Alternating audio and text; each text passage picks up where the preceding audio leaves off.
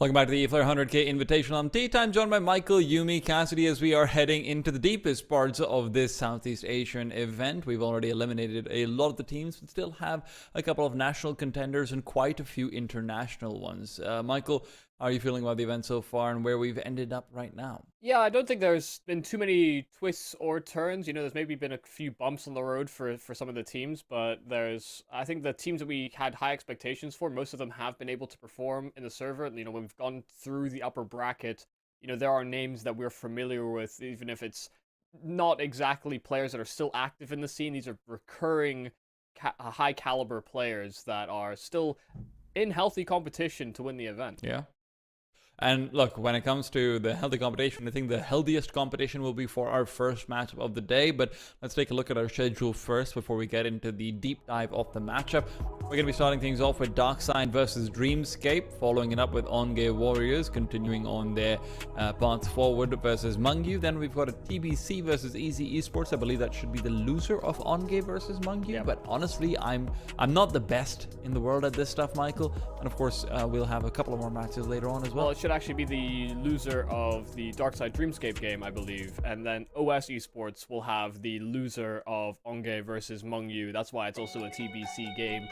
So it's all about who falls in that upper bracket, but then also that last game is about who wins in that upper bracket, because that'll be our final match of the day as well. No, that's the one for who loses. That's the one for the people who lose. Like, sorry, who win the losers bracket semifinals. Oh, yes. Yes, Yeah, you're correct. Yeah, it's who loses. Yeah. This is the thing. Like, we're no bracket brackets experts. are hard, exactly, man. It's okay. We talk about Counter-Strike when we get 2 levels into it. Dude, this isn't Dota. We don't watch TI. We don't have double elimination in our majors. That's why the Eflare is even better than a major.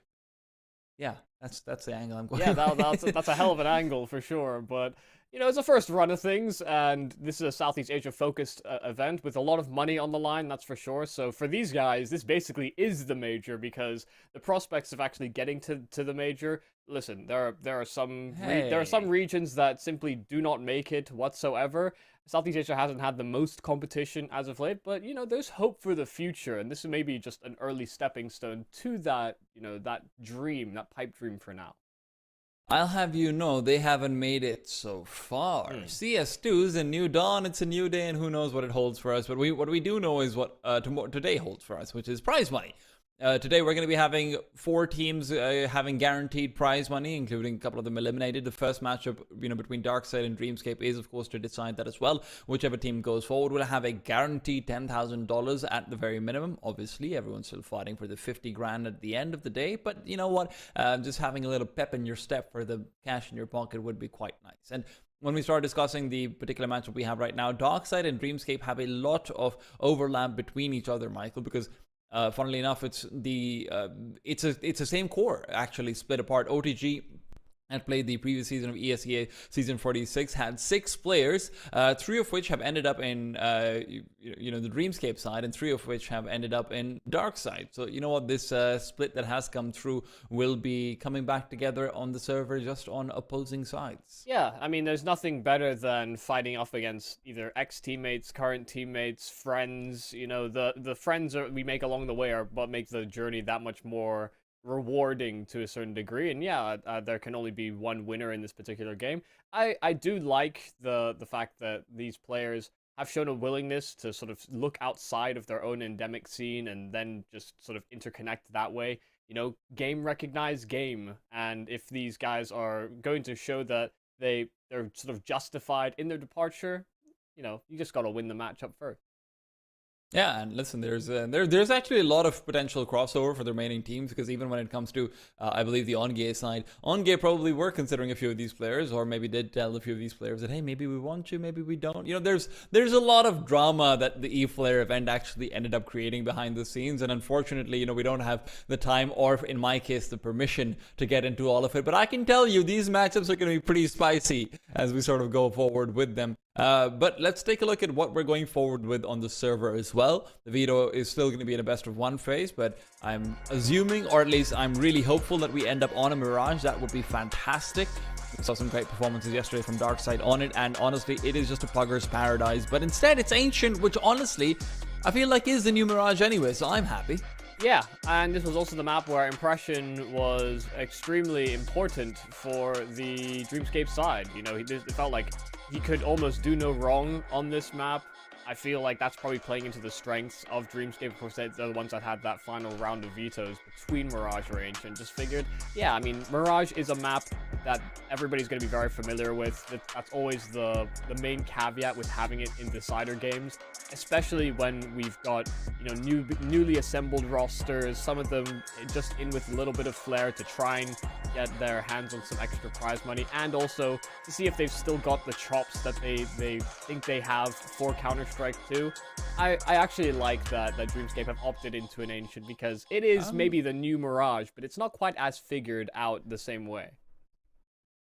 Okay, am I just dumb? Have they played? Who did they play Ancient against? I thought they played Inferno twice on Dreamscape. Impression, I seem to remember him on Inferno. Or did they play it against Zuno Disturbalize? Was that the second game? Maybe I'm dumb, Michael. I'm pretty sure Impression had some, You are right. Yeah. You are right. But he had a very good Inferno as well, in all fairness, right? So memorable all around. And the question is, how memorable will this one be? And obviously, Ancient is a map which OTG, when, you know, the 6 players that have made up the cores of either team right now were first picking at every point. They were that was their most played map. When it came to ESEA season 46 and whatnot as well, we saw some great moments from Enda on it, on retakes in particular, who's looking good. Terminate has some decent opping as well, right? So this is a map where both of these teams are definitely going to be coming in with a lot of interesting sort of players to discuss. But the fact that the IGL matchup is what interests me more, right? Because obviously Impression's such an experienced veteran IGL, and Pokemon, who's leading for the dark side, he's had some experience coaching recently, but he's not traditionally an IGL. I wouldn't even necessarily say he's the most sort of macro cerebral player that you would come across with. He's really good traditionally at, you know, when I worked with him and everything, he's very good at setting up sort of 2-man setups and the like of it, but I haven't necessarily seen him come into his own in an IGL capacity in a way where I can say, hey, he can deal with the mid-rounding that someone like Impression can actually bring to the table. So that's going to be a very interesting dynamic when you actually sit down and consider it. Yeah, it's interesting, because I mean, I'm not as clued into the dynamics of that team as maybe you are, but I wouldn't have expected that Pokemon would be the one that's in-game leading going into this squad. You know, you've waxed lyrical about him as like a star mechanical type of player within the Pakistani scene. So for him to be in a in-game leading role, to me, maybe doesn't feel like the best fit, but it's maybe the best they've got. So yeah, no, maybe some chances to prove that in terms of in-game leading, he can understand how Impression is going to approach this game. If he shows us good macro, then yeah, maybe there's a future in that potential role for him. And normally I would talk a lot about how, hey, well, at least he has been coaching God's Reign, right? They've been playing this online CS and everything, and very often coaches in online CS have more say than they normally would in anywhere else. Obviously, that's just the nature of the beast and how it sort of goes. But the thing is, this is CS2, right? And a lot of his coaching in the online phase comes when there is no coach slot. And if you guys are unfamiliar, in CSGO, for the longest time, we had a coach slot where effectively you are a dead player on the server. At least that's what it sort of feels like. You can flick between your players, but in CS2, that hasn't been implemented yet. So even Poki's potential growth as an IGL that could have come through the coaching slot, I think that's become very, very limited because he hasn't been able to be on that coaching slot. So all of that server work outside of the game, out of officials, sure, that's still going to help. Don't get me wrong, right? You're probably watching a lot of demos. You are probably thinking of the game in a particular way very often, but actually sitting down and getting those mid-round calls versus someone like Impression who, look, let's be honest, it's also very hard to call against him because he's not coming in with a very big strat book that you can try and anti-strat or you can try and read into. It is very much, hey, let's default and figure it out as we go along, and then maybe I'll give like a genius call. That seems to be more the Impression vibe. Yeah, it's weird at the moment to be a coach. You're kind of a secondary analyst now. Even sitting in on scrims. There are players that I think are streaming on Discord so that the coach can sort of interact with what's going on in the game, and you can still have that sort of, oh, we'll call a timeout, coach, what do you think we should do? But then you're also only getting a limited point of view as to what's actually happening in the server. At the moment, it does feel like people are having to embrace the analyst portion of their coaching role more so than maybe they did in Go, which I think actually has its own benefits to a certain extent. I feel like teams are doing a better job of anti-stratting in the current space, mainly because there's so much new material to watch that having a secondary man on analyst duties actually can sort of help along the anti-strat material. I actually think that the anti-stratting improvements have come partially because of the fact that it is MR12, right? So, these gun rounds, these individual rounds matter a lot more. So you want to have like that perfect read and the sort. I think it might be like a difference in prep, but it's interesting that you're talking about how coaches have been turned into more of an analyst sort of role. I hadn't really considered that too much. I think it's an interesting conversation to be had overall though, right? Because obviously, eventually we do assume that there's going to be a coach slot coming back into it, but in this time, how much will have coaches change their style? Does that seem more optimal? Do you sort of feel like they're going to be going back to that slot, or is the more analytical coaching part here to stay? Well, I mean, as much as I would like the coach slot back, I don't think there's enough evidence historically for us to believe that Valve care that much. I think there's a lot of reasons for them to have maybe neglected the coaching position a tad, whether that's drama in the past, whether that's, thinking that it should mimic the matchmaking or general casual player experience where there isn't somebody over your shoulder telling you what you can or can't do.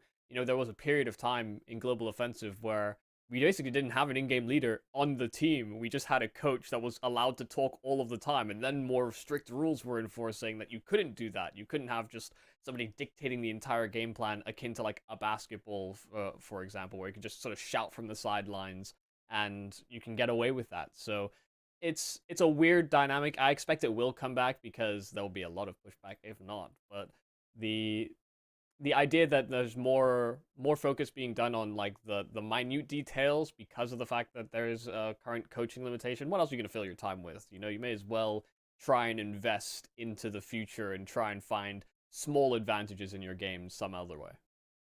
Valve giveth and Valve taketh, that is for sure. It just sort of throws me back, and I don't know if people actually remember this, but when we first switched the RMRs to the RMRs instead of the minor system back in 2020 during the pandemic, one of the things that happened was that Valve actually proposed or maybe it was ESL. I don't remember if it was Valve or ESL, but it came with sort of Valve jurisdiction at the very least.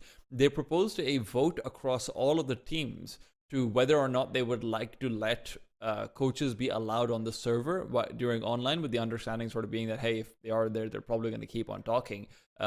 And if even one team voted against it, then Valve or ESL, whichever one it was, that wouldn't have sort of flown, right? So the coaches would have been completely disallowed for the entirety of the online period. And funnily enough, there wasn't a single team that voted against it, including teams whose coaches who didn't really have proper coaches, which I always found very strange that they would sort of give up that advantage. But obviously recognizing sort of how important coaches are to the ecosystem and how important it would be for them if they would eventually get one as well. So yeah, coaches should definitely be here to stay. I think the opinion in the masses is sort of clear, even if there have been things done to muddy the waters since then, just put it that way.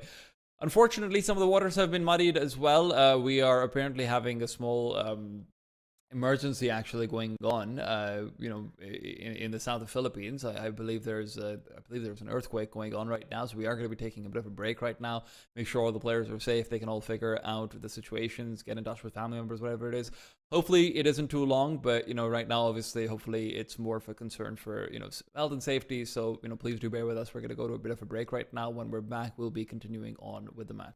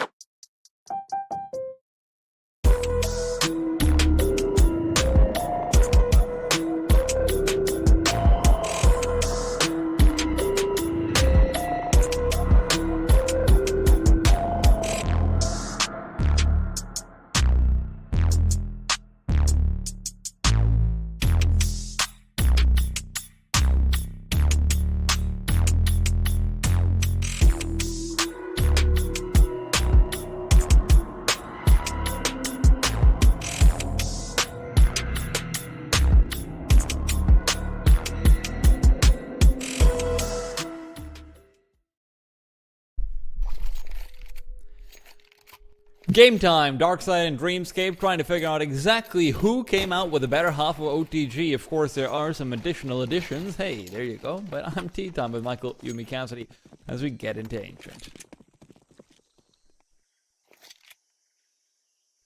This will be a tough game here for Dreamscape. Darkside are showing to be a formidable team. Some fantastic shooting we saw from players like Enda, but here we go on Ancient, a map that both these teams have played at this tournament. And a bit of a break, but good to see that Derek is here and with us. 5.5 magnitude earthquake, but here he is, fighting for Counter-Strike. Dreamscape trying to contact in through middle. Flashka taking a couple of shots, but no connections from either side. Just a few warning shots to kick off this pistol.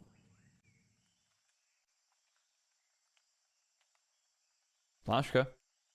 Hoping that Enda is going to go out and give him a peek right now. Smashka had a few good moments as well earlier on. Of course, him and Impression are the returning wonders from the Boot Dreamscape days. Flashka's been allowed to lurk all the way into the mid side, and is going to be trying to take care of that should he want to continue forward. And with Pokemon getting ready to go for a lurk back to A, this is going to be a very stacked A bomb site by the CTs. And a chance and a man that can deliver many multi-kills. First is good from Donut, and he'll succeed in getting both frags. So this split on the A bomb site will not succeed. Only out from A main is Jay and Derek, but between the two of them, they can only get a couple of frags. Instead, the cavalry was there for Darkside. They had all their chess pieces in the right spot to deal with that pistol. Fantastic setup coming through, honestly. Don't know whether that's an instinctive call, any research they know, anything that they can sort of think up on themselves, but that's going to be coming up a lot. It'll be interesting to see exactly how it shapes out. Of course, like you mentioned, Dreamscape did play Ancient already, but obviously with how one-sided that was, you know, it was, I believe, a 13-2 or something like it. Versus Easy Esports, I don't think they would have shown their best. Or rather, maybe their best, but not their deepest books, at least. Yeah, it didn't go through too much trial and error. And there's no error involved, it's only trials. And Anasasis put to trial as well. Dealt with over on short, but there is Racing trying to get the kills right back, and Splashka cannot protect Impression. The Boots Dreamscape duo, only one is able to succeed, but he rectifies that problem very quickly through the smoke. I think I know the words Pokemon said right now, but I don't know if I'd like to repeat them on broadcast. Definitely not happy about that.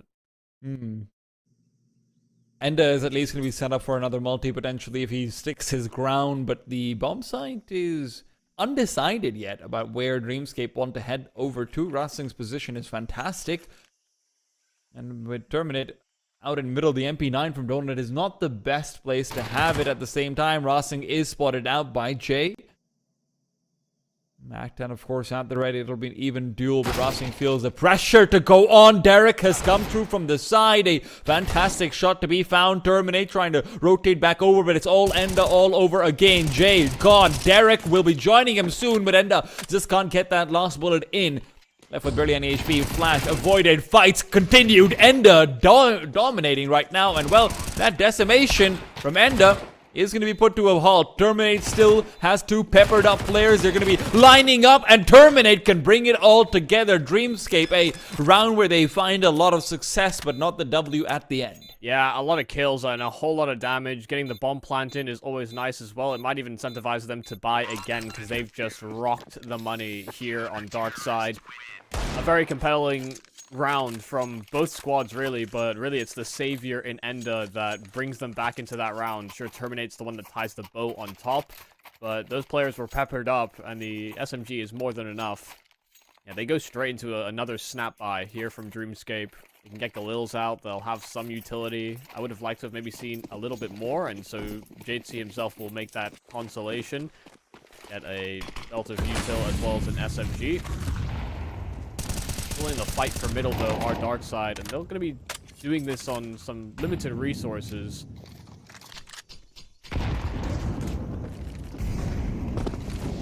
Get him prepped up to go down and get dirty with an Anastasis. He's smoking off the Molotov, but in the meanwhile, Pokemon's one who's actually gotten involved straight through, and Kuma's gone. Terminate.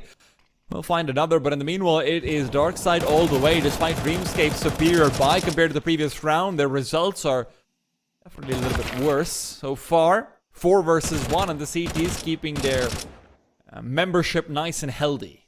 Terminator, he's getting aggressive with 5 HP. Wow, that's kind of nuts, but the timing is even better. Derek has got counter-struck.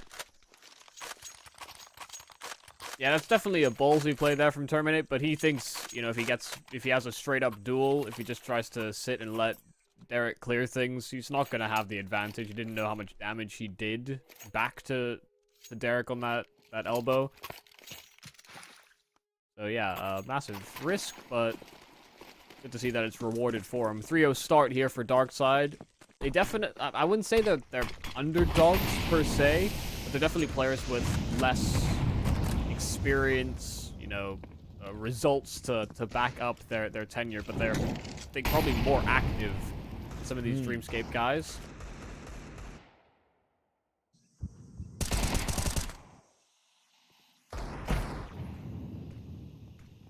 And has really been a standout, impressive piece of the Darkside roster for in all the games we've watched so far. I don't think there's much to fault. Climbing up for the peek out. Boki good for 1. Can he make it 2? Not yet, but will finish up after a labored spray impression. It's the worst of the wall bangs. Man had more bullets. His cone of influence will just last a lot longer than impression on that deagle. They are walking themselves into middle. Kuma can try and ascend with Jatesy into ledge. There is a gun that can be retrieved. That's his M4 every day. They wouldn't have heard the reload either. Too far away and playing too deep into CT. There is a world in which they still get a plant in here for Dreamscape. There is a buy around the corner regardless of what happens in this round.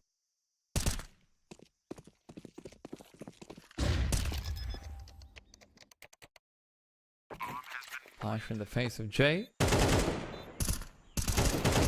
Hoping to catch him out. Jay actually re-peeks back out over. It's a dangerous peek, and with a flash in his face, it's actually Kuma to come through and get the frag, and a Mac-10 switch will be beneficial. Jay continuing to find success, and it feels like Enda needs another miracle.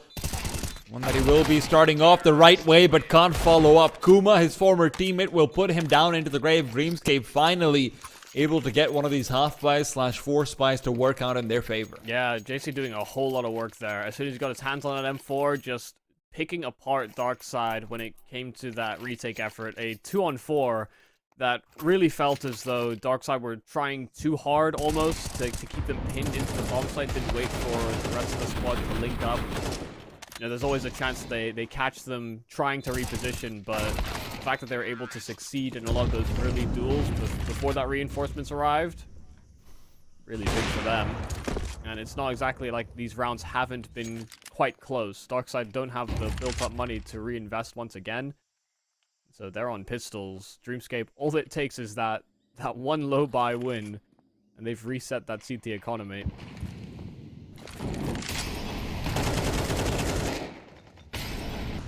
I'm actually a bit surprised that the CTs didn't buy up further into this, funnily enough.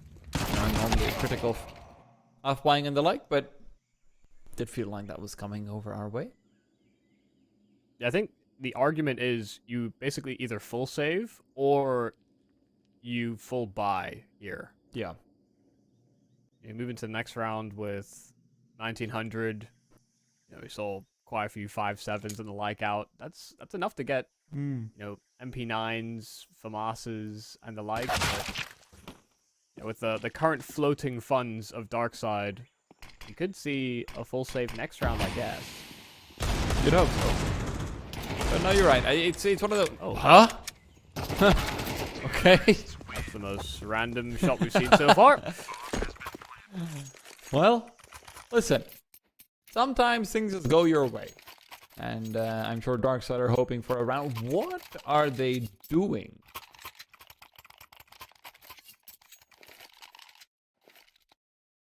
I see no justification for this beyond the very silly one of, hey, maybe they were trying to make Dreamscape think that they had no money in this round, but they forced spot in the previous one. But beyond that, it makes almost no sense to me. But hey, who knows? win it, I'm sure I'll be made to look silly. Used all their early Molotovs, and it's not like a buy like this cannot work. Terminate already boosted up onto tree for this A main contact play that Dreamscape are currently orchestrating alongside the AWP. Sorry, just two smokes suddenly used out a donor, one from either side at the same time. Pretty much the same spot as well. Yeah, they both had concerns.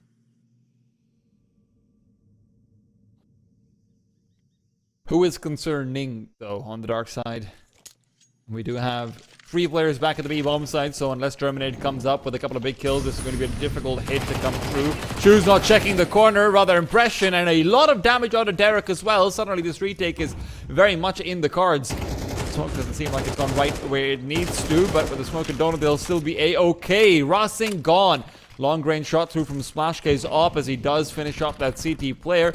Uma's getting ready to be flashed in as well before the bomb can be planted, but they've taken too long and they've lost the smoke out at Donut. Derek is low, let's not forget, so a double swing out onto this op will give them the round. Darkside will benefit from Dreamscape's lackluster clear of Terminate. Yeah, and just also a slow amount of urgency there from Dreamscape. You know, they get all these smokes down, they're waiting out the Molotovs to see if it flushes out a player on Darkside. You know, SplashK has the deep spawn rotate, and he gets that kill. But by the time that they're able to actually breach into the bomb site, that smoke into Donut is all cleared out, and you're sort of right on the money. They lose an extra player. Derek's low health, so he doesn't feel like he can commit to the plant, and sure enough, Darkside were hard committing out of Donut to challenge.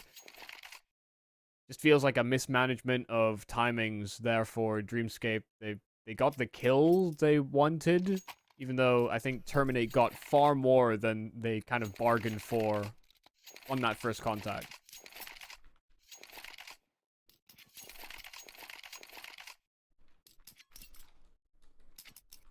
That buy was far from pristine, but we have seen many rounds like it in the past, so why not here in our Eflare 100k Invitational as well.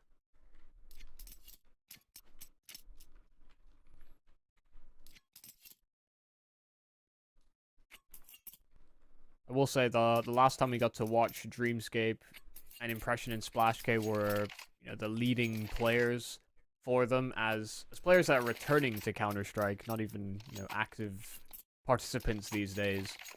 Was a very promising sign, but it's also maybe worrying to expect that kind of performance out of them coming into a game like this.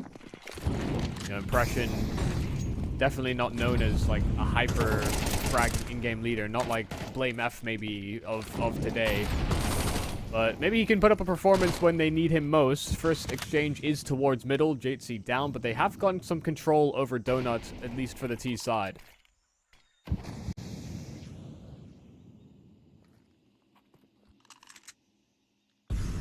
No, the frags are definitely more of like the Derek and Jay department on paper for this team. The Terminators found Kuma in the meanwhile. This is a great setup, and Cave as well. Impression is not ready, but actually still actually picks off Pokemon. The T side setup was fantastic, and dealing with the 1-2 of the CTs. Look, it's actually kind of good here for SplashK. Yeah, they thought that short might have been smoked off, or that it would be segmented, so that AWP can strike. And even on low health, SplashK re-peeking with the flash. Only Terminate, and he's got an AWP for this retake. May not be able to leverage the fact that that AWP is so low health, but switching to the USP and moving through smokes. He caught a player off doing this last time. Yeah. Going through a smoke once, fine. Going through it twice, he's asking for trouble. And he decides he wants none of it. Yeah. I have to say, not quite sure what exactly. I mean, Derek should be dead regardless at this point. No, he's gone. He's gone. Yeah, no, okay, never mind. I will say, Enda turning away from that flashbang is a little bit strange. It looked like he was going to stare right into it, which seemed like the right decision. But then he turns away, then he looks back, and just a little bit of confusion on that duel. SplashK gives them that round basically. I wonder if that smoke was from purpose to make them think that it's smoke. Like you throw the fake Molotov, the sound that, and then you push out behind it? Yeah, I'm not so sure, but hell, it worked out, you know, whether it was intentional or not. One's trying to run away with the Eagle. There's no fights to be won here. Terminate is the only one to come out on top. And I was actually looking for more. This is a solid position for him to be in. There's only one flash remaining, and that's on Kuma. He's always going to be afraid of using that because there could be a CT pushing through as he is all alone. He seems to be aware of that as well.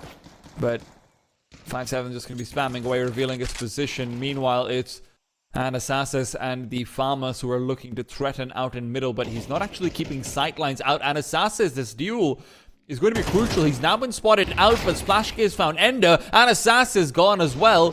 Rossing and Terminate might be looking for another pathway for this op to save. Rossing, close range impressions position known, but not aware of Splashk. Still can adjust.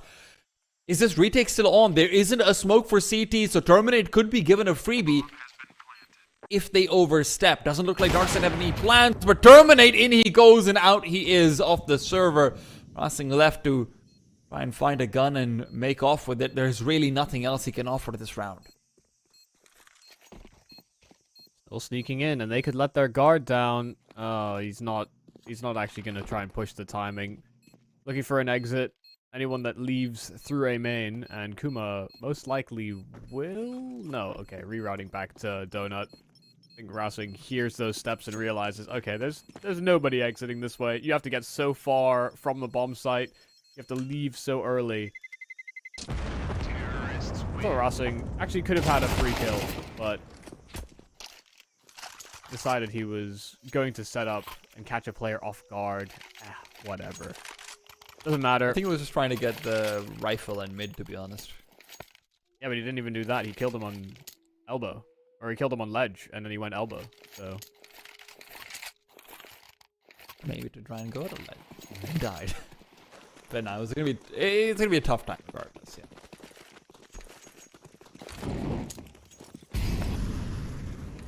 Didn't even save the 5-7, so...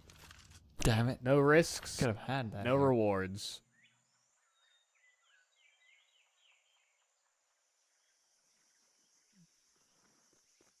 I do like this setup, I won't lie to you. The double flashes out for the 4 USB swings is always a fun one. And with now that he's planning on taking some control, no one's making many steps out. Flashes aren't the best, to be honest, but Jay's still gone, and they will find a second Kuma. His 2 frags are going to be meaningless as there are 2 rifles to be recovered. Yeah, this is already great round. Whoever threw that red smoke is really at fault there. Because it was too deep, their attention is drawn to red because they could have been playing around the edges of the smoke, and then they get swarmed by the CTs emerging out from Donut. We'll see if that's an error that comes back to cost Dreamscape or not. Pokemon on his low health did have a rifle, but Terminate will now don it himself. And he's nice and healthy. He's even past the flames and could catch them off guard if they think it's all clear. Deep flash, Derek, wide swing. And those recovered rifles don't get a whole lot done. Some decent damage considering it was just USPs, but a chance for those rifles to have cascaded that into a bigger problem for Dreamscape. Missed out on. I mean, not to mention also the fact that you could have had, 2 more rifles in the next round. A little bit more as far as utility is concerned. A bit more economy planning. We've already seen the CTs have their own troubles with that. There will be 5 M4s, but 1 incendiary is hardly the best of things, and it'll be used immediately to try and fight for mid along with the 2 nades. That's so... that's kind of a little bit overkill with the deep smoke as well, to be honest, but hey. If they thought it was necessary, they thought it was necessary.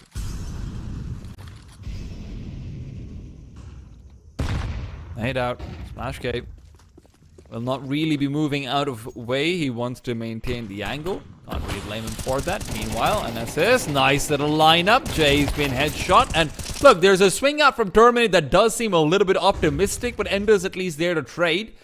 He'll be left alone on this A-bomb side as a result of that, and with Terminate falling, Anasasis is generally the player who stays on the A side, so they won't really have an inkling of what's going on here. That's where the lean back to B is coming out from Dreamscape.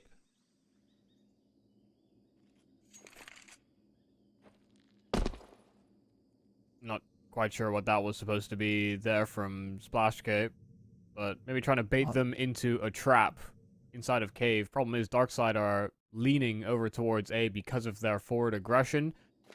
Still concerned about a potential lurk through from the red room.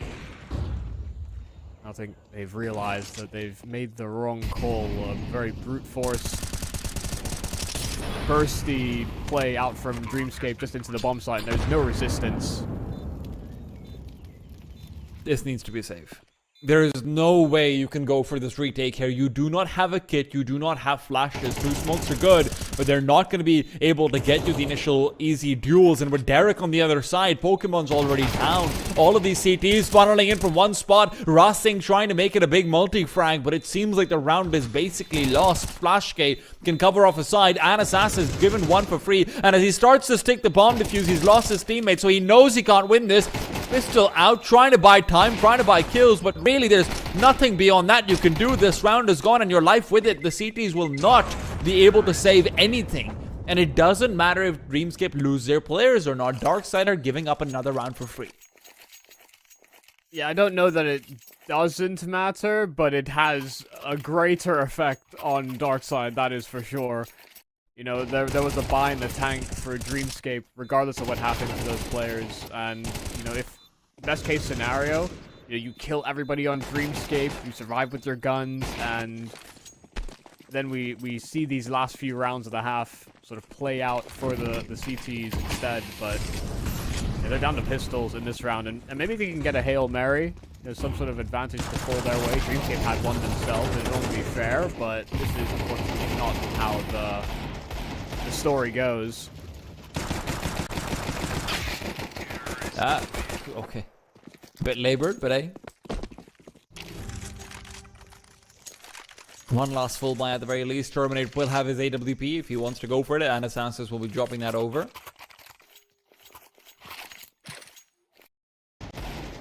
Will he be? Because Terminate could have just bought his own.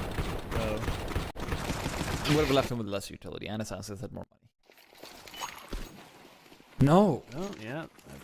You are right. I am wrong. Terminate full bought, and then sold, and then full bought again. So I think was heavily debating with himself about whether he wanted it, but maybe he could have used it versus the slow peek there from Splashgate, crouching straight into the angle, and that ult is lethal. You find something else back here for Darkside, and so aggression down B lane seems to be the call. Out goes Pokey. Ashke down and out. Impression, solid trade, unexpected in the corner. And with Racing finding Impression, at least the response keeps it a 3-on-3. Jay, I don't know if his shadow was visible there. I think it was. Enda should know what's coming his way. Jay in the corner is going to be a known quantity, but who peeks who? While Jay wastes time, the CTs are the ones who have to go and get on a move. Fantastic stuff from Jay. That might be the round turner. CT's in a position where they have to think about saving. That might be the most upsetting kill that's slipped out of Enda's hands. He knew for certain that the new floodlights in certain areas just reveal your spot. He had 100% safe call. Oh god, get the plant in. Switched away just before punching in all those digits, and does give Darkside a little bit of extra time to play this one together. Jay, once again, shadows will reveal him, and this time he will not get the better of the Darkside players 2-on-2. They do have an incendiary. And with these players out in Donut, Derek having been swatted out, they're not going to be expecting a second man here, but maybe with the clear out onto A, they will. Flashbang through, and Assassins is on the defuse, but that was never going to work. Yeah, they get caught with the flash. You know, the Molotov was great to funnel them into a particular fight, but then eating that flash full on. A very successful T-side performance here from Dreamscape. Once again, Splashka showing us good work on that AWP. Impression had some nice moments as well. But yeah, we weren't expecting Impression to maintain that high level of form throughout. I think just the ways in which they were attacking and taking over mid, you know, I think that was a real problem for Darkside throughout this map.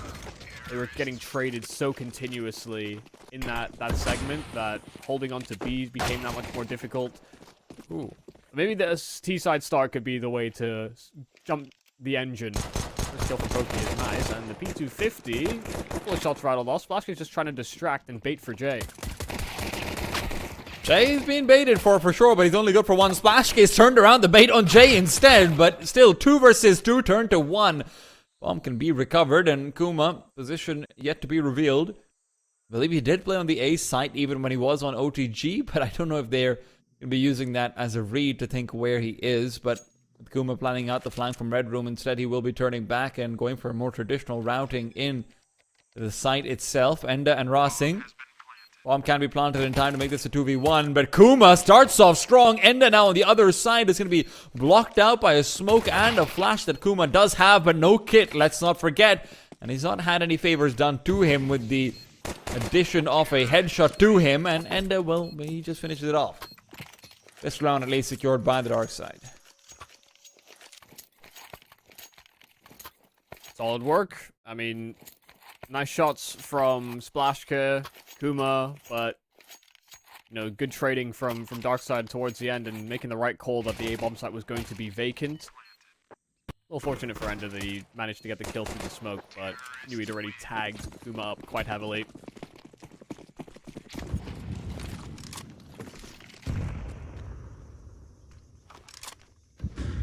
Once again, another pistol here for Darkside, but they did lose to one of these low buys, so they have to be equally concerned they don't let another opportunity to build on rounds slip.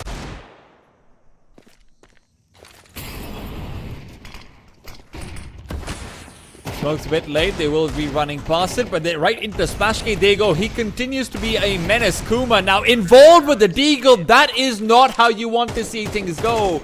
Darkside get minced into pieces. Obliterated. Barely, I mean, was there even a lick of damage done to a single Dreamscape player? It hardly looked it. Maybe a Molotov take at most. Absolutely rinsed. Ooh, it's got word of about 10 HP dealt. God damn. That's a rough way to lose a round. No one's even shot back. A lot of floored players to Deeks and Scouts. Hold the phone. You mean you've just gotten a round you know you're not supposed to win. Let's not lose again. We could just see a force buy wars at the start of this game. Pokemon's hit a shot on the Deek and taking space. He wasn't quite ready for Impression to be there so quick. Yeah, isn't able to hold the advantage, but you might have an idea that there's only one player now on this B bomb site. There will be company soon, though, so if you want to come through, ring the doorbell and get yourself a cup of tea inside, well, you'd better start sooner rather than later. When the kind of hand Splashka has had, I don't think you want to contend with him right now. They wait for the smoke to come out, still. Checking all the angles, clearing everything out. Derek is in a good spot, but unfortunately too many members to deal with. Good damage dealt to both of them, though, so this is almost a 2-on-2, if not for the extra pair of eyes.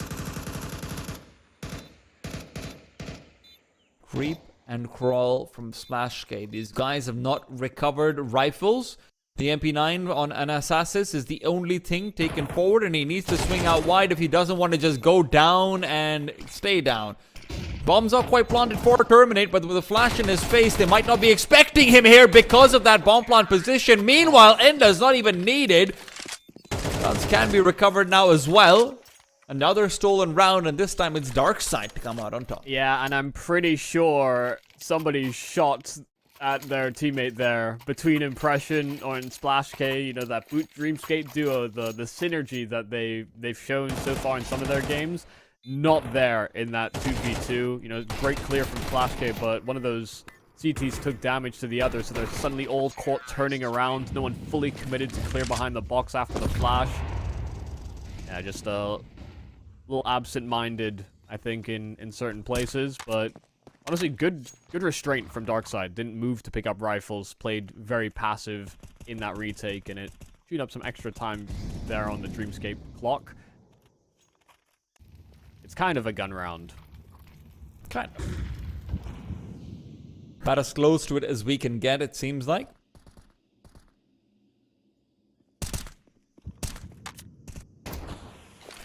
far more important for Dreamscape, though. It will be reset.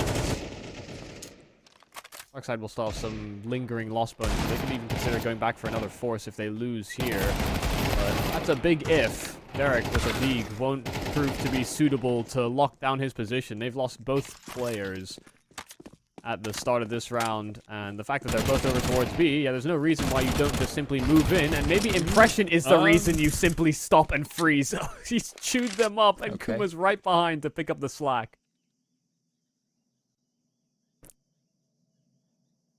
Yeah, this is going to be added to the list of rounds the Dark Side felt like they were running away with, and they didn't, in fact. Terminate still has a chance to make this a viable opportunity. A smoke down in the middle of the bomb site will at least cause some chaos. Jay will not have a clear sightline through it, but with only one site where the bomb can possibly be planted and no smoke to now plant it inside, unless Terminate just gets a clean kill, that was simply a done deal for Jay's position. I have to say, man, it feels like Darkside are, they're in a weird place where they feel like underdogs, so they're getting really excited when they get these sort of advantages. They're not waiting for, you know, maybe regrouping and having slightly better spacing, all of that good stuff going in. I mean, a sick round from Impression, don't get me wrong. But also at the same time, they're doing all of these things where they're going for these heavy retakes on CT side, which feels like a overdog move, sort of. It's just a strange dynamic. Yeah, no, I understand. And I think as well, we've seen good, I mean, honestly, good openings or decent enough trades in the opening segment of rounds that, yeah, I mean, there have been a lot of lost opportunities, I think, more for Darkside than for Dreamscape. You know, Dreamscape, when they've lost rounds, they're fighting in a deficit, and maybe they've lost control of an area, they lose a pivotal duel at the start of the round, whereas Darkside, you know, they're getting those picks and those, or they're losing to low buys, which is unfortunately been a symptom of, well, the current round differential rather. Sometimes it's just that kind of day. We'll see if Darkside can recover mentally from losing so many close rounds. Enda has been consistent throughout the tournament, and he finds an entry in middle. Enda's been fantastic. Right now he's evening out the top of the server with Splashk. It's a worthy man to share the title with, I do believe. And all in the meanwhile, Pokey is just hoping to find another Deagle kill.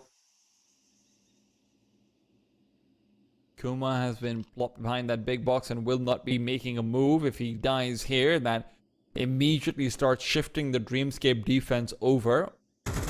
Or they could get aggressive either way, not really what they want. But with 40 seconds, this timer,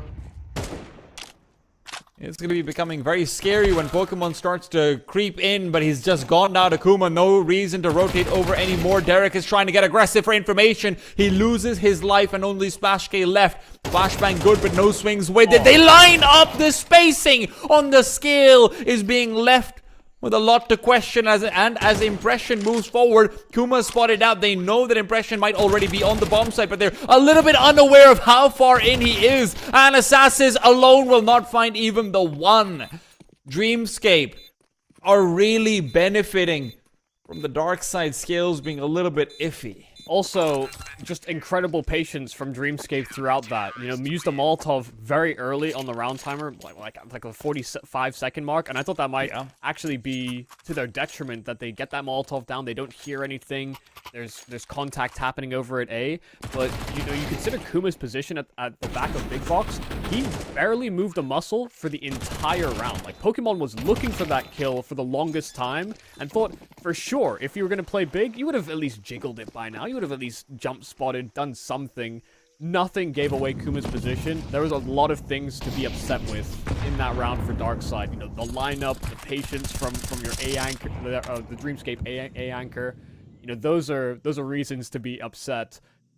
But there's been many rounds like it for Darkside this game.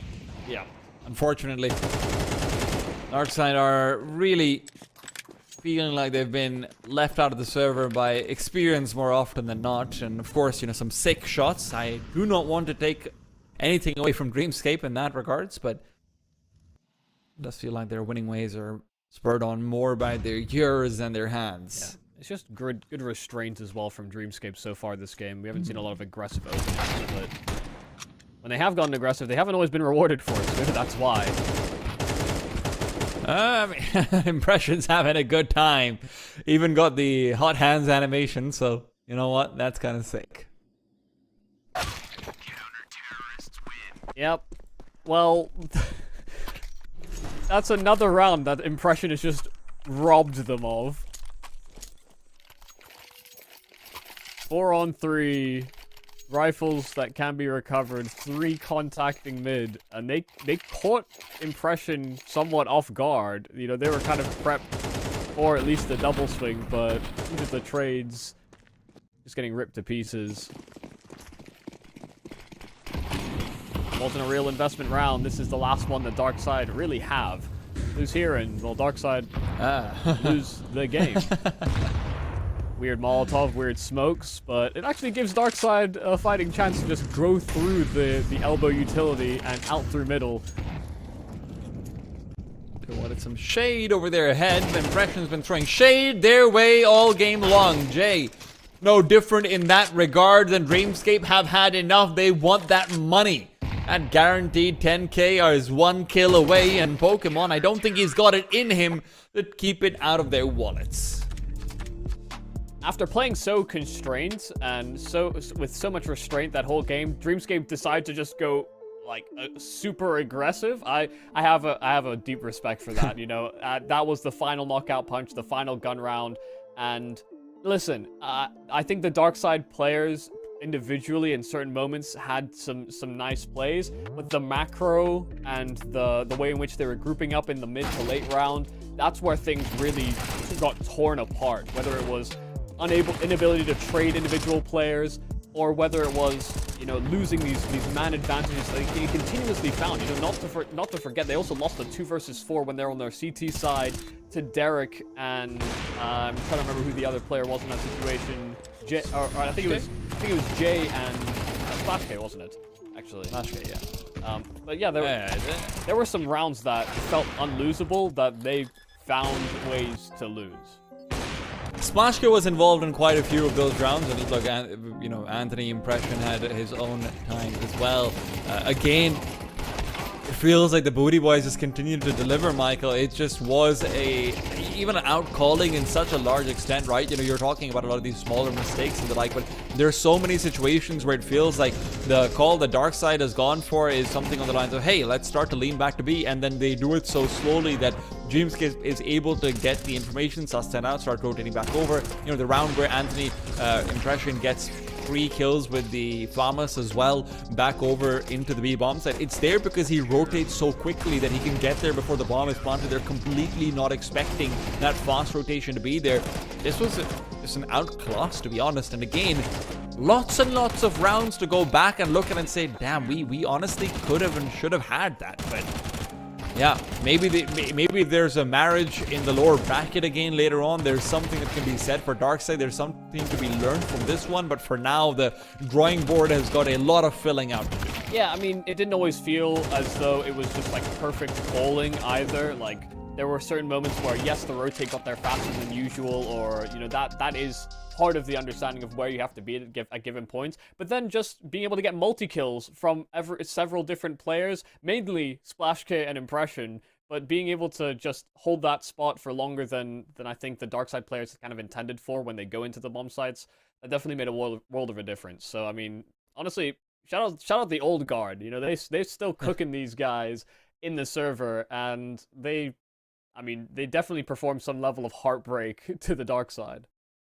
Well, look, I think we can actually start to get some of the old guard out of the microphone as well. Let's maybe wheel them out if we can. I believe we might have one of the players from Dreamscape with us soon. Not quite yet, but looking forward to hearing from them. I've gotten confirmation it will be Impression. Are we really surprised? He was always sort of the media guy.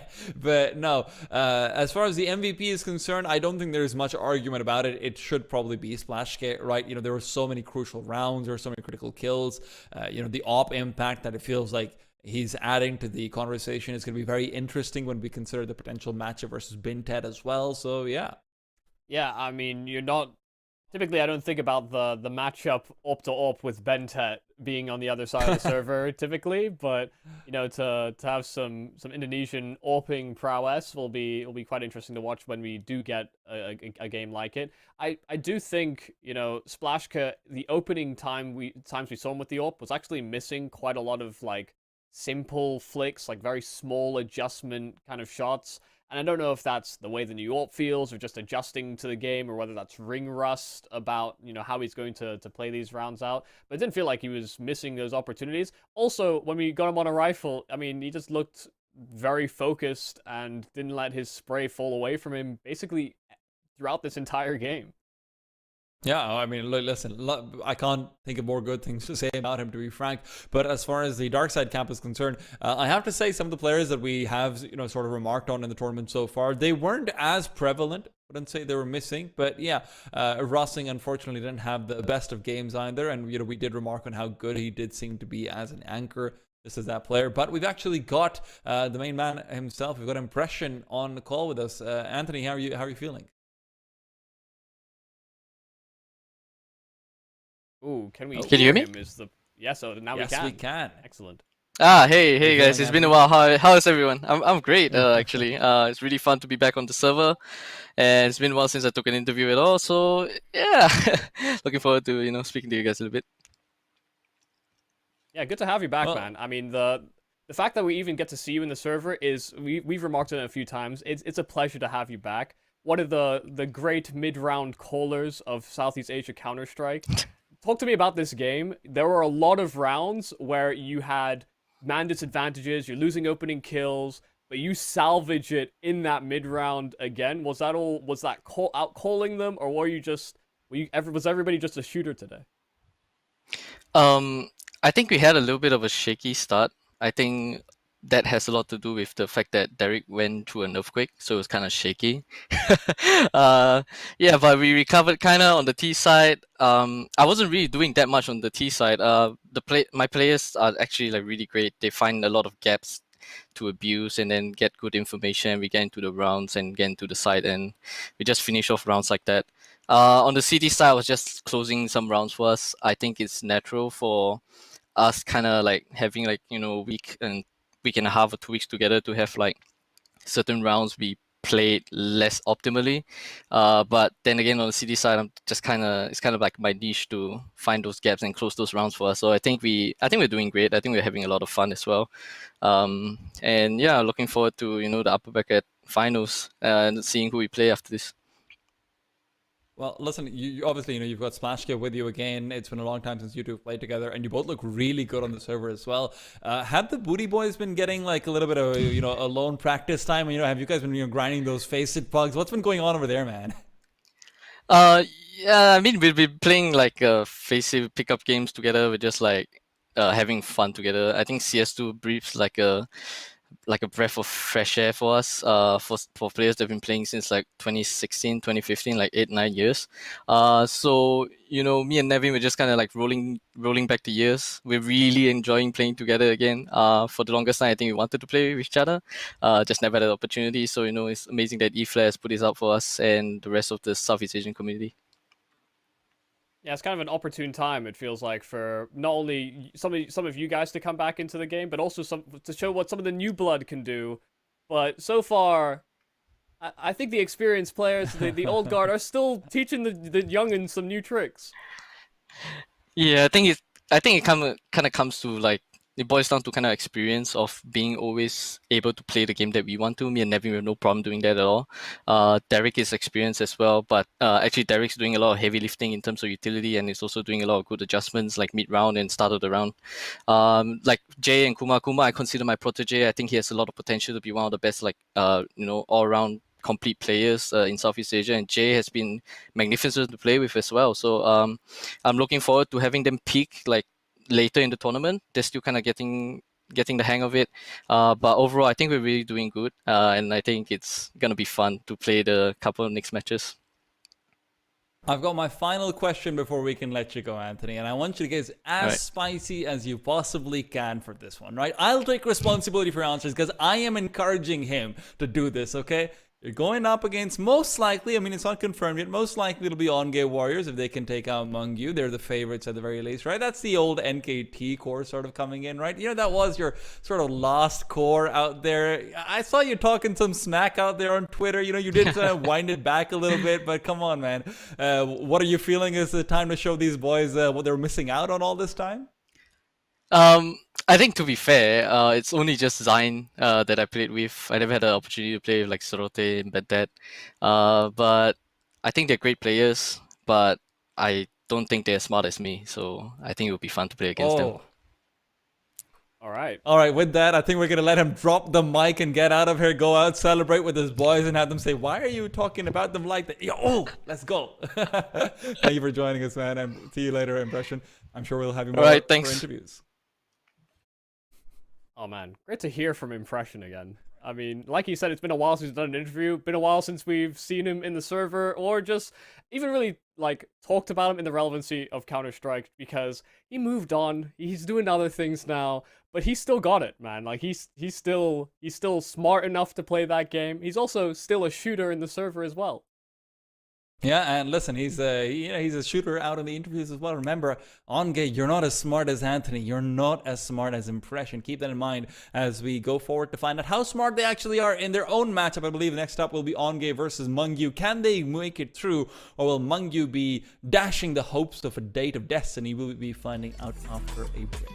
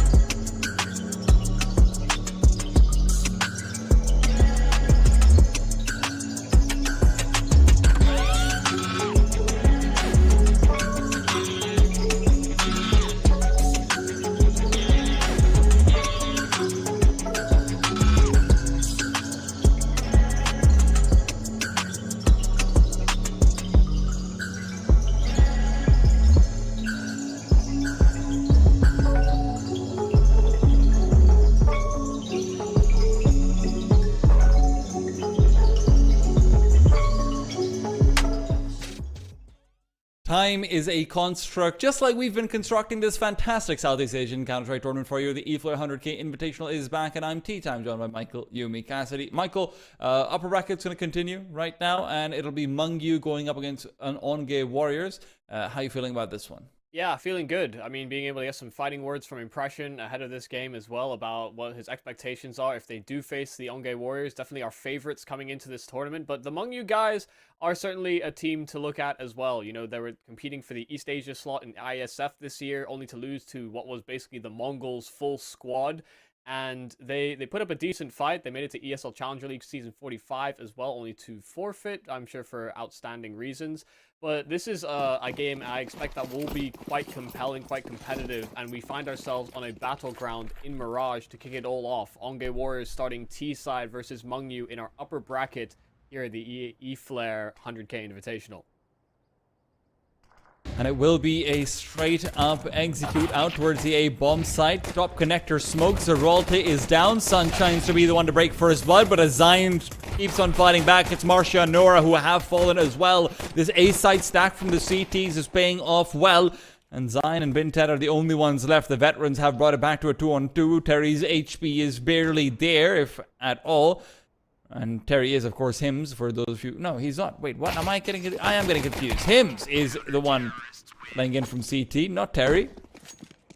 The numbers are a little bit wonky, guys. We do apologize for that one. CS2 did have an update recently where a few of these numbers have gotten hotched and potched, and yeah.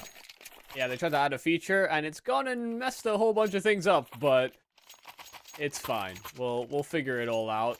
Axel as well is Hung Gao or Hun 9. Could be Hung, could be Hungjiu, but in the Cantonese it is Gao. Now change to Axel, which is far easier and leaves less to interpretation. Mungyu doing a good job of getting that pistol. Now looking to be a little aggressive in the mid-control effort. Axel was holding the deep line. Terry trying to commit to that mid-floor and holding only for the underpass. And it's just Glocks that they have to deal with in this round. But there's still a chance that these players get overwhelmed. Yeah.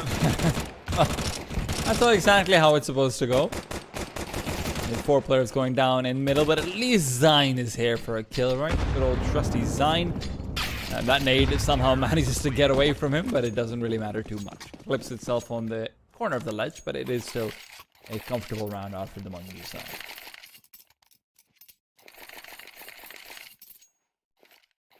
Michael, do you know if Mungyu means anything in particular? Well, that's... The limitations of my knowledge are numbers, how to say I like hamburgers in Mandarin, and my old Can you address say it for us over here? in Hong Kong. Tell us how much you like hamburgers. Well, I mean... I just know Wosi Huan Han Ma Bao, that's about it. Okay, there you go. Michael is a man who has abandoned his roots. He will refuse to do a Scottish accent for me, and he can't speak Mandarin. I'm a terrible linguist, really. Maybe you are a cunning one, though. I barely have control of the English language, let alone others.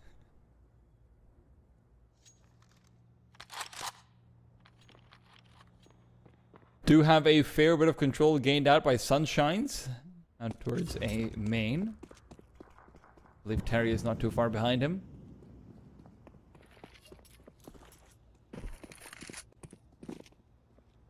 Ooh, a bit risky here for Onge, just contacting into middle, but there's nobody that can act as an initial sentry. It's only TKC sitting in towards ladder.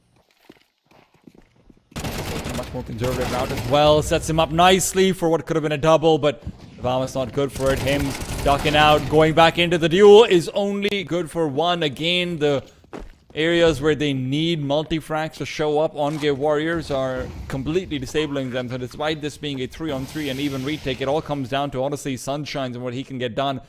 These market players are going to have a very hard time moving out of it. Yeah, this flank is going to prove to be the main catalyst for this retake. Has to find some level of impact, has to detract from the rotate in towards market because they're double door. Axel. Oh, close range, no scope does actually end up working out for them, but they're not ready for a second player in bench. Zine and Marsha will be able to finish this one out, and the round is lost. Even if Axel had been able to find that last kill, the double bench setup just catches them completely off guard. Yeah, very wide from bench as that first player, but Zine is always one of those players that creeps in the shadows and used his teammate to properly set him up for those 2 kills. Mengyu dropped their guard, saw that that plant was designated for short, and just expected that there could have been a secondary player there. They would have played off of each other for what were to be defuse attempts, but Zine had other plans. Did you know, Michael, that legend has it that Zine is so good at lurking because ever since the release of Valorant, he's been forced to sort of creep and crawl through the shadows of Seoul to make sure that he doesn't get signed to Vision Strikers. That's a true story. Everywhere he goes. Hey, have you heard about this team we have? Heard about this other game? You played with those guys, didn't you, back in like the 1.6? You should join. Oh, he's gone. Where is he? Zine is like the Korean Batman. Vanishes into the night, turn around for 1 second, and yeah, the man has at least stuck true to his roots through and through. One of the last remaining players from the Korean region, and has still been consistent. You know, it's not like his performance has dropped or been hindered at all. He was one to embrace the move into a more sort of diverse squadron of players.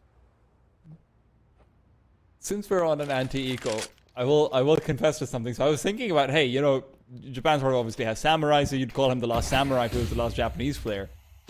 But what does Korea have? And because I'm culturally just uneducated, I was thinking, is he like the last Korean barbecue piece on it or something? Okay, well, yeah, that's the only thing that's definitely not. I don't really know much about Korean culture, like what kind of warriors they have. But hey, Zine is definitely the last of them.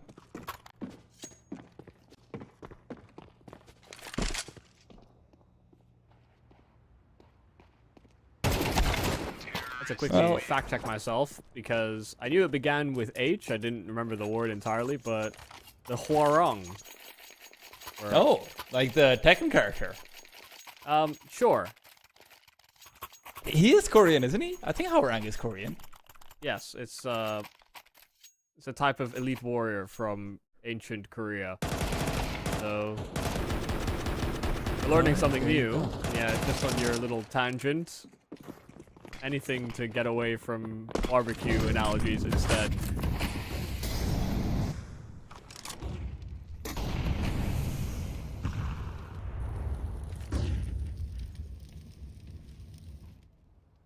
Moving back into the gun round, a success in the early bout from Sunshine's, an aggressive peek held by Zeralte. He was trying to distract and draw some attention over towards A, but it's a B-sided hit instead from the rest of the squad. Flashes are good. Him's overwhelmed, and once again, it's an isolated B-side player in which there will be a fast flank available here from Mengyu on the retake, but they're going to basically have to set up and allow this plant to happen.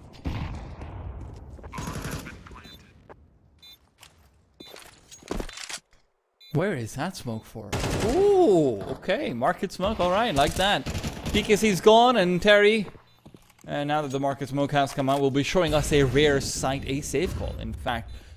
And it really did feel like when Vinted got that kill, there was almost no angle of coming back into it's just so hard to come from market into a retake with most of your players. It feels like you have to push through mid and go for a short push instead. You know, it's just one of those things that'll buy off.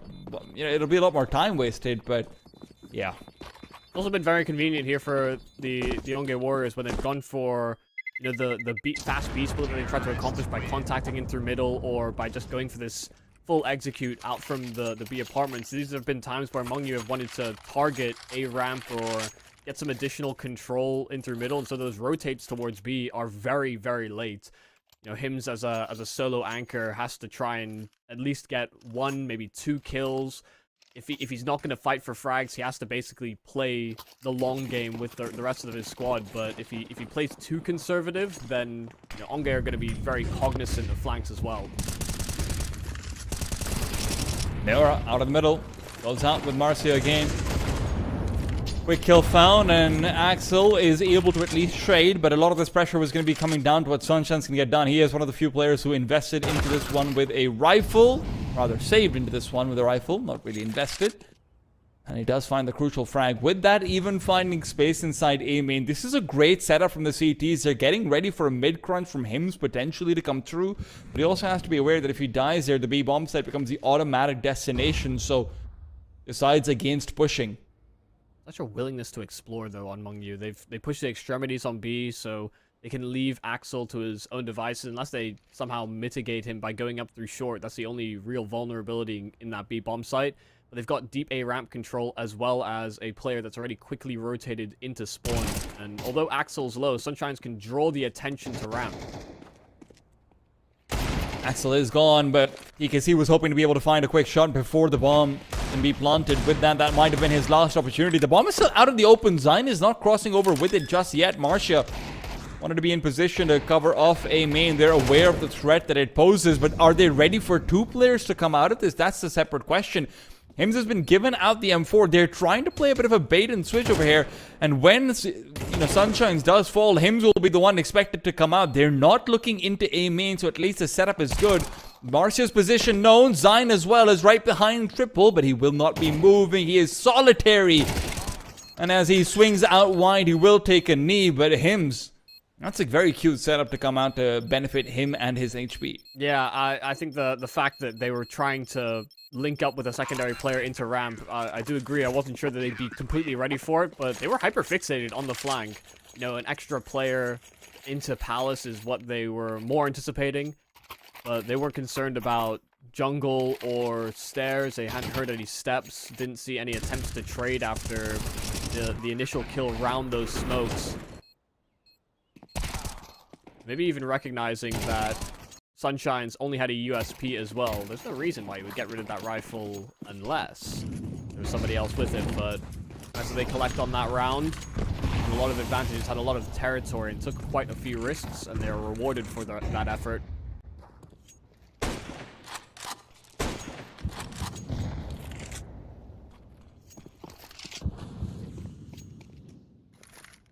Feels like a very traditional way to approach mid from both squads. Bottom connector smoke. It'll be shit spamming towards the top, but Onga haven't released a whole lot of their utility yet.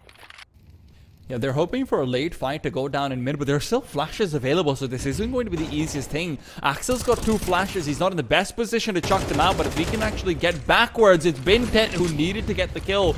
Now, if Axel comes out of the murder hole and he starts to flash over for the connector player to peek, now will be too late.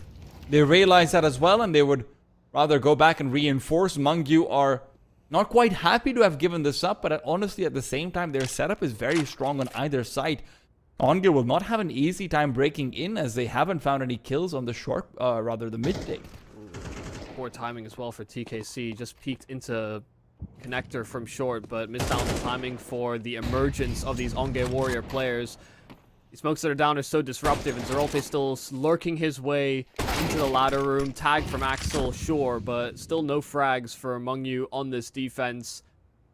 A bit more slow rolling from Onge, but once they get their position in middle, they don't relinquish it at all.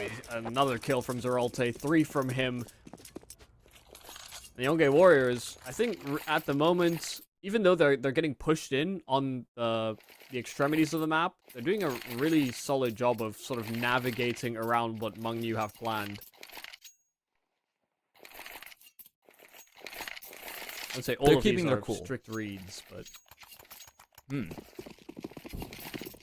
In some ways, it's even more impressive, right? If they aren't strict reads. We've seen so many games of Mirage now, be it from the Easy Esports guys, be it from, even when you look over towards Darkside versus, I believe it was OS, perhaps. We've seen so many games where it does feel like it's all coming down to, hey, they're just doing a good job of exploiting these sort of aggressive angles, finding these gaps and everything, and it feels like Onge is just so prepared for that to happen to them, potentially.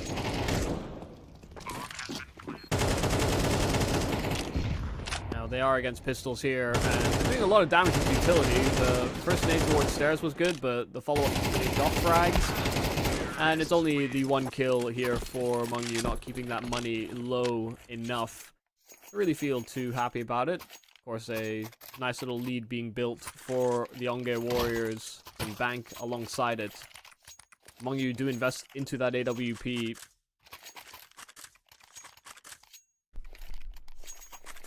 And here's the thing, you know, we saw some early rounds of aggression on some of these gun rounds. We've seen them take a couple of gambles, especially if they're going to lose mid-control. They're trying to find some space back, and they've succeeded thus far. But as we get further and further into this half on these rifle rounds, as the risk becomes higher and higher that Onge dominates the half, do they continue to do so? Answer might be yes. Terry still challenging on that mid-floor.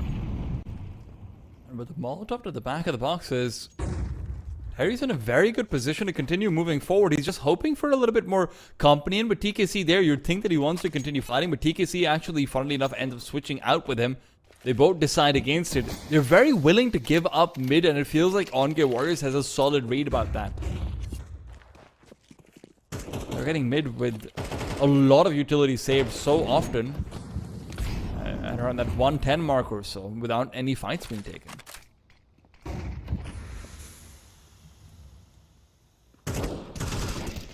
Neora and Marsha. Neora's going to be left alone. Actually, TKC with a double kill.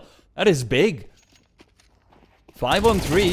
Him's position is solid. And as he drops down, he just keeps the spray going. He's trying to buy more time with the jumps, but he's given TKC the time to get into position. Not even necessary. Axel to finish off Zine. Nicely done from Monkey. Yeah, I mean, TKC just locking things down on short. Some of the few times that they've actually hit that B bomb site successfully, he's been a part of a different plan for the opener for Mongyu, and now that he's just being able to hold his spot, even though they knew he was close to the bricks on short, able to hit some very, very clean shots on those kills.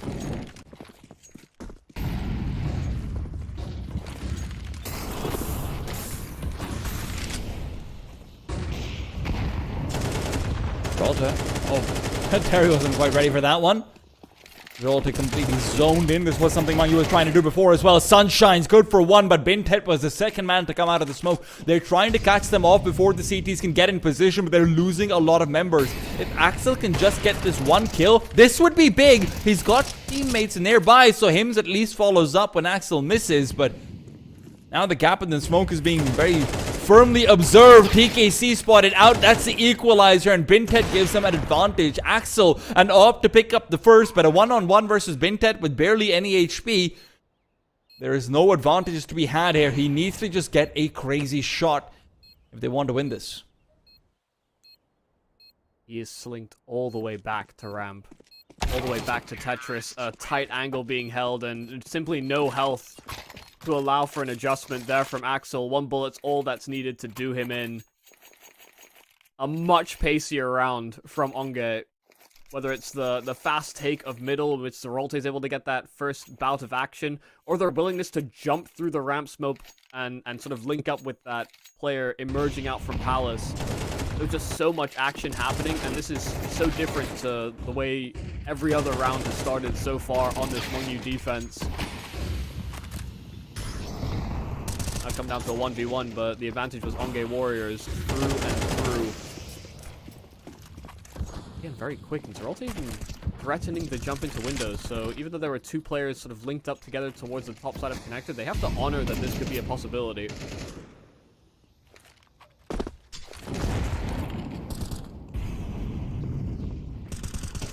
There are so many rounds where it feels like around the 110, 120 mark, Mongyu have two players clustered in the jungle. And one of them is normally trying to push A main, but this time they have all three.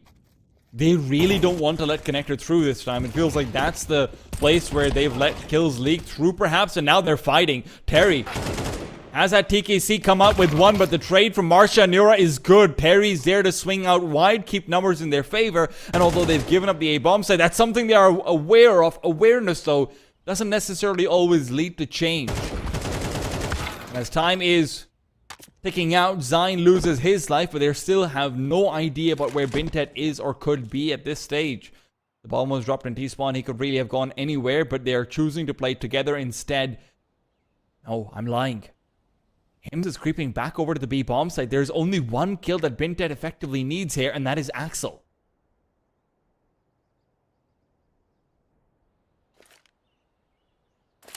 And have unlimited time though, and Bentet's trying to extend that round timer, get that bomb down. Axel wasn't quite close enough to react, and the shot onto him's a great adjustment from Bentet. Must read that someone knew that they were planting on that A bomb site, but he's turned at the wrong moment. A player at jungle could have been there, that's for sure, but if that was the case, you know, you'd almost expect that he would have committed to a swing, an attempt to trade after Hims hit the dink instantly. Bentet had the right read initially, but fearful that he might have overcommitted to one philosophy. It's a Mengyu round, and this could bring them right back into this game. They could have an even half from here on out.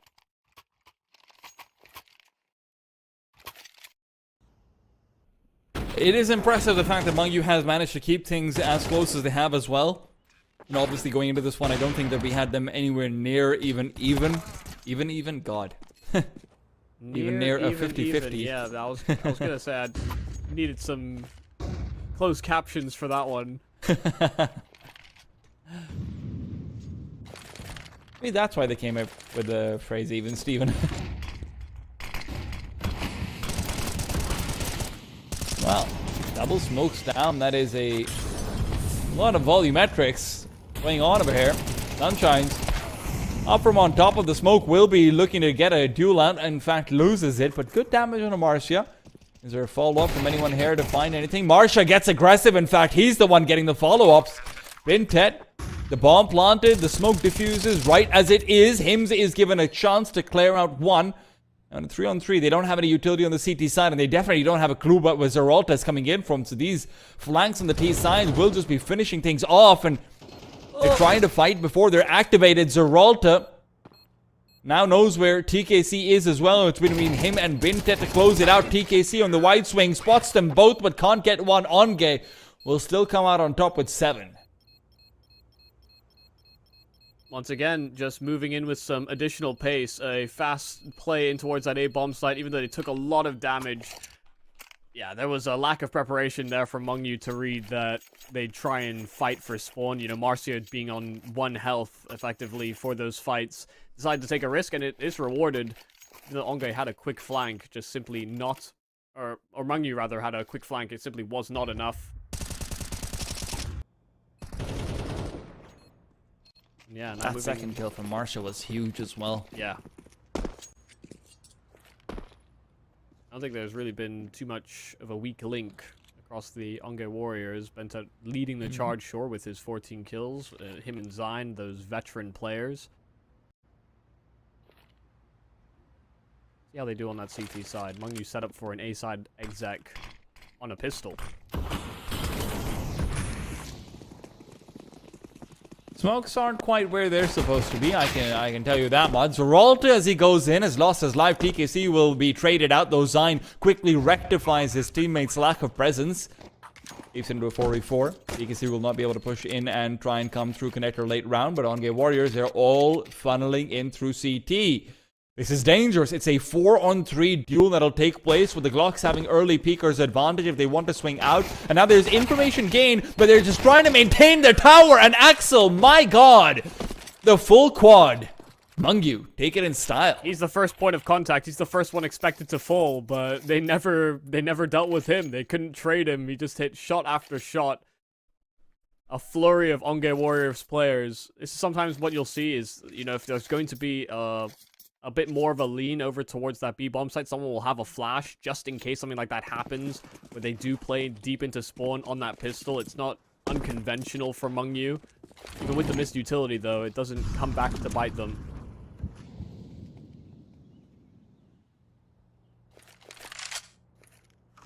I think in general, Mengyu have shown a great amount of initiative. Yeah. They understand when they lose an area of the map, they want to take something back. They've been doing that continuously throughout this game. Sometimes it bears fruit, sometimes it doesn't. That's just the nature of the beast.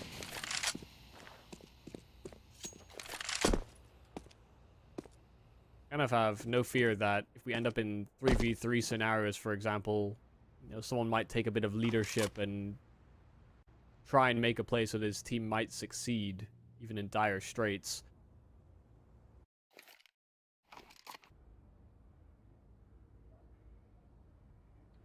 Dude, those kneecaps are so tricky. TKC and Axel put together.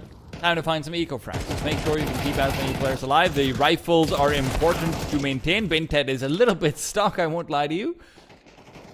But only the one loss so far. And of course that was an AK that can be picked up by a Galil player as well. So not the worst in the world. And yeah. Comfy anti-eco.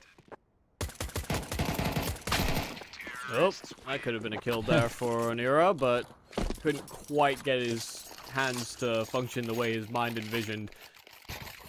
I don't blame him, man. His head's on a different body. How are you gonna have hand-eye coordination if your eyes are literally put onto a different body, Michael? Look at his picture. Is this picture actually... Yeah, that's on it. That's a full Photoshop, dude. It's very funny. But whose body is it? Whoever's it is, it's moving out somewhere in the wilderness. Why does my hand keep twitching and going for left clicks? Yeah, just hope that body's not configured to a weird config. Shout out Fasher and Mezzy. Ah, goddamn. Both now out of their respective teams. Some for the better, some for the worse. Mungyu late takeover mid though.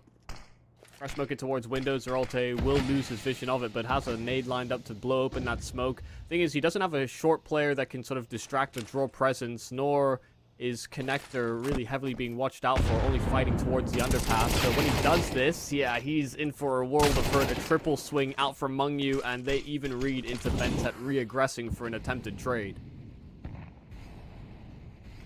Mungyu's looking pretty good right now, Michael. Zine as well is about to contend with 3 players swinging out. He's good for the one, and Marcia does damage through the smoke twice over. That's what gives him a chance in this, but Molotov behind the smoke means this could be a plant. Hims is even watching out for the push. He is so aware of everything that can come over, and where there's Marcia, there's Nora. That much is a certainty. It has been ever since they were on Army Geniuses together. So, yeah, 8-7, Mungyu winning ways. Yeah, no, I mean, just good patience, recognizing what the counterplay was going to be there from the Onge Warriors. This is maybe part of the reason why we didn't see as many attempts like this from Mungyu to get an advantage back through middle. There were a few times where they blew open that mid smoke, and I think it was actually Zeralte that was punishing that kind of play. Now he's on the receiving end of the same... sort of punishment, and now the Mungyu guys, yeah, they've snuck themselves into the lead, looking pretty well restrained in rounds where they know they have an advantage. Oh, find Marcia getting a bit inquisitive over towards the B-bomb site. He was the solo man as well, and I do wonder whether there will be an attempt to just sneak out, see how much presence they meet on that B site.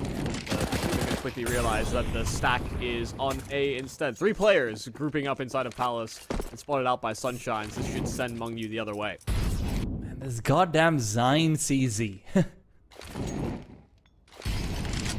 Never have I seen it not get at least 1 kill.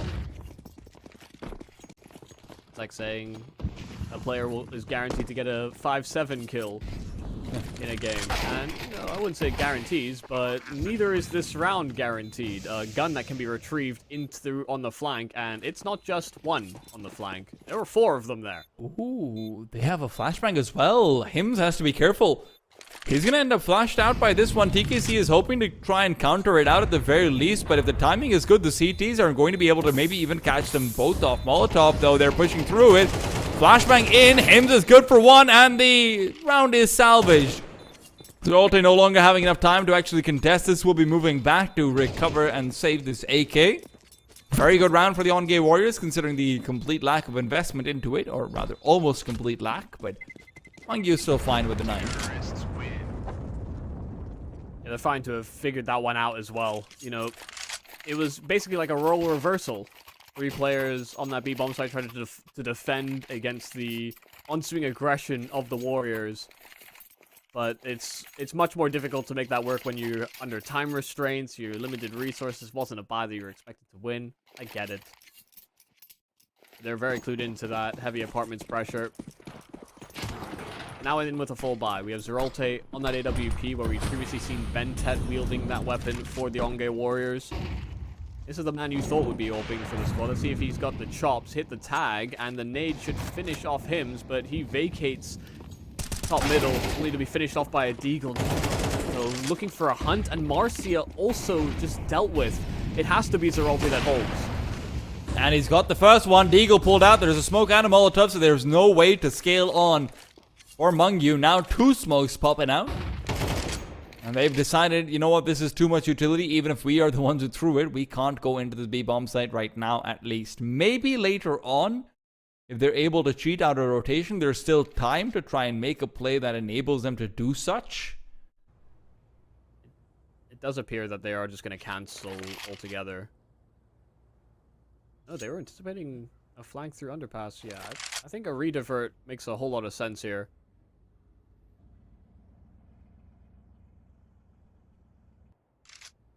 Not expecting that Zeralte's going to be able to lock down that B-bomb site by his lonesome just on that AWP. It's a very spread defense here from the Onge Warriors, one in which they've conceded quite a lot of control. You look at where Zine is positioned, deep CT spawn. He's having to juggle between a flank emerging from jungle or even getting pushed deep into CT at ticket. He recognizes that this gap in that A bomb site is a real possibility. Now with only 20 seconds left, Mungyu are going to start making some prompts with the nades sailing out, a Molotov down, but they can get that plant in rather safely. It's a full 3-on-3 for the retake. Slightly surprised Design doesn't try and move out to deny the plan. Meanwhile, Bintet's got one right through the triple box. Are they aware, though, that the time is really not on their side? That's something I wasn't aware of, Michael. I won't lie to you. I thought the bomb plant was there and down, but Bintet denying it as it was on the verge. Yeah, I didn't even realize that was happening. You know, there was enough space to get that plant in. They double triple, and one player dies. I didn't realize that it was the planter. They tried playing shoulder to shoulder, and you know, in a world where they have more time to play off of, maybe it works off. But that bomb was almost punched in. Could have been a very different round, and this could be a very different game now as a result of it. Mungyu, the previous damage is coming back to bite them. They are left on slightly drier weaponry, but dry is still deadly. Peeking out for more, the first 2 kills found. Marcia not wide enough to give Neura any real cover fire. Can only look for the trade. Vengeance is nice, but prevention is probably better in that situation.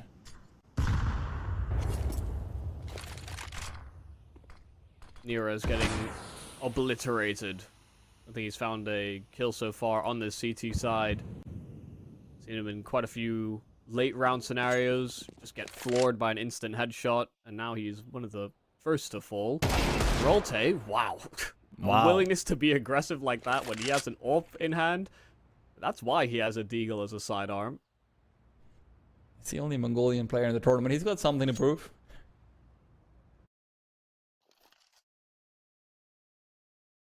As does Bentet.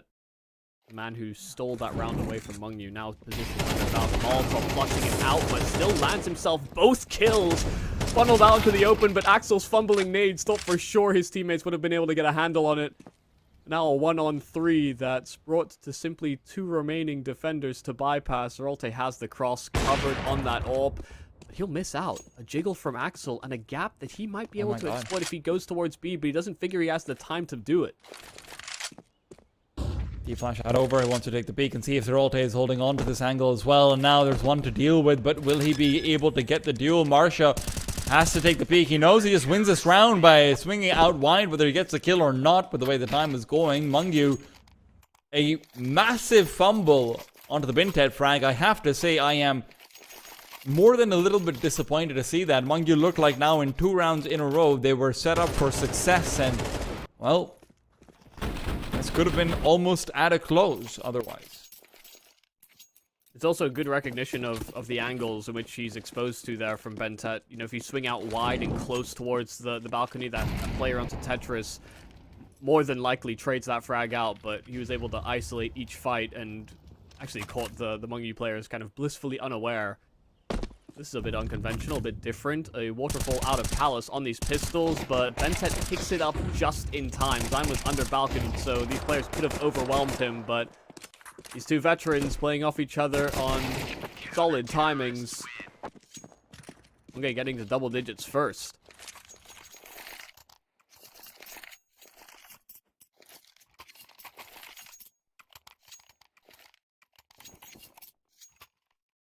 Well, for Mungyu, the question is, do they have any small little pockets here? Do they have any set play, anything at all that they can try and go for a call for over here? Because this would be the time to pull it out. Again, just in case the viewers have forgotten, we are 1 round away from the prize money, right? So at this point, lower bracket, upper bracket, you just need 1 more win. And for Mungyu, it's not just about the prize money.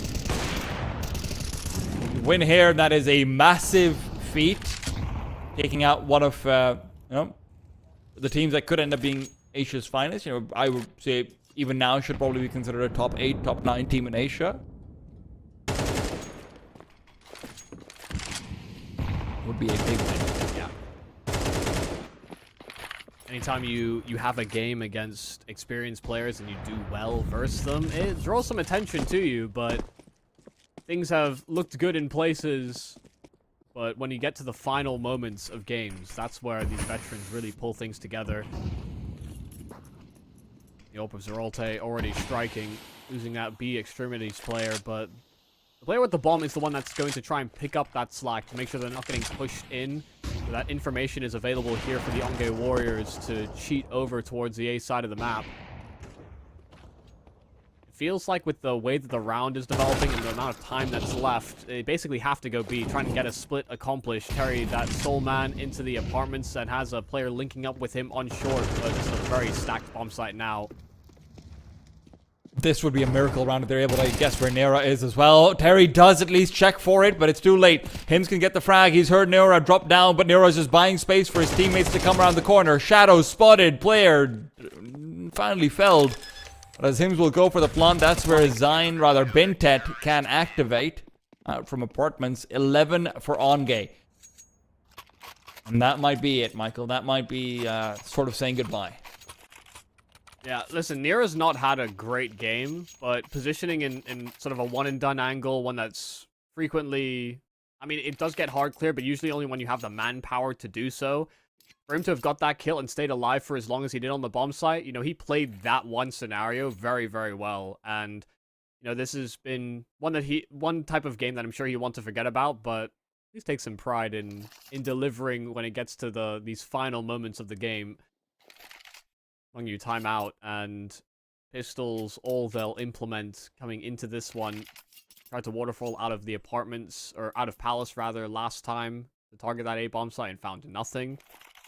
Wonder if they try for it again, or do they spill their resources elsewhere? I don't know that anybody has a good enough spawn for middle as well, which is a little unfortunate for them. Getting mid spawns does open up some opportunities. You can get there maybe ahead of the window player.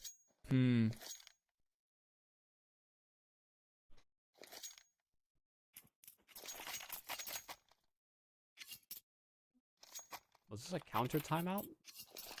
I think it is. Onge pulling out another one. That's the only way it could be this long, honestly.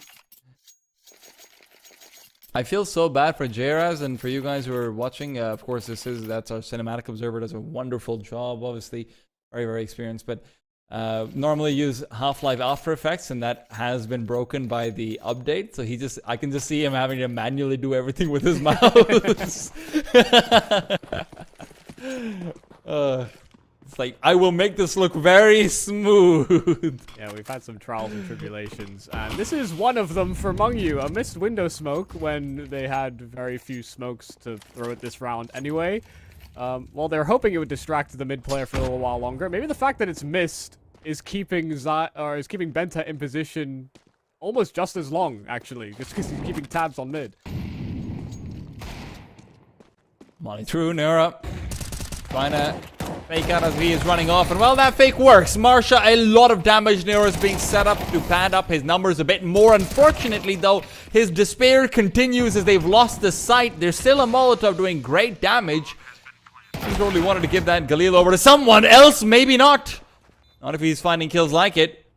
Zion can continue forward. Onge have got enough money to be able to buy up in the next round or two, but they will get nothing from his attempts, and Mungyu able to stave off what would have been match point. That's a very, very upsetting round to lose.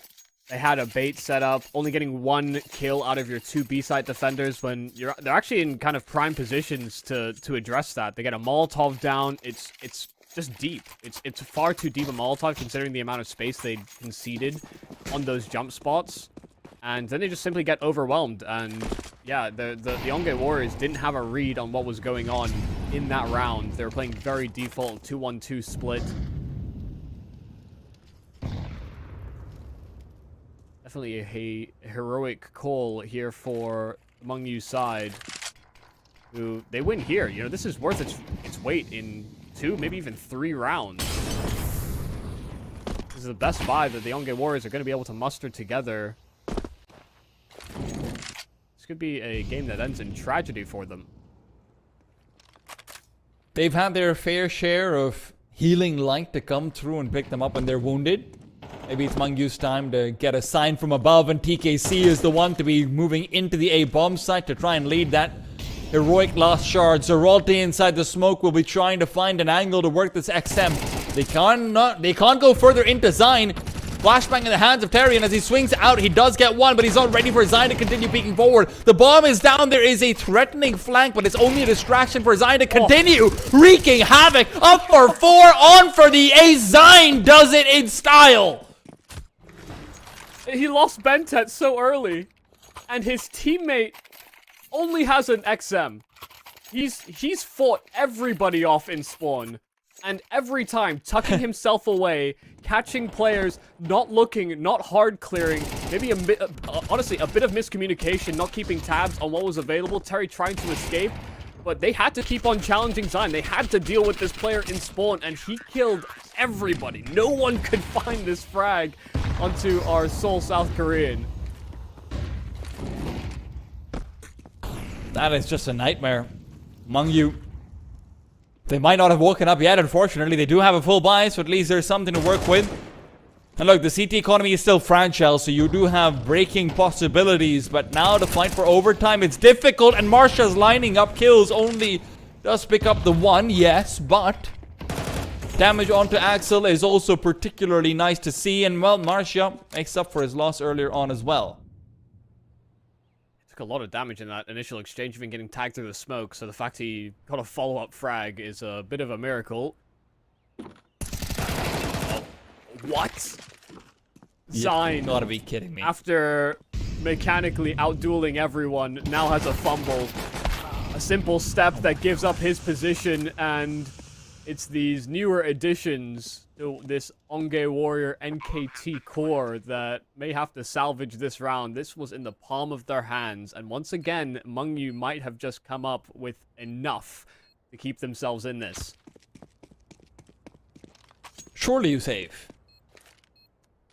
Surely. Marsha's so far away. He's the one with the kid. There might be another one on the bomb side, but even so, Axel, he's able to get away. There are 2 players low, but you're just giving up rifles at this point. Yeah, Neura move back with the op and try to save, but honestly, at this point, might not be able to. They're watching out for this. They do want this frag pretty badly, and Sunshines almost gets the backstab, left with just 5 H. No, how much HP is it? 5? Oh yeah, that's 1? 5. I can't tell. That is 5 Okay. HP. All right.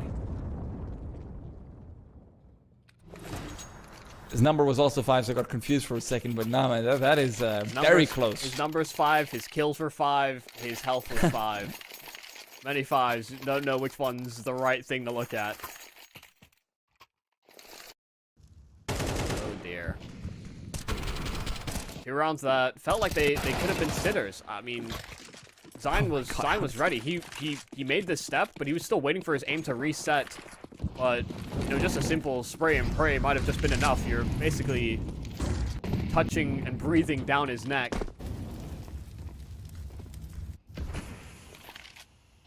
Mistakes.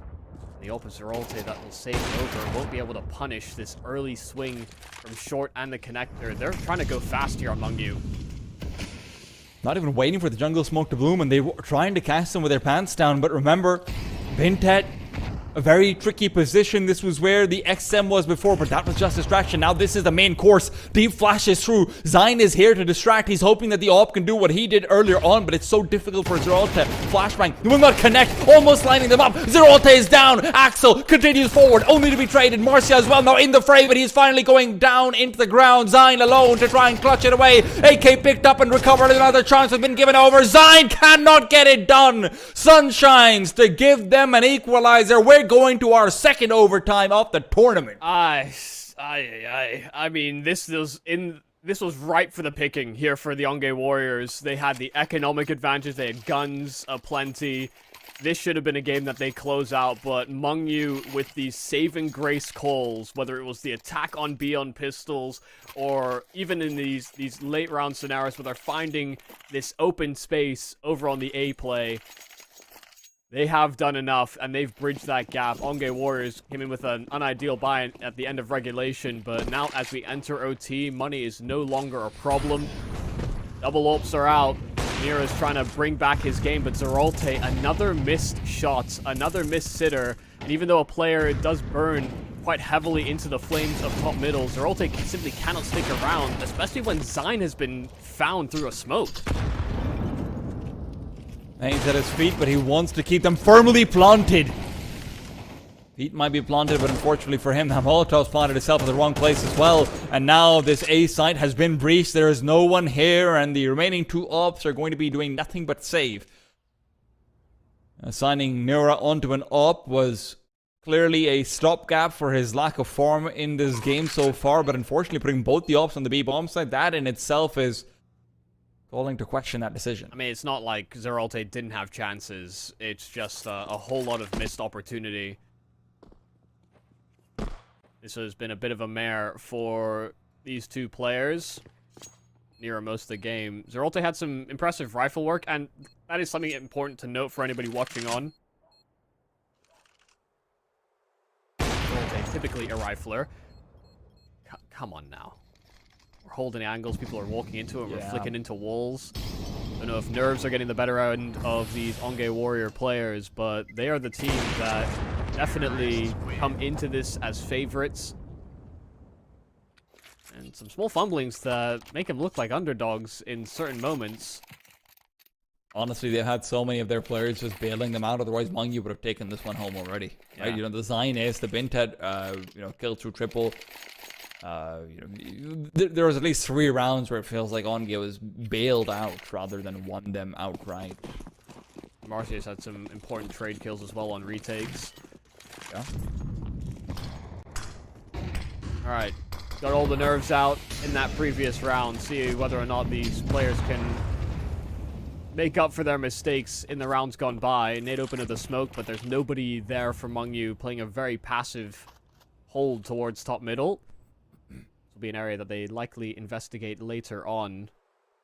A moment of very heavy lean over towards B, but this is not unconventional. You know, typically one player that keeps things, or keeps tabs rather, on any sort of A-side aggression, if there is going to be any.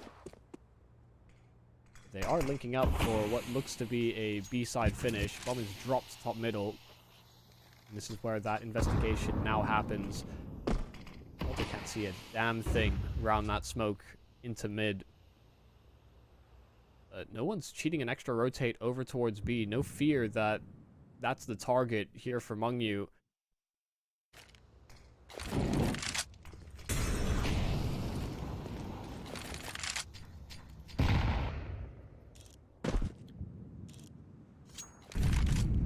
You wonder if they are trying to target Nura at this point with this full B site hit.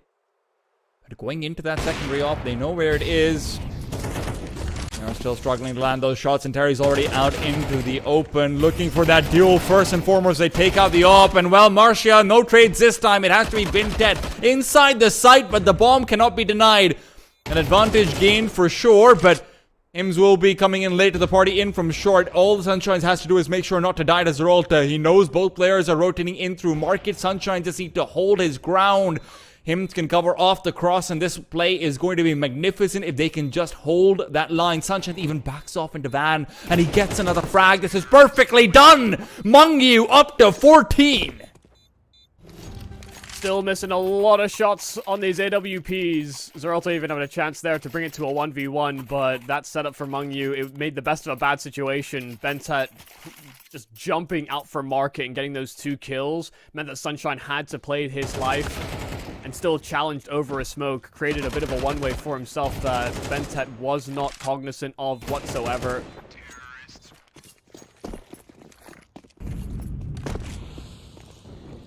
You see just how static the Onge Warriors are on their CT side, where, you know, we contrast that to what we saw from Mungyu all game long, pushing extremities, taking gambles, anticipating that there were open gaps, and there frequently were. The Onge Warriors just simply sit on bomb sites, and these hits from Mungyu have been lethal.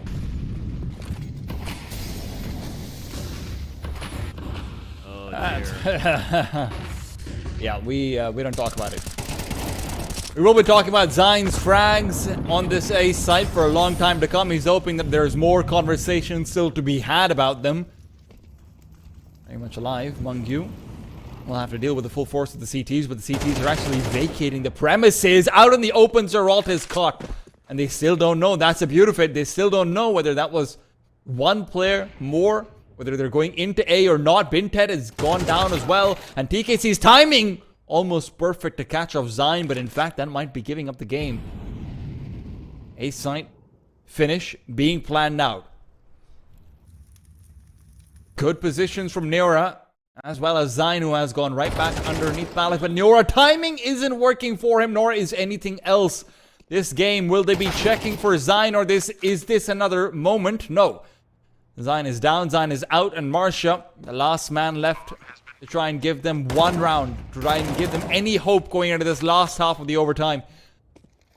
Marcia can't find that first kill. Nade would be finishing off the job, but he is hesitant to deploy it. When he finally does, I think it's actually gone the wrong way, so Axel will still live to fight another day. I'm sitting down low. This 1v3 is becoming more and more impossible as it goes on. He's good for 2, but he doesn't have quite that Shinitsu spray transfer for the 1v2 over there. Yeah, definitely a difficult 1 versus 3. Made the most out of it. Nade would have done a lot to help him, I imagine, if he simply dealt with that player on default, give him more time to play off. But Mungyu, I mean, pulling it together at the tail end of regulation, now getting 3 straight moving into the OT, while the nerves have just continued to be a problem here for the Onge Warriors. We see now limited impact from Zeralta, where once he was hitting hard on the rifles, once he started wielding that up, it felt like it was just a drastic decline in terms of his impact in these rounds. And I actually don't fault Nira for a lot of his early deaths, but towards the end of this game, it does feel like he's just simply missing opportunities now. I don't know if it's like nerves or he just feels bad about how things went in the early game. Scoreboard can be a real mental pressure. Yeah, and listen, scoreboard kills ultimately do not matter, so long as you are getting the kills that are necessary when you are propped up for them. But some of those have been let slip. Terry and TKC. Was a bit of a deadly duo. Always appreciate Palace smokes coming out from other parts of the map. That'll be assisting Sunshines in keeping a hold of this site solo. No reason for that proactivity like we saw earlier on when there's no presence being shown from the Onge Warriors. Now only activating second near the one that takes contact, but the rest of the squad are looking to barrel into this B bomb site. Only 2 players throwing a whole bunch of this util though, so they don't feel safe to scale, and Bentet's attempt to trade out that kill on a late mid play unsuccessful. 5-on-3, Mungyu primed and rearing to get this 16th round, and it's looking like Onge Warriors don't have much left in the tank. Only 2 players remain, 20 seconds, and Zion is simply far too late to the party. Marcia is simply the last victim that will likely fall. Unless this is a 1 versus 5 for Marcia, in which he does well to get those 2 kills, but now a 1v3 in the post plant, they're set up.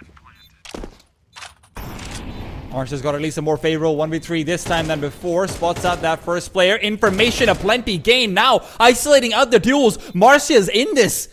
And as he continues to find out, he knows he needs to be the one to take the fight to them, but Terry's ready for that exact play. Mungyu will find 16. They will knock OnGay Warriors down to the lower bracket. A surprise punch, but one that really is packing some weight behind it. Yeah, and it looked as though after Zine got that ace into spawn, I wondered whether or not they'd be able to find a way back into the game. But they came up with some good calls. They had a nice little half-buy win on the B-bomb site. They salvaged what was a man-down scenario when they broke into the A play when we were looking at regulation.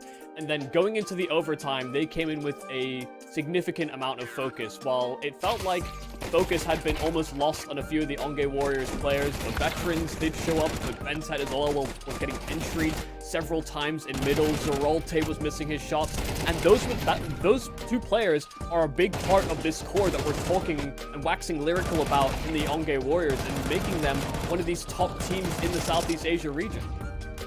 And listen, Zine was fantastic, absolutely, but he's a rock. Bentet, like you mentioned, has a good time. Marshall was a surprising addition to the field, but the fact that Neura and Zeralte were as quiet as they were, obviously Zeralte had some moments at least. It's not comparable to what Neura was going through in that game, but it did feel like the longer we went on, the more they shut down, while Mungyu, on the other hand, who, frankly speaking, on the larger scale of the Asian scene, they're not nobodies, but they're not really a known quantity, right? They're not really brought into the conversations. They're probably not brought into the same scrim groups and everything either in the same way.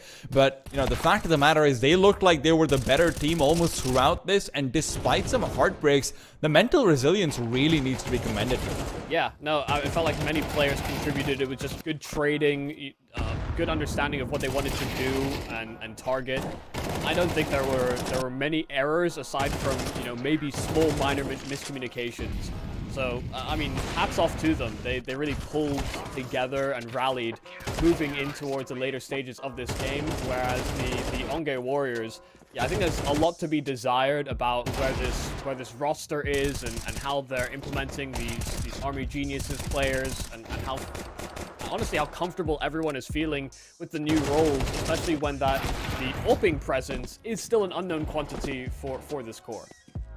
Oh no, absolutely, right? You know, that's something that we were really praising Bentet about what he was doing over on Inferno, but obviously it does feel like it's a map-based thing, and map to map it might be changing, but the performance shouldn't be that much of a variable factor, right? You know, you can't go from having this crazy sick opera on Inferno to having Zeralte, who's had, like, you know, 2 good rounds, I guess, with the AWP, maybe 3. Then beyond that, a little bit more quiet in the grander scheme of things. But yeah, a lot to think about for OnGay as they will be knocked down into the lower bracket. But for Mungyu, your celebrations all the way through. TKC was fantastic. Hims was doing a really good job. Hims, of course, is one of the more known players on this lineup as far as, you know, the experience is concerned. But obviously, the MVP being split between him or TKC makes sense. The only other candidate, honestly, would be Zine more than anything else. But yeah, great performance coming out from the both of them. Yeah, no, I mean, the team just felt like they were playing with a lot of sort of almost carefree Counter-Strike in certain moments, but always finding a counter reaction, always being proactive, and just didn't feel like they turtled away. Like some underdogs teams, when they face off against players that they know or have watched several demos of, they'll play fearful of being another person added to a highlight reel. But these guys, I think, play with that fearlessness that simply just went according to their playbook, which is certainly to be commended as well. No, 100%. They didn't look like they felt like they were the underdogs, that's for sure. And look, when we talk a little bit more about the OnGay Warriors, it was interesting to see how the Marsha and Neura dynamic has seemingly transferred over from a lot of their previous teams, where a lot of their previous national teams, they did like to play together literally all the time. And it did feel like that's exactly what was happening here, be it T side or CT side. But despite what was happening early on, Michael, you mentioned it, right? Marsha was getting some great trade kills, so Neura's deaths didn't matter as much. But later on, as time went by, it felt like they were getting further and further away from the trading being sort of the attempt and more into like, hey, we're in our own heads a little bit more, right? Neura's trying to be putting himself in positions where he's just like, oh my god, I hope I don't die here, and then he turns around and stares. He's having to check too many angles. He gets shot in the back. This happens, that happens. You know, like you said, that mental degradation that seemed to come in as time went on, that's something where, you know, I don't know how much I can blame them for it, but I do look to the veterans. I do look to Bentet, Zine, and to some extent Zeralte to be like, hey, you got to keep your players together, right? In those difficult moments when things are falling apart, that is sort of where a few of these timeouts matters. But what also matters is we've got an interview with, with the Sunshines over from the Mungyu side coming up now. Yes. Can you hear us, Sunshines? Yes, I do.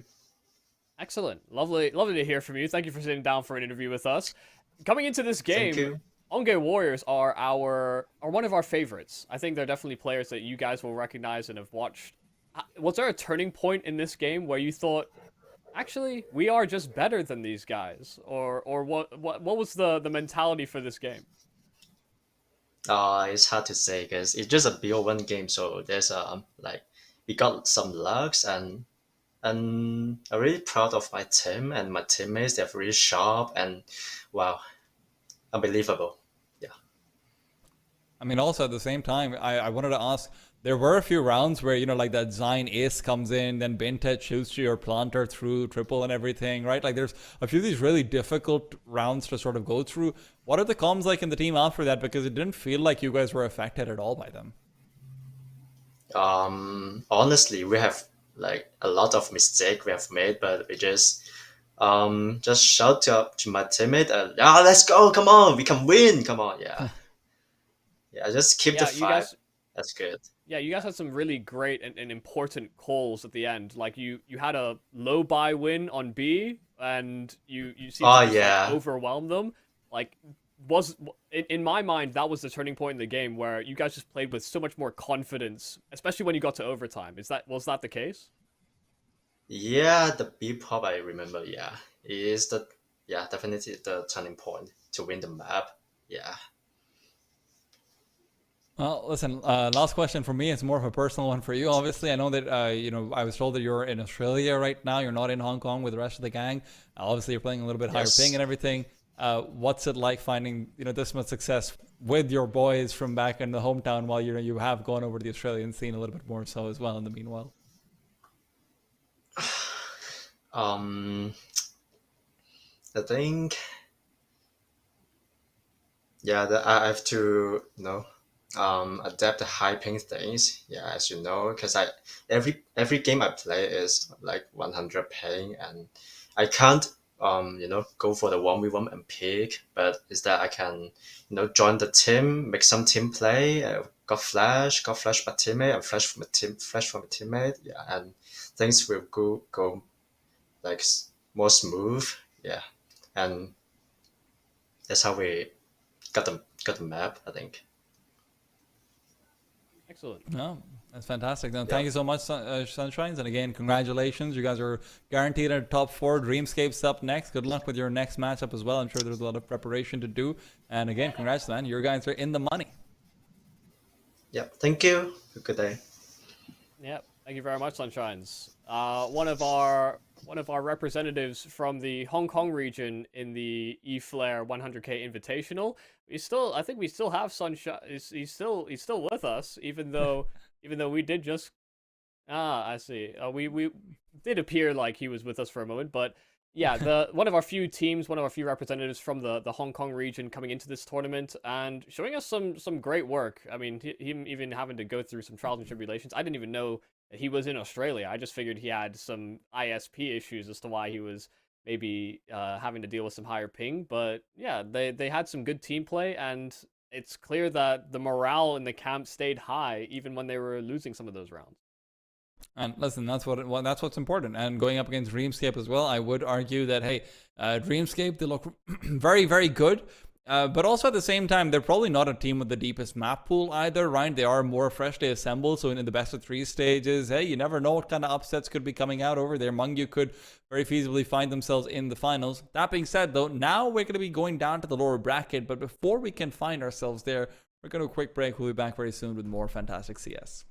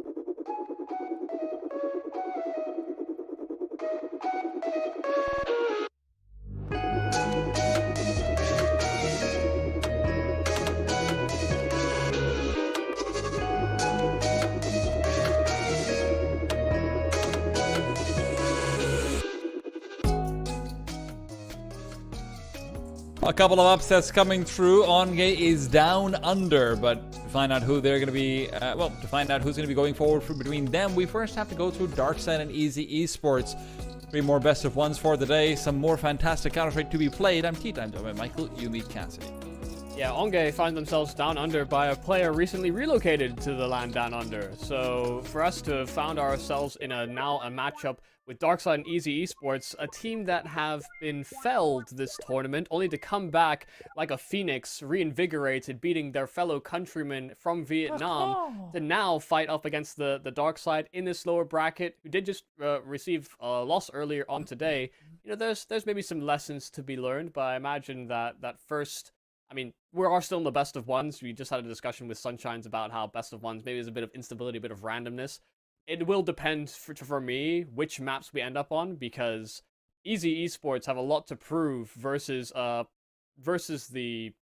Darkside players, especially if they end up on like a map like Ancient, where they've gotten a lot more rehearsal in.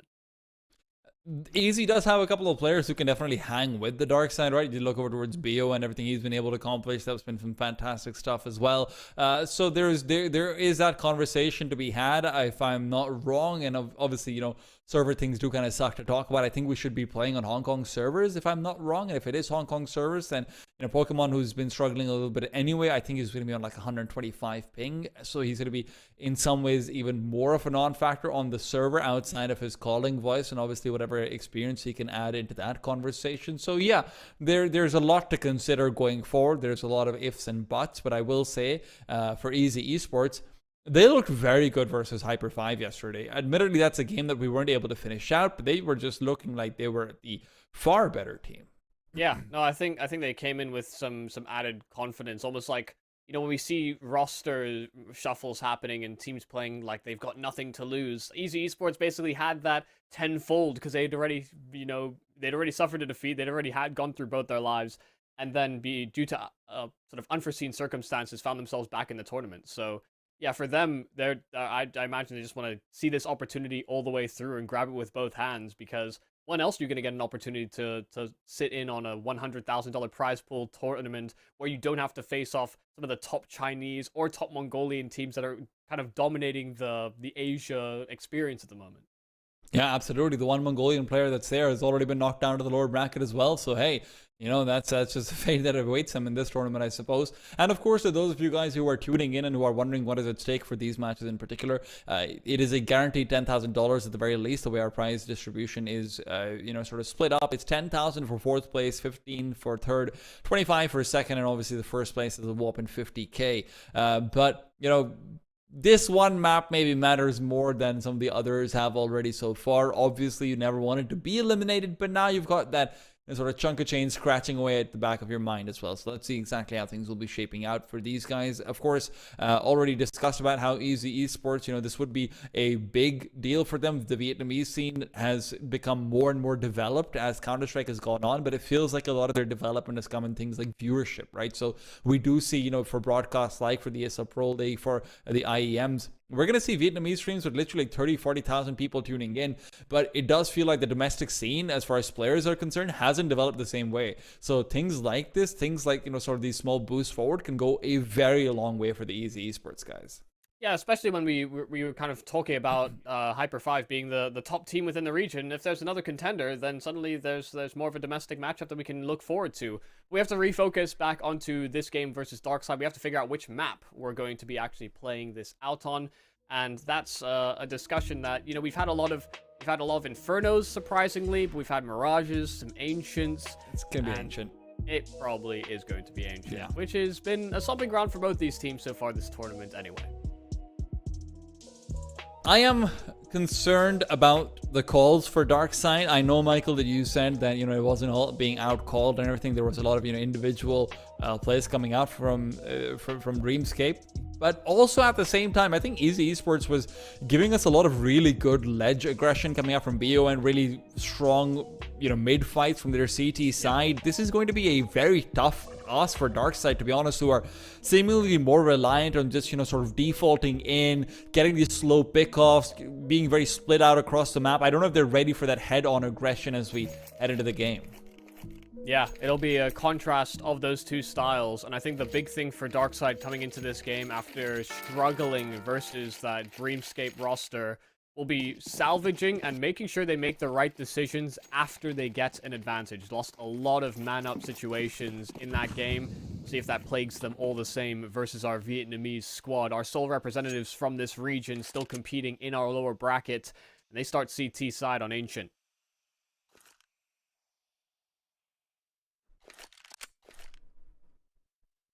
There will be no easy targets to start things off on this pistol round. Kunda looking to come in from behind, and in the meanwhile, Bio, of course, is in his old A site. Kunda, however, has just heard all of these players rotating back out over to B, and the call's been made. Kunda has already found one. Grenade is fantastic from Frostly. He will be slowing them down, but he doesn't realize Enda's already crept up. Pokemon as well. Strong kill to be found. A 4-on-2. Now 1. They are all falling apart. Easy Esports, despite looking like they had all the information, will not be able to find the kill. Just fighting heavy, didn't have util down, just using bodies and siphoning off those Easy Esports rotations. Sometimes duels are what differentiate, even though the nade from Frostly seemed pretty well timed, not a lot of damage being done, and Darkside just swarm over that B site. A little bit of a slower start, not the way that teams would typically, you know, I mean, a simple pistol that some people go for is just fast B with a couple of smokes that are down, but they wanted to challenge middle first, and they did force Easy Esports into a bit of discomfort. I don't think that smoke's where it's supposed to be, but hey, I'm just a pleb, who knows? Yeah, it doesn't look like it does a whole lot for them. The player could have still sat in cubby, for example, made the fight towards Donut a little bit more awkward, but it's all behind us now.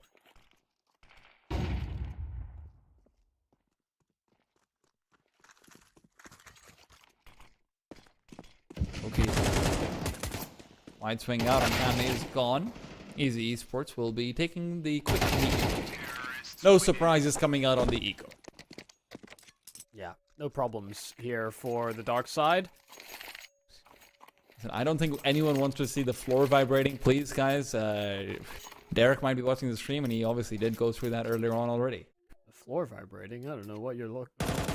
You see that? I didn't. The floor was shaking on the camera in the cinematic perspective. I thought that was just the water shimmering.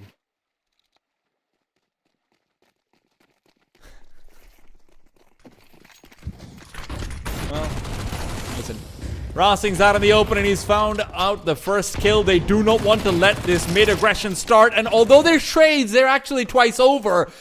Darkside forgot when to pull the brakes and they will come to a screeching halt. Yeah, that was a mistake. I'm not even going to try and mince my words here. A big mistake. First player that's there is the one that's deploying the nade into the smoke. It's fine to break it, fine to challenge, but you simply cannot get your gun out fast enough. The trade attempt was even more labored, but getting caught with utility in their hands here is Frostly. So there's maybe a way back in. A bit of space that can be taken over towards this B site, but they need to get some util down so that that plant can happen. End up making the cross. And will not challenge out wide. That's come down to Pokemon to cover this journey back into the bomb site. First shot good from Pokemon, but now a clutch needed. Desperately so, and he is aware of the player coming in from behind, but can't do anything about it. BO, easy duel for him. Yep. Same man, Darkside, they can't let themselves get a little bit too excited, and this is something I will say. Michael, I obviously do have my own personal relationship with Pokemon. Pokemon does obviously think of his own abilities in high esteem. You have to, as, a player from a country where Counter-Strike maybe isn't as prevalent, you're trying to make it. But in moments like this, where you're going for these calls which are sort of disrespectful, you will lose out way more than you did before. This is MR12. Yeah, but that also felt like just one of those flow decisions, right? Kill one player towards Donut, player smoked off inside of red. Are they going to be watching the red smoke? Are they going to be spamming their gun to sort of catch you as you come out through mid? There's a number of ways you can catch that player out, but the conditions didn't feel right for them to have made that play, and they are punished for that aggression, but, only once, shame on you. If they do it again and it doesn't succeed, then shame on them. It's limit testing. Not a mistake, it's just limit testing.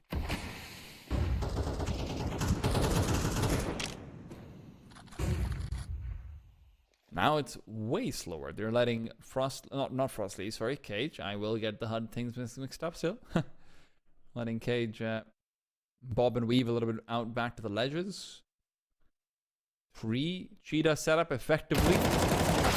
Very risky for whoever wants to go forward. Terminate and do come out on top in the initial duels, but Rossing has to be careful as he swings out wider.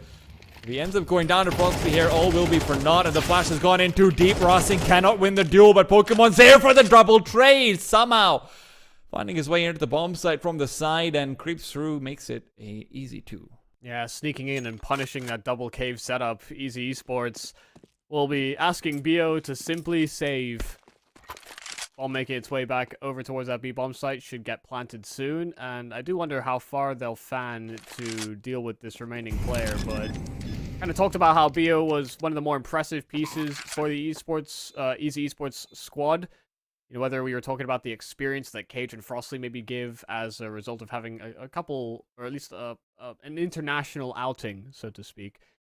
BO was maybe the diamond in the rough here for Easy Esports, even in their losing efforts, putting up some solid performances.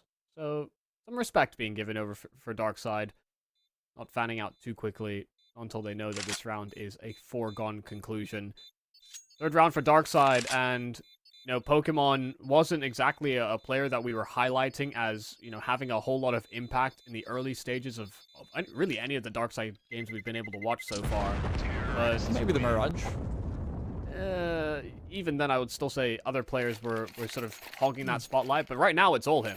He's getting a lot of these entry kills. He's getting kills in the late round, even though he lost his 1v3 clutch. That's more than excusable.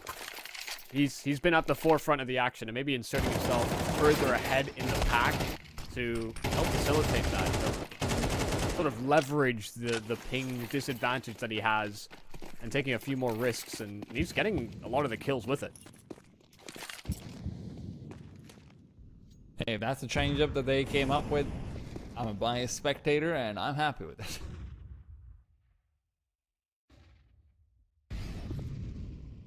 And Kunda trying to get aggressive. Nice first kill. And Pokemon's not able to trade. He's worried about the aggression forward, waiting for the guaranteed frag, letting them come closer to the rifle first. And meanwhile, also allows his team to set up a little bit more effectively, but in his wait and his patience, he has given up his life instead.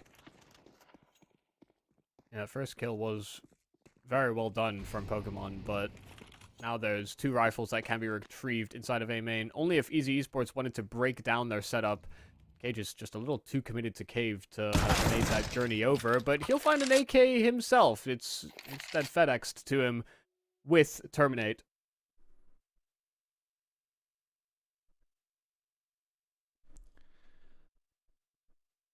They will still be able to get onto the bomb side and get a plant in if they are fast enough about it. Cam on the AWP. He's just waiting to spot out whether there's a crosshair or not. Rossing does not want to give this one up. He's fully aware of what is coming their way, and with the smoke down, Cam will now be unable to do too much other than wait for his teammates to come by and give him company. Darkside end up settling one man inside the corner of CT. That's a dangerous position for Rossing to hold, very commonly spammed as well, and it does look like BO's ready for it. Just gonna wait out this smoke before they pull the trigger on anything. Rossing got the first bullets off, but no connections. Denendo 1 versus 3, and Bio blissfully unaware. The AWP now fixated on his location, and that flash does a whole lot of nothing. Cam misses this shot. This round is simply done, and he swings out far too wide, but it's actually a deeper defuse, but it's misses on misses from that AWP, and Endo won't miss a beat to capitalize. Darkside in with a critical clutch, a 1-on-3 from Endo. You give him an inch and he'll steal a mile. Endo's just that kind of player. Sure, there might have been some mistakes early on, but if you've got an insurance policy like that, then you surely want to exercise Cam, who's really only given one responsibility, is unfortunately not able to avail it at all. So Easy Esports are going to be regretting that round very heavily. Yeah, Endo has really far and away been the most consistent player for Darkside throughout this tournament. And now showing up in clutch moments too. Couldn't ask for anything more from him. Fast play in from Darkside instead. Over to this A-bomb site. But the Easy Esports player is somewhat unaware of that. Bio overran, and Anasasis is AWP already striking. This should be a safe call, and that second kill on that AWP should cement that. Okay. Well, I mean, listen. If they hadn't figured it out so far, I don't think they're going to get it anytime soon. Pokemon, goodbye. Anasasis doesn't want you around, actually. Yeah. I mean, either Anasasis killed that final player or Pokemon did. You know, it was between the two of them, and you know, Pokemon got in the way. How dare he? Could have been an Anasasis 4K, and in some ways it still is, but it's not the way that they'd hoped. Looking at 6 right now, if Darkside doesn't slip over a banana peel of a deagle. A deagle peel. Flash out over. Pokemon trying to accelerate a little bit more this time, perhaps just to make sure there's no CTs trying to get aggressive behind some flashes or the like, but a 5-7 close 5 from Cage could still be deadly. No! No, without a head. Oh, that is confidence there from Anasasis. First player missed out on that wide red room swing, but that AWP didn't move a muscle, didn't even change his fixation. Trusting his teammate. I would have blamed him if he'd fallen, I'm sure. Well, I was gonna say, if it was a Eagle Peel, it would have been low in potassium, but high in lead. This appears to be low in lead too. I don't know if banana peels actually have potassium in them either, right? Because, like, isn't the potassium supposed to be inside the banana? I imagine it's a pretty, like, you know, it's pretty universal, whether it's the meat of the banana or the skin. Probably some potassium to be, you know, to be had. The fruit, it grows. You know, it'll be everywhere in, like, the veins of the fruit. I don't know how fruit biology really works. I will say you did sort of mess up my mind a little bit when you said the meat of the banana. I'm like, wow, vegetarians really don't get anything, do they? Not even bananas. You know, just yeah, the part you eat. The flesh of the banana. Of the banana, guys. Yes, Off yeah, the yeah. banana, please. Yep. Let's move away from that. Not that type of jungle here on Ancient. Darkside looking a lot more put together. You know, said this in the game that they had against Dreamscape as well. It's not like they weren't finding advantages. It's not like they weren't putting themselves into winning positions. It's just simply they let a lot of them fall away. I think probably 6 rounds, probably attributed to, you know, fumblings in the mid-round or being unable to trade in spots, losing man advantages. And that's a big enough discrepancy that, you know, if we're talking about 6 individual rounds, that can be worth its weight in like 9, 10.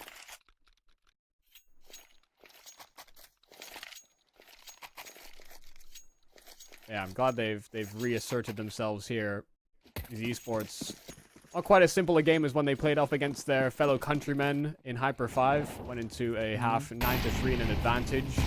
And that's where the game ended. And that's why we're like, yeah, you know what? We're done with this.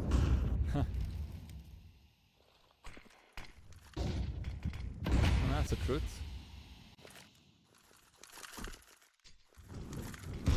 Kate has got a very solid sideline, but he's going to be smoked off. So the question is, does he want to move past it when the Molotov is finally extinguished? He's just spamming for now, but that's a dangerous spam to go for. Pokemon trying to fire right back. In the meanwhile, Pokemon has just managed to completely fake them all into the site, even getting kills while he's at it. This is a classic Nico fake, I believe, from the Mouse Sports era.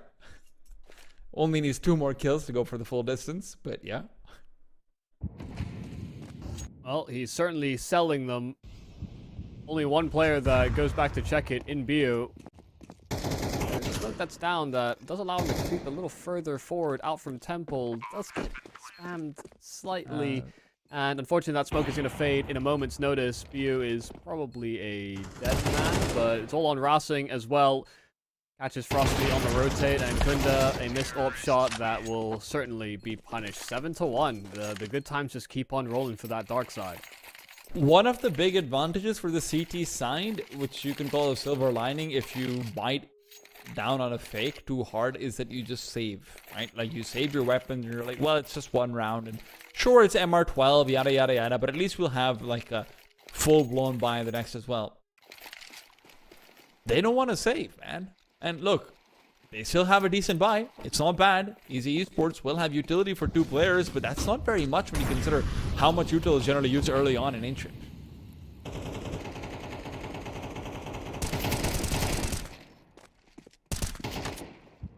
Oh, nice instigating kill here from Frostly. And Assassin's tried to take that space to B. Pokemon has been exploiting a fair amount of times, but Cage creeps into a crack peak angle, but they're still finding trades here on Easy. 2-on-4 now, trying to get some room right back. Terminate on that ult, very quick to deal with Frostly before his teammate falls, and they can punch in those digits. A deep position held by that AWP, but a quick flank being accomplished as well. And does keep them blind, and they can't finish off the kill though, and now Terminate needs to get the frag onto the CT player. Will not happen. Bio takes advantage of a missed shot, and a few too many misses means Easy Esports will finally get that second round on the board. Even then, Darkside, we're still looking to do a bit more damage. Yeah, from a 2 versus 4 to try and build that one back, you know, had a nice idea to flash into cave like that. Just to set up Enda in a nice post-plant position, even maybe catch a player out on the flank. And sure, they ate the flash, but you find kills with it. Otherwise, you simply get overrun. But nice to see that Easy were able to hold their own in some of these duels. Frostly doing a fair amount of that damage and finding those 2 frags. As the team salvaging the rest. This is a full buy here from Darkside. They opted for the MAC-10. They want to go with a faster pace and overwhelm. Lack of head armor on a couple of players on that CT side. Either of them will be the ones responsible for this side of the map, however. Crossley still challenging ahead of that smoke. First kill's good, but flashed up and potentially ran down. A little awkward, surely running out of bullets soon, but Cage smoked off, so he can't help. That's a lot of util all for one place, and Terminate is hoping to try and come through and see if he can just punish or at least gain information, if nothing else. But these CTs will really not be looking to get too far down a boogie. With that one kill, maybe the dance is still on. Time ticking down low. There's a lot of utility available, but a lot of this comes down to what Terminate is able to find. And with Cage down, this is an increased threat coming in. Rossing as well. This adds more frags to the tally. BO finally activates, but Anasasis can just shut him down. So despite the CTs looking like they were in a decent place, they simply can't find out of it. And they completely gave up on Cave. Because of all the util that was down, they thought they maybe had time to reset towards ramp. And because they give up that territory, you know, Terminate's able to take this risk. And, you know, gotta say, hats off to him. I appreciate that in the rounds in which he's low enough health, he feels like he can justify going for these more risky moves through smokes. You know, a straight-up gunfight is not really gonna favor him unless he lands a blinder of a headshot. So, out-positioning the Easy Esports side, even with the initial success. This time there was no red smoke here for Darkside, and they're still going to try and take that space. Fighting into Donut. There's players throwing util right behind Dex. But Bio succeeding in both of his fights. Maybe he'll be the hero again. Terminate. Well, no, can't quite get the aim calmed down, but yeah, Bio. 2 rounds now where you can very heavily put them onto his shoulders. Bio is the first to hit double digits, also the only player on his team to be having a positive KD. Easy Esports would love another step up. If you can get to 4 over here, there's hope for you, right? If nothing else, there's hope. Yeah, way in. Especially with the way that R12 and pistol round seem to function, you know, you kind of close in half of the gap, half of the lead that your opponents have accomplished if you win that pistol.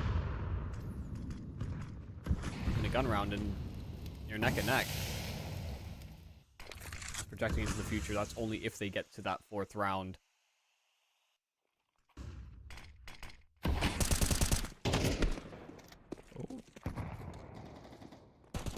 Very solid frag for Cage to come through.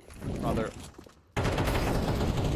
he's not done yet. Cam is the one traded out short, but also at the same time, Cage is going to be pushing forward while Kunda continues to find off any A-side aggression. Darkside, in this last round, they have found effectively nothing. Cage is even pushing even further ahead, and yes, Enda will find the kill, but in the meanwhile, Anasasis goes down to Bio, who's just not missing out on any fair duels. Nice shot from Frostly to close it out. 4 for Easy Esports, so again, they have got to the territory of hope, if nothing else. Yeah, and they used what we saw they were doing against Hyper 5 as well to have gotten that nice little flash play onto the ledge, just like that, to enable one of their opening picks. That's really, I mean, it felt like they were they did an exceptional job at like targeting and aggressing into the lane area, where we hadn't really seen too much of that coming into this particular matchup, but a little bit of a spark towards the end for the Vietnamese. Now moving into that T side, this pistol I was highlighting before is very important, because in the same way that you can bridge the gap between you and Darkside by winning the pistol, win the first gun round, and you're breathing down their necks. Darkside win the pistol, win the gun round, and they're practically at the finish line. Shiny bombs.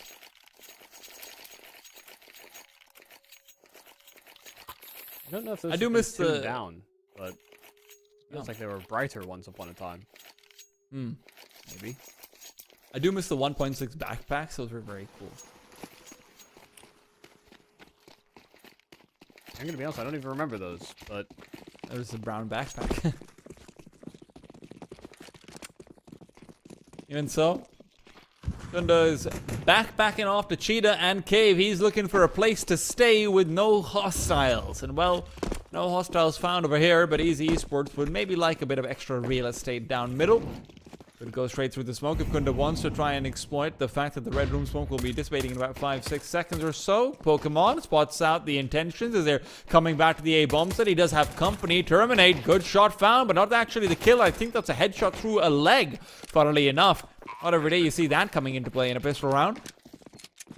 Not even a headshot through a leg, that's a full-on headshot. USP doesn't always do 100 damage all the way through the map. Long-distance fights, it can have a bit of a fall-off, but that damage is going to make things awkward for actually maintaining the setup in this post-plant. Smokes are still down, but Terminate finishing off frags, and Kunda moving straight through that smoke, but having to commit to a reload out in the open. That smoke is not going to last forever. It was deployed early in this retake, and Frostly still trying to spam, but as they're sticking it, oh, and Assassin doesn't even get his hands off of that bomb, and so simply put, Frostly has the freest frag, a 1-on-2, and a dropped ball for Darkside. There were a lot of shots missed out on. I believe it was Terminate who dropped out of Temple, was just firing shot after shot and just couldn't get them. I think he got like 4 bullets out onto a player who wasn't facing him. That is unacceptable. Kunda, great job from him, and also, you know, of course, Frosty towards the end of things. But yeah, that did look like Darkside were set up nicely. Can't get the defuse. Kind of surprising that Racing tried to walk through what was a fading smoke instead of kind of sitting with his teammate for the fight. Maybe a minor misstep. Obviously, if he adapts and flicks to his head fast enough, I mean, I guess you can win that fight. Well, comfy anti-eco, I suppose. Yeah, it started okay for Darkside in this round. Quickly blew up in their face. Let's hope that the rest of the game doesn't mirror that description, Michael.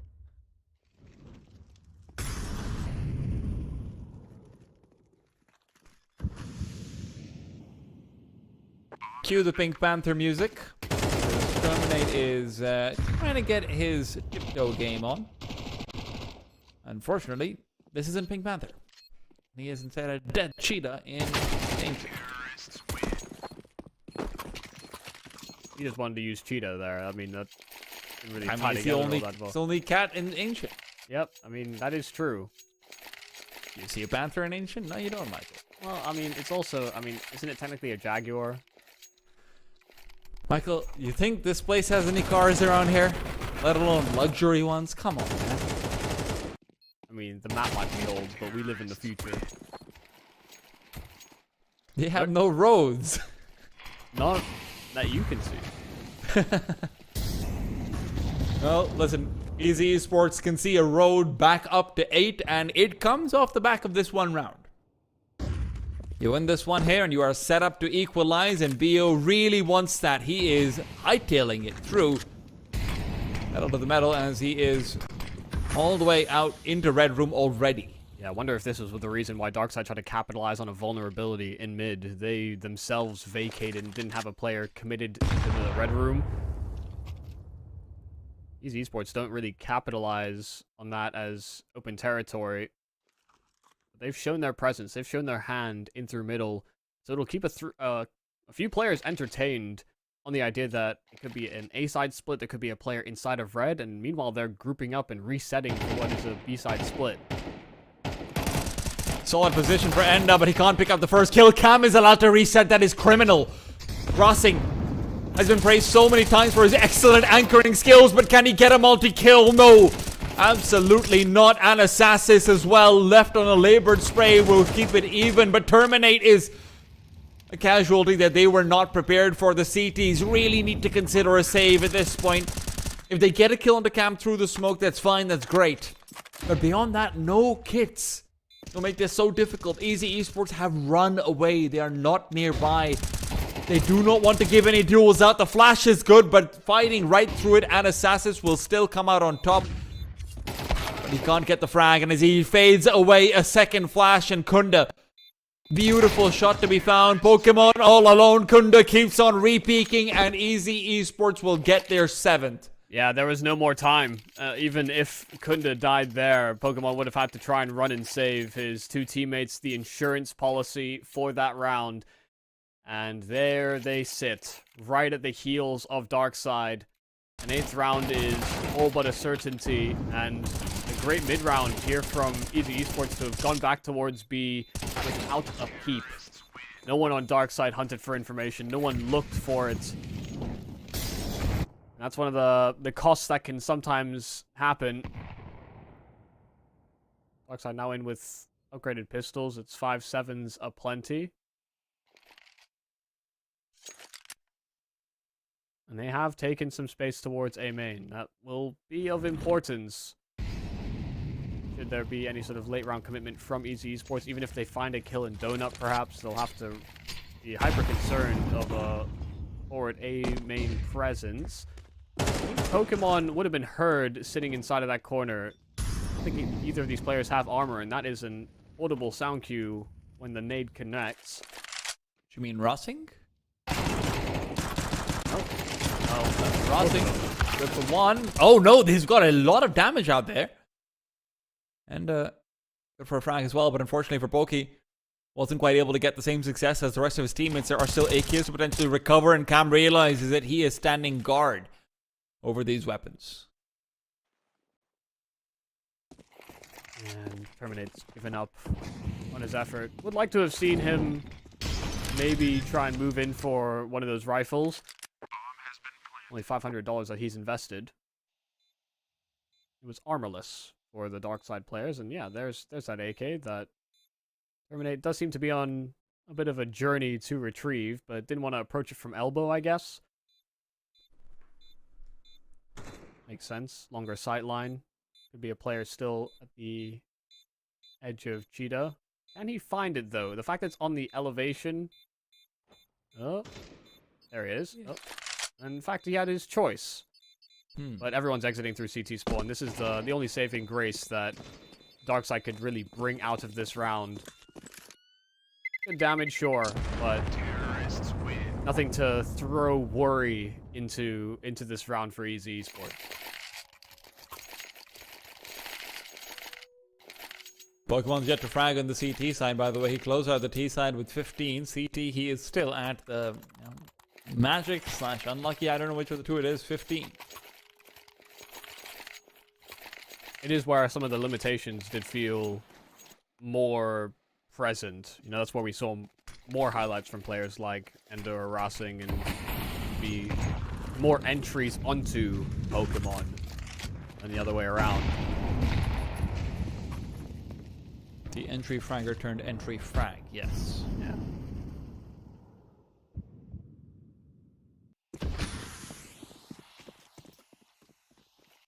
A lot of information here for Darkside, so Easy Esports need to get a move on.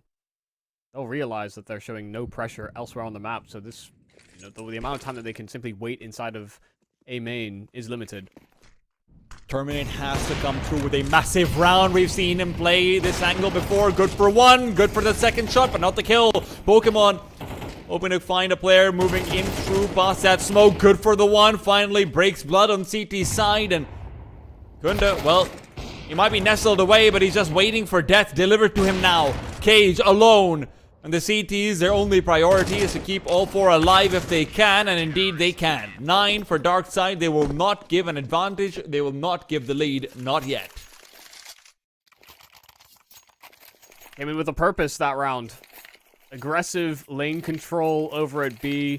Hearing, seeing no reactions, no HEs, no Molotovs to counteract, no flashes to deter a push. Not a peep out of the Easy Esports players, because they simply were not there. And being able to respond very quickly to what was a collapse on the A bomb side as a result. But you sort of highlighted good shots from Terminate to slow them down, do extra damage. And he helped facilitate Pokemon's position. Assassin's will even find an opener in this round, just simply spamming away. BU counter kill, but there's that crunch once again here from Darkside, this time with less util than the last. Terminate in the meanwhile will be able to get into a great angle, considering the fact that there will not be a smoke available for Donut. So although there is obviously a position where they can try and plant the bomb, this is going to be an almost impossible round to take away and help. Well, Terminate does kill Cam through his own teammate. At least he doesn't take him down in the process. Pokemon and his company have already fallen foul of some of these off team kills. Yeah, it could have been another dynamic danger duo that just don't gel well.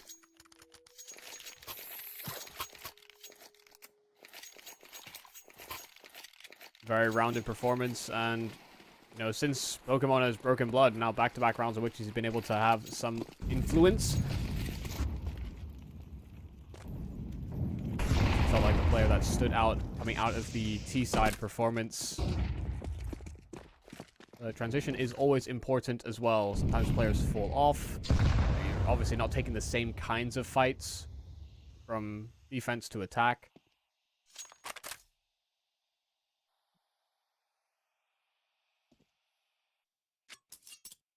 And there still needs to be so much work done on the feet, huh? Players are just simply floating, or we've got like the strongest ankles in any version of Counter-Strike. Like, does that look comfortable to you? Michael, you're just not very hip with this movement, actually. I'm levitating. I can show all the world. You can show everything. Yeah. I actually wish I knew the lyrics.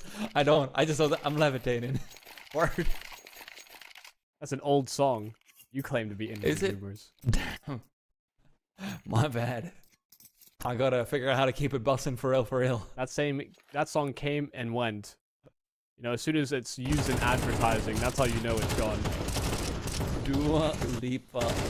When did this song come out? I refuse to believe it's that old. Year.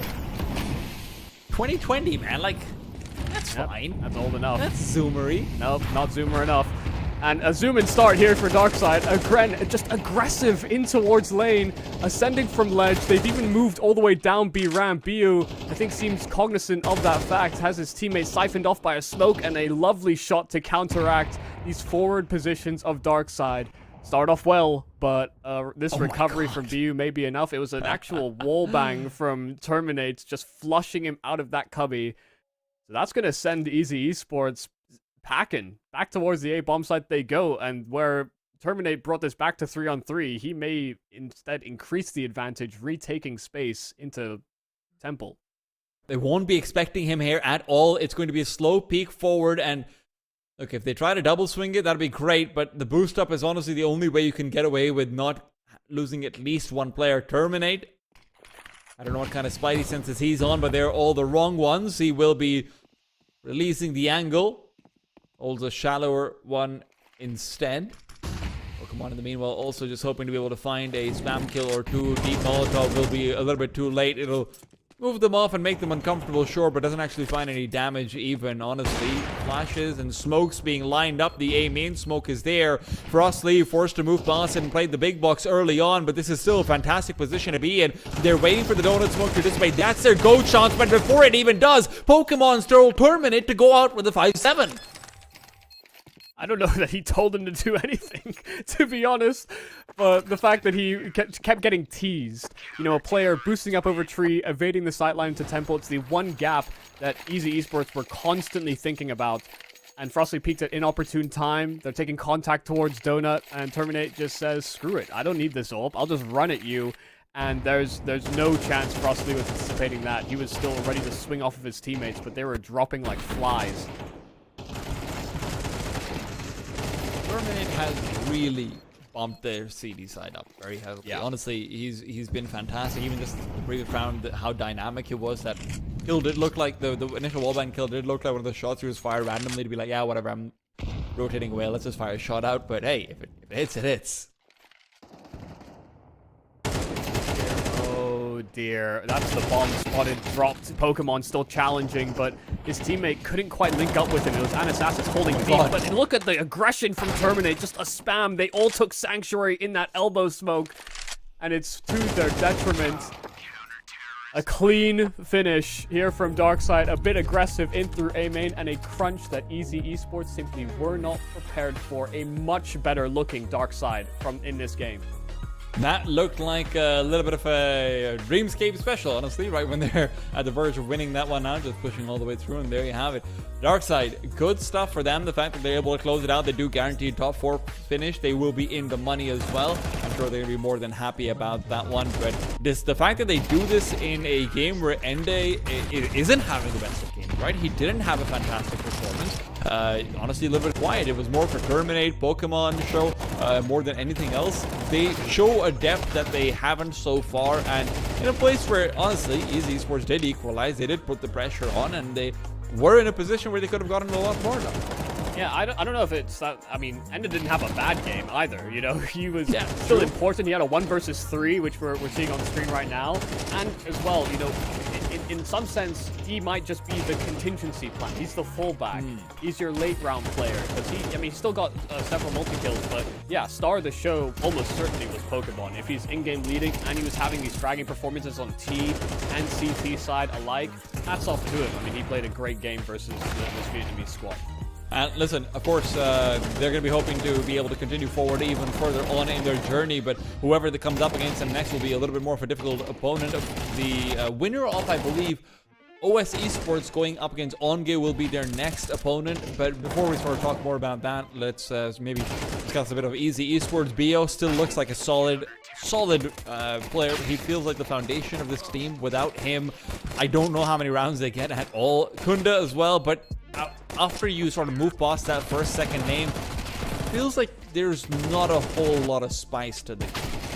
Yeah, in the opening round, when we saw Easy Esports, it felt like it was only Cage and Frostly, so it is nice that other players have kind of emerged. You know, Bio was the big surprise, I think, sure, but it felt as though the other elements of this squad were more involved, and I don't know how much of that is to do with, you know, just a quick team discussion and changing philosophies, but it did feel like they came with better ideas the further we got into this tournament. So definitely a team that, you know, people should be keeping their eye out for, and, you know, put up a solid performance like this against a Darkside that were honestly playing pretty lights out on an individual level and taking a lot of gambles. This is a learning experience, and one that I'm sure that they'll reflect on.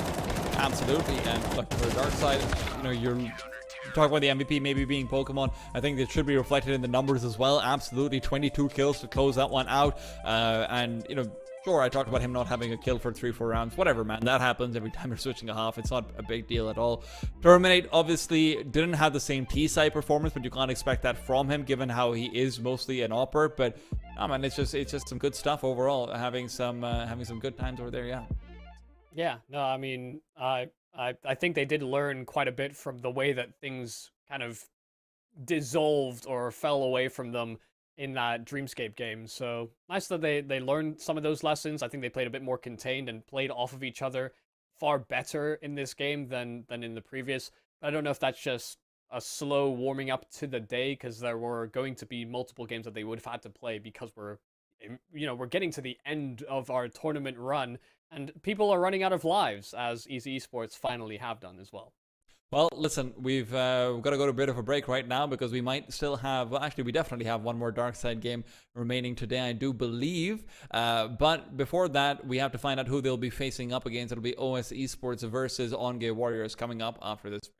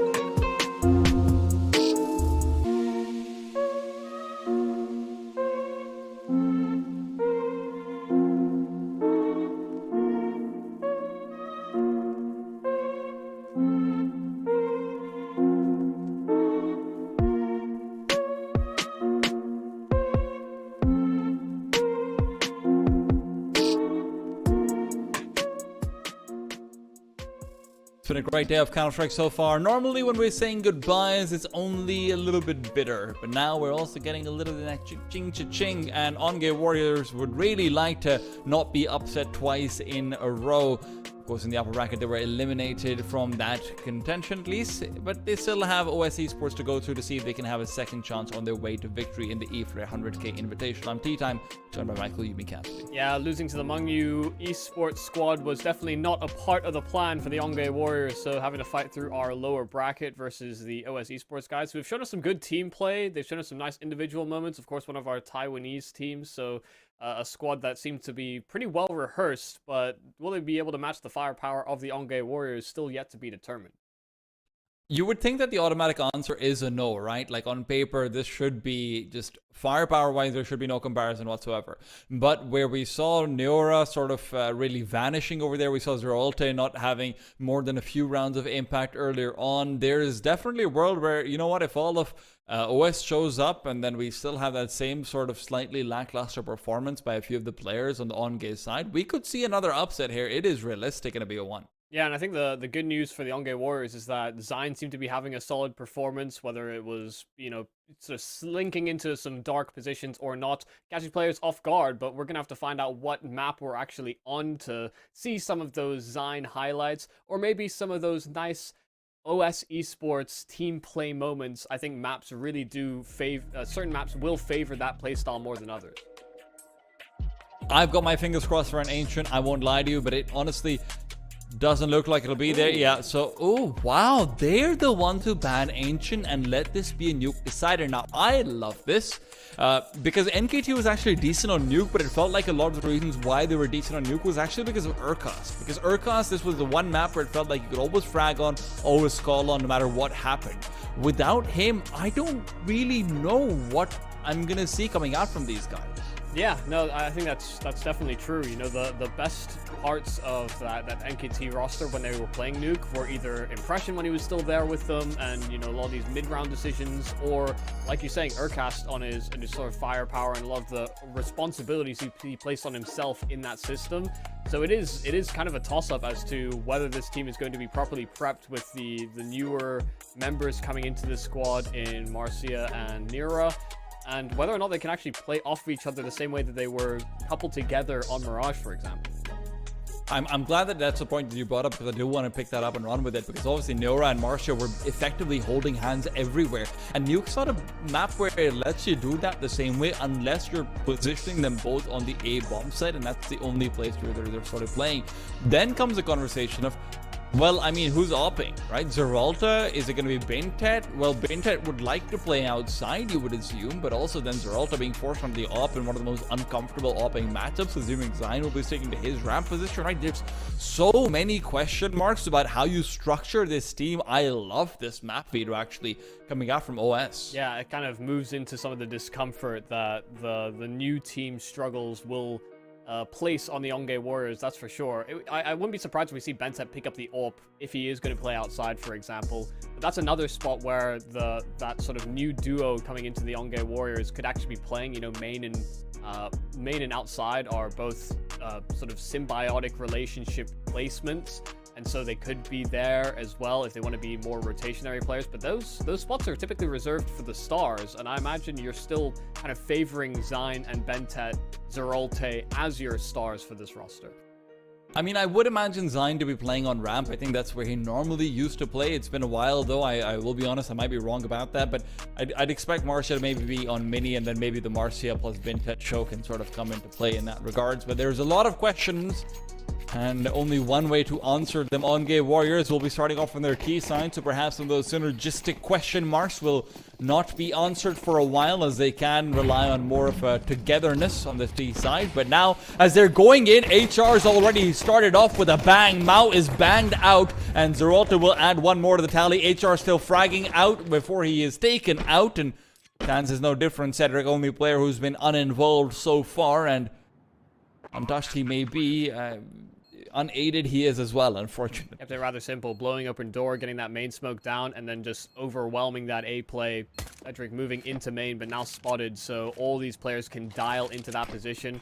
Did have a smoke and a flashbang too, but actually getting any sort of room, any space back into this site will be incredibly difficult and will prove to be an impossibility. Zeralte rerouted Heaven as well. There are 3 different modes of elevation and fights that happened for him in that moment. OS Esports off to a brutal start. Yongay Warriors just keeping a nice fast pace. And I do wonder, you know, the further we get into this tournament, whether some of the players on Onge will even let their hair down a bit. Zine is definitely a very passive player, but you know, I imagine if there's going to be a matchup at any point between them and Dreamscape, Zine might just decide, yeah, you know what, I'm gonna be an aggressive player now, just to throw Impression off. Get there first though.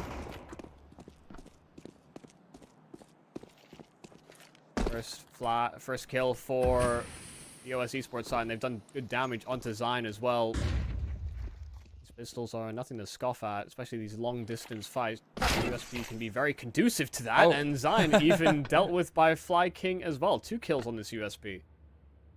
Very nice. At least Bintet is mitigating some of the threats by just going straight over to the A-bomb site. They don't really want to contest down lower. There could have been another stack waiting for them. They don't know that. But Cedric keeps the firepower exchange going pretty evenly. Honestly, this is getting more and more concerning. Nero is in one ding territory as well. So as he starts to move forward, yeah, this should be it. I mean, if Flyking had just peeked out and taken him down, that would have been a different situation. But no. Still, there's a Galil. And Cedric is going to be there late rotating through. So if Nora pushes forward, Zeralta's position in Heaven is known. Nora has to keep himself alive, otherwise Zeralta is going to be meeting a backstabbing USB. He does get a great timing onto Cedric, but in the meanwhile he loses his teammates. So damage is just increasing for HR. Even if he just stays around long enough to get Zeralta to blow up with the bomb, this is going to be pretty big. Now, nade upwards, AK drop down. I do appreciate that. Zeralta finishes it off in style, even if they don't have a very stylish win there. Yeah, I mean, there was just simply no time for Cedric to do much with that round. You know, had to tap that bomb and force Zeralta to take the fight. And, you know, so long as he's counting in his head up till 4 or 5 seconds, he even hears the distinction in that new 10-second beeping noise that the bomb makes. Knows that there's simply no more time for him to have gotten off that bomb and re-stick it, even if he were to fall there. So, good job there from Zeralte, keeping his head screwed on straight.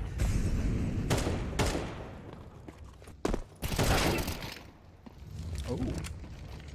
Sign taken down very early on by HR, who started off this game with a lot of success, and Zeralte, he was stylish in the previous round, not so much here. Is there a reason Bentet only has a Glock? Oh, well, We've been told some interesting information. Apparently we're going to be rolling back to 1-0 instead of having that round play out. It felt like the teams were still competing pretty hard for those, but hey, yeah, they may not have realized that reason had been sort of ushered about. But it was against USPs, it was against dualies, and the team we expected to win still won. Yeah, there was really good damage, that is true, but yeah, I mean, it's still very early into the game, so rather get these sort of issues done with very early on. Yeah, that's true. It does kind of suck for OS though, right? You know, 4 kills and, you know, the 5th player almost dying to the bomb as well is nothing to scoff at. That's a lot of T-side damage. That is something you can reset, but again, it's just how it goes, man. Sometimes you got to get the rollback, and when it is there, then everything does get cancelled out. So, yeah, it's a shame, but it's what you have to do. I don't think there's really much to take back from that one, Michael, but, you know, anything you want to add while we figure out exactly how long it's going to take and whether we throw it to a break or not? I will say the big idea I guess my big concern coming into this game for Onge Warriors is I don't know how many repetitions they would have put into Nuke with this roster. I'm not sure whether they've adapted their playbook to CS2 as of yet. You know, that's definitely a conversation that a lot of teams have to have about which team or which maps they prioritize in their map pool first. And I don't think Nuke is right up there with some of the other maps in the pool. Like we're bound to see a lot of Ancient, a lot of Mirage. probably quite a bit of Inferno within the Southeast Asia and Asia region. And Nuke is a map that does seem to have fallen out of favor to a certain extent in terms of how well drilled these teams are. Like, even if you look at current Tyloo, like, they look better on T sides than CT, and there's definitely a lot of work to be done in that regard. Mongols, I think, have their own struggles on this map. So I think even at the top end of the Asia region, this is not a map that seems to be the same favorite pick that we used to see out of like Old Varadam versus Tyloo, and even Lin, I think, would look okay on this at certain points. So there's a lot to be desired maybe for the Ongay Warriors. I don't know how much work has been actually done for this map, and I think the outside smokes losing as many weapons to that USP, even though that round doesn't count anymore. You know, those are small indications to me that there's little discomfort there. No, I definitely think that this is one of those situations where they might be hoping to sort of, yeah, we can play Nuke, sure we can. We're not going to ban it, and then if it comes out, then maybe we brute force it out. And then it's one of those things where you're thinking, hey, well, you know what, if we win Nuke pretty one-sidedly against a team that's technically worse than us, maybe other people are scared of picking it into us as well, right? Yeah. It's one of those small gambles that you're going for when you're in a tournament like this, where there's a lot of money on the line. It is a very serious event, but this is a very fresh lineup. From what I know, this lineup came together literally like last week, Tuesday or something like it, right? So it's not really ideal, and you're not going to get a 4-5 map pool, let alone a 6-map pool. So even in the BO1s, as you go forward, there's always going to be that one spot where you are so uncomfortable, but you just have to play it. So it does feel like Nuke might be it. Obviously, we're talking a lot of doom and gloom potentially, but also at the same time, for all we know, it won't matter. For all we know, it might be a Stomp. For all we know, they do have their protocols drilled out. Marcia and Nora are very comfortable on the map, and then OSE Sports are going to be made to look like chumps. But that's what we're hoping for. We're hoping for at least a very even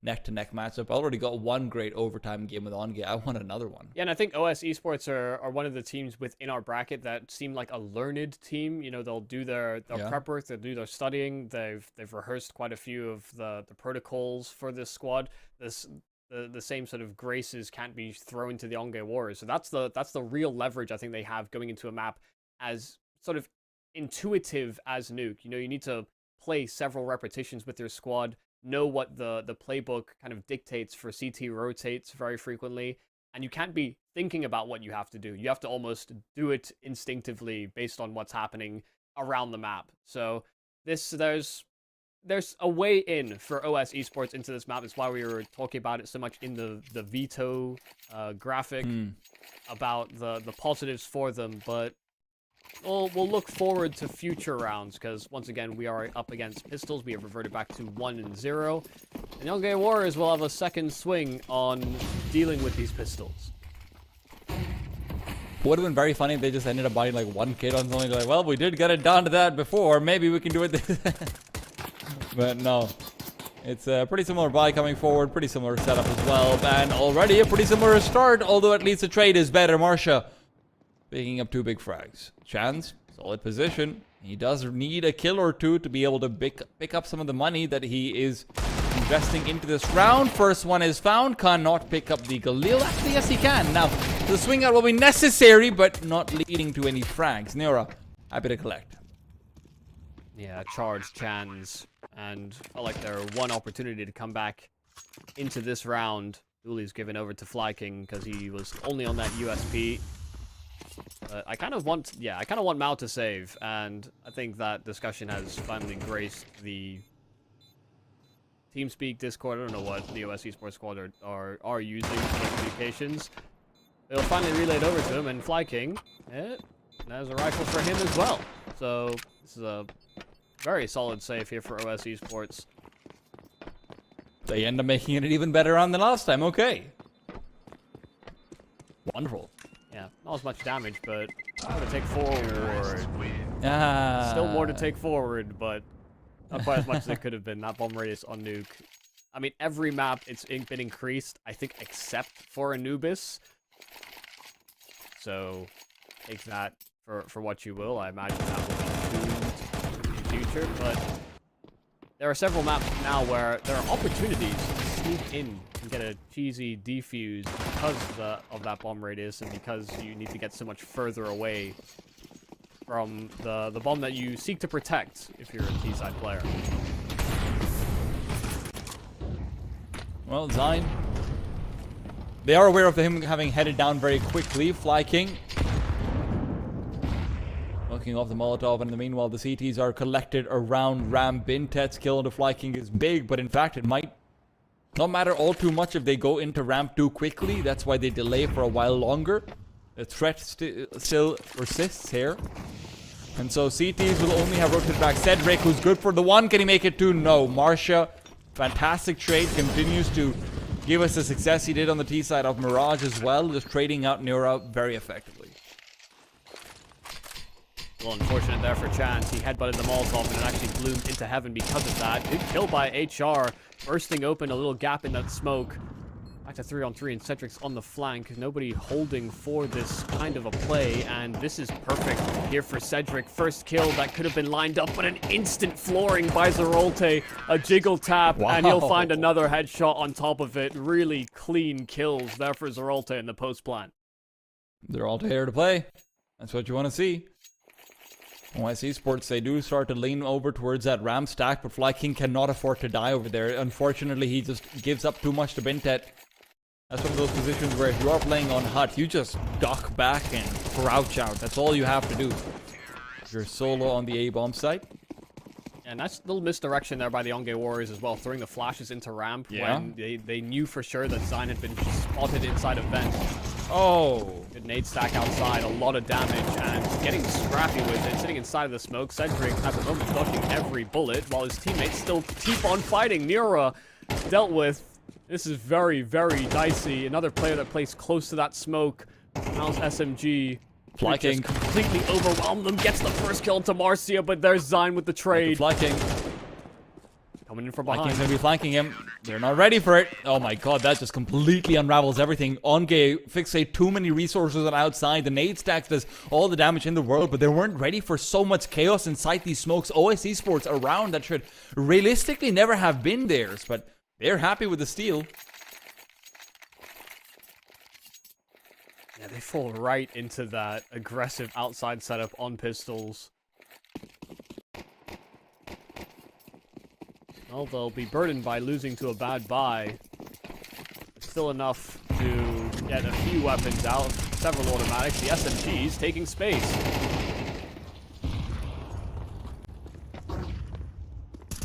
Wow. Fly King, a little bit more labored this time. Didn't have the bullets to continue on that duel either, so Marsha getting a free equalizer, and these grenades are good. HR continues to be a menace, opening up smokes and just firing right through them. Bintet walks, though. He's an old-fashioned cat, one that there isn't space for on the server anymore, as Chance will still lock him out. OS Sports up to 2, and now Onge are the ones who have their money reset. Yeah, I don't know what happened there with, you know, they had a couple rifles, couple SMGs, and it felt like the SMGs were at the back of the pack when, you know, typically they're the ones that are jumping, setting up space for the riflers to succeed. Instead, it was kind of the other way around, and I'm sure they bring it back to equal numbers for just a moment, but like you said, Cedric, or I think Chan, sorry. Nope, I've said every wrong player. HR, breaking open that main smoke, and just lining up what should have been a sort of plant designated for main while that smoke was still enabled. He's been a bit of a nuisance from that position thus far.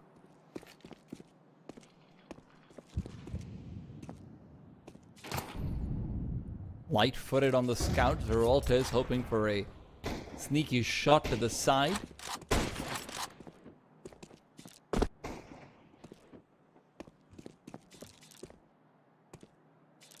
Beyond that, it feels like duels will be far and few in between. They find out for HR the second that first shot hits. Neura peppered up heavily by it, but HR actually ends up falling through the block. Bintet recovers the M4 and another kill found. This is getting a little bit dangerous. At least the rest of the rifles aren't recoverable, but there's no one on the lower bomb side for the CTs and no one close by enough to actually rotate down either. Cedric is not fixating onto B at all. And you don't have an easy vent drop available. Yeah, it may not matter because that bomb is still dropped outside. somebody at some point needs to go and retrieve that for the Onge Warriors. The fact that these two players are down towards the lower side is nice, but it's just all about how they actually link up with them. So they're also breaching into ramp. So there is maybe a path, but they're aggressing into lobbies, so it's no safe journey. The CTs are also pushing forward with chance to think about leading the charge. Decides against it. Cedric's found one. Zine is in a fantastic position, but can he close out the kill? No. Cedric left with a sliver of HP, and that's all he needs. Yeah, that was always going to be the problem when they sneak into secret like that. It's a great position, but as long as OS Esports don't sort of overreact, didn't see the bomb on any of the players when they were challenging outside, and have no reason to jump the gun. But I like the counter reaction. Moving into lobby like that, okay, Warriors get caught. That's pretty disastrous, though. The fact that two of their players will not have, you know, the loss bonus going into this one. Ralta on the scout, I guess that's not the worst thing in the world for, but it's unfortunate that he can't pick up that frag. Would have been pressed for time regardless, but yeah. Yeah, hit by the aim punch, and that's what really costs him. Right, well, kind of a full gun round. But there's one of those guns gone.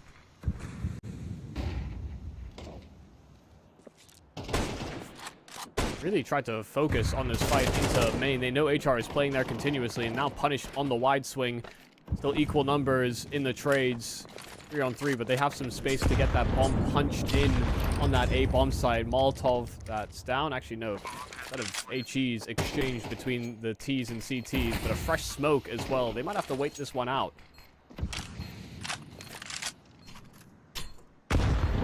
Surprising that this situation has become as tricky as it has. Mao is trying to still move in. Miura right around the corner as a full wide swing will be commencing. Mao's not even paying attention. Cedric had already taken that frag. Mao, full confidence in his teammates as everyone gets the kills around him. He's happy to pick up on the defuse. Excellent retake there from OS. A molly down, a smoke, and hard committing to that CT vent. You know, there's only so many spots that the Onge Warriors could have challenged from unless they wanted to try and wait out that smoke, which OS Esports simply would not allow. They play some good urgency. They get some solid timings to be set up in these positions. Even with these counter kills, very difficult round to seal in on the attack.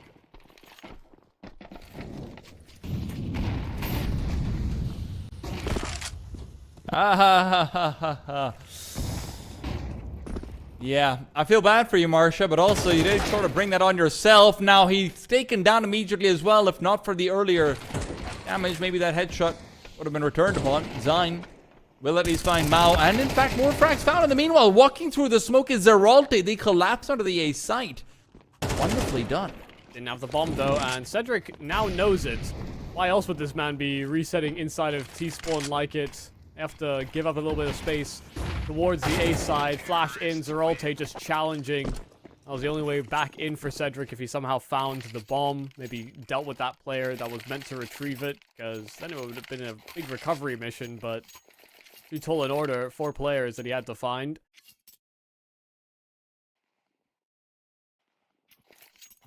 Very quickly approaching reset territory here for OS. Only man with some extra funds built up is Chans.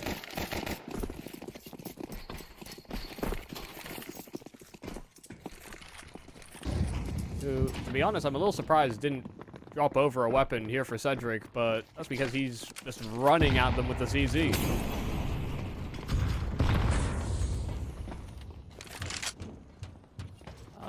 This is a little bit curious, to say the least. Yeah, Zeralte seemed blissfully unaware that he could have been peeked as well from T-Roof, but it's A-okay. Well, that's not okay at all. They've got space and room to drop down and give HR a bit more company as well if they'd like to. Of course, I'm sure the realization of the lack of outside presence is going to hit very soon, and more players are descending down to the B bomb site. Chans and HR holding down a very strong crossfire. Well, not quite a crossfire, but just holding off either angle, and can play to try and trade. flash in, Flyking is as well. The T side has waited so long that this seems like everyone on the CTs and their mothers will be here before the execution comes. And sure, they're good for one, but they're traded out swiftly. Nora aggresses forward, but it's really Marsha who's trying to make this party work out for him. Marsha and Nora on this lower bomb site will be given a gift from Zion. Mao taken down. They're still waiting to plant the bomb. Quite a long time. Chance expected, and despite the CT rotations being timely, their time has run out. Yeah, they just weren't sure what was being covered at any given point. I think just bounding back and forth between left being covered by Marcia or right being aggressed into. So just making sure they didn't get caught dialing in those digits could have been a way in which the ramp player could have gotten a couple of kills, salvaged the round. And you're looking at that play for Zeralte and thinking he might just get the drop on Flyking there, but there's a reason teams are throwing that smoke from deep spawn as a part of their default as of late. You know, if you're Zeralte, they not only hear you drop towards top main, but they also hear you throw the smoke as well. They're very cognizant, very aware of what you're up to. Zeralte running through smokes has been a specialty so far this game, but this time punished for it. Something tells me Chance isn't going to be allowed to get away with this one. And something is Zion. A couple of missed steps and a few fumbles here and there from the on-game Warriors, but regardless, they have put themselves firmly in a position to front run through that CT side as well. 6 on the T side is fantastic as it is. Yo, between the legs, we've got some fancy footwork even with camera.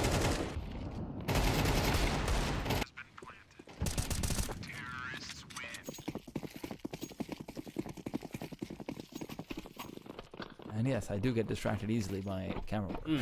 Yeah, I was gonna say, I was trying to listen to what you were saying, and then ooh, leg cameras. Oh my goodness, and legs getting caught up on one another, just trying to double drop in towards Mini, but this time it's completely empty. They may not even need that presence. They got both the entries via Zeralte. Perfectly done, okay.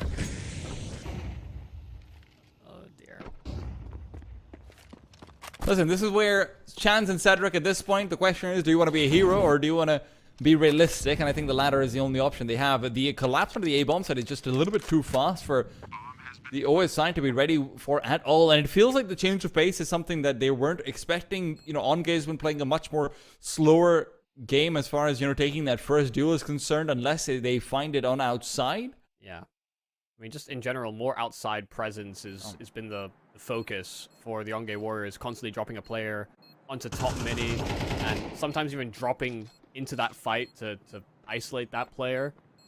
And I'm almost surprised that OS haven't started placing like an AWP or somebody that can challenge maybe an AUG to fight these players off topside silo.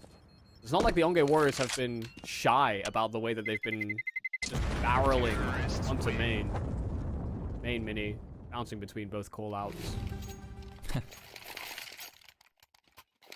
Yeah, kind of a surprise that adaptation hasn't occurred, or that we don't see nades from the CTs on that area, given how quick OnGame are running with that spawn.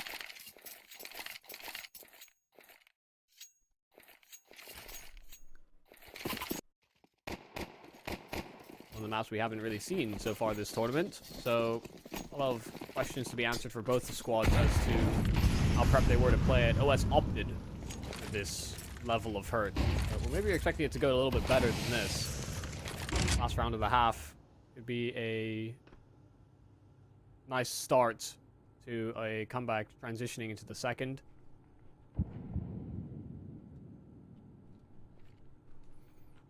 I don't think Cedric spotted Bentet, but I think Bentet might have spotted him. Worst combination, I would say, if you were a fan of OS. I'm curious about what Zeralte ends up doing on outside over here. He's largely been great in the late rounds, but solitary is not necessarily how I would define a lot of his play, but the fact that he has snuck through all the way into lower is massive, so we are looking to pair together what could be a slight pincer for ramp. But the pinch is not ready for how many people will be caught in the squeeze. King, though, he's lost his company, turns away as he faces the flash, and Bentet's good for that first. Cedric had already wrote it down under, and now the question is, where are the T's going to go? They've seen Cedric, the first kill found by him. Zion is swinging out wide, perfectly done. The shot right to the head, and well, Mao and Chance, now just Mao, are going to be left with very few chances here. Those chances have run out. 8 on the T side for On. It did feel like the focus or attention to detail had been lost here by OS Esports, you know, with how much Onge were targeting outside. You know, usually with smokes, utility, there were some indications as to what was going on. They maybe hear a player top silo. They leave it completely open, and Zerolte just walks by completely unscathed. No one even keeping tabs on it. So even though the ramp players lost their lives, even the rotates were going to get caught. Onge Warriors, a lot of different approaches to that T side. I mean, not all of them were the best, but 8 rounds on the attack, they're going to be more than sated with it. Getting a pistol on top, could be a knockout blow, could be OS out of the running. They are running very fast outwards. Mao is dead. How is Zerolte gotten that one? Finally traded, but Zion's ready to give assistance. Marcia as well involved. He's been so good throughout this map, and it feels like this pistol round's going to be no different. Onge, pick up the 9. Gotta say, one of the questions we came into this game with was whether or not Zerolte and Niora would continue their struggles like we did see earlier on. And listen, Niora's had a couple struggles maybe, but he's also been a part of the pack where his teammates have been trading. Zerolte has been pretty consistent in going for his sort of isolated plays. Nice to see that he's leaning more into his rifle work than on the AWP, because that's where things started to feel like, you know, there was a performance fall off. No doubt his rifling is solid.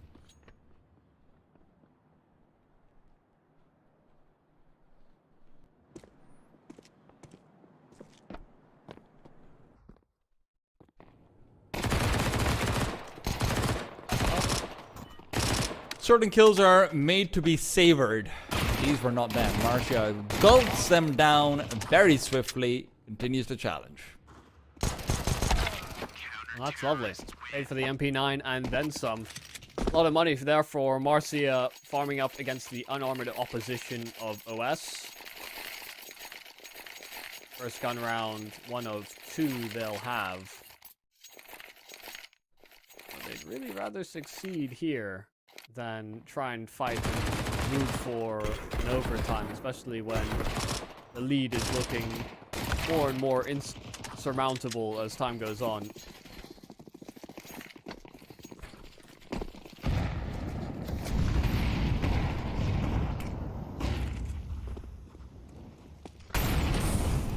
This slow creep plan from Mao is getting absolutely nothing.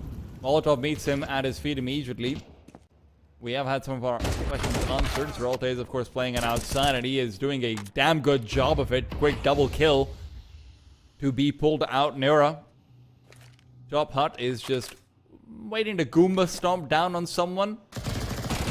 Break some faces, and well, that first face is broken by Vinted. In fact, Nira is happy to pick up the second instead. Chance all alone, 1 versus 5. OS have met the end of their leash, it feels like, and the end of their ride in this tournament as well. Chance, sure. Cute kill. That's nice. You don't have a bomb, though. And you certainly don't seem to have much of a chance. Yep, Zion's there to mop up what Zerolte started.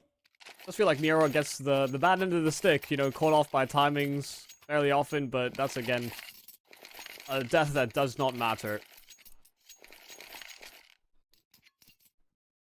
Yeah, Marcia being the ramp player for the Onge Warriors. It was a toss-up between Zerolte and Ventet as to who holds outside, whether it's on rifles or the AWP, for example. The big question mark about this team is who sort of fields those duties, considering we've got a lot of solid riflers, but no actual AWPer. That happens from domestic scenes to the top level. Cloud9 currently in that position themselves. Double ramp setup. Zion's still floating and hovering around. May have heard the tags via that HE as well. I'll keep funneling utility over at ramp. Oh, beautiful. I will always appreciate Zerolta whenever he's coming alive, especially when he has had a few games where things could be questioned more. So, Cedric, comfortable kill for him, but Zine is holding on for a little bit too long. 3 versus 3 with only a rifle recovered. They are headed back over to the upper bomb site. That's where they will be contending with Neura and Zerolta once again. Zerolta's position is impeccable. And will be able to recover that rifle as well. They've got 2 of their own, but there's really no duels to be won here. Zerolta is not letting up on the gas. A man on the mission, you know. Maybe heard all the smack we're talking. You know, his fall off, sticking to rifle work, and showing us what he's made of. Every duel just looked so difficult to win from the OS esports perspective. Really fast shooting. Maybe wishing he had an M4A4 for those fights, faster fire rates. Could have benefited him for the spray transfer as well as dealing with that first player running him down. But it's all good. Those are all micro details, microcosms to a game that they are already winning. And now they're pushing the limits, doubling up in ramp and trying to get some extra space. Marcia's already exposed his hand and does leave Zine in his place to lock in ramp. The problem might become that because it was such a tight line being held in lobby, they're going to full clear this.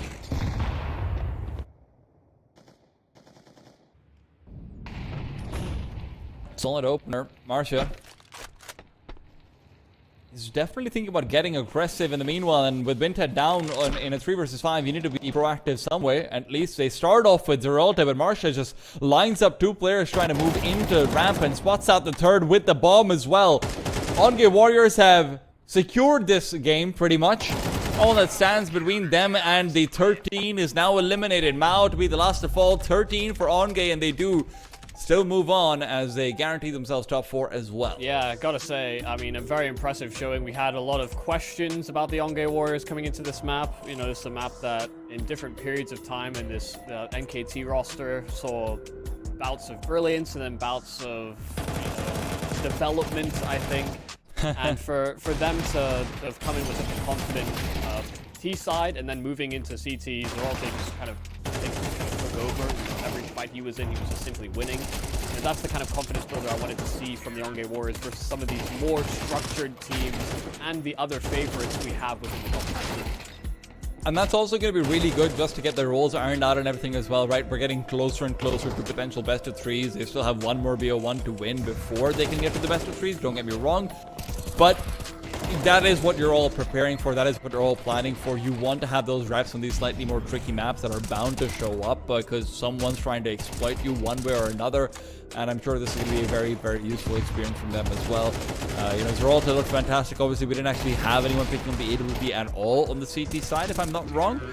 So, you know, there's still some room where, you know, some mystery that we can try and solve later on if it comes to it. But even if they stick to 5 rifles, honestly, that's fine. Yeah, no, I think you've got so much firepower on this OnGame Warriors roster, but it's all about how you actually make use of it. You know, they have to bring it into this roster and make it work.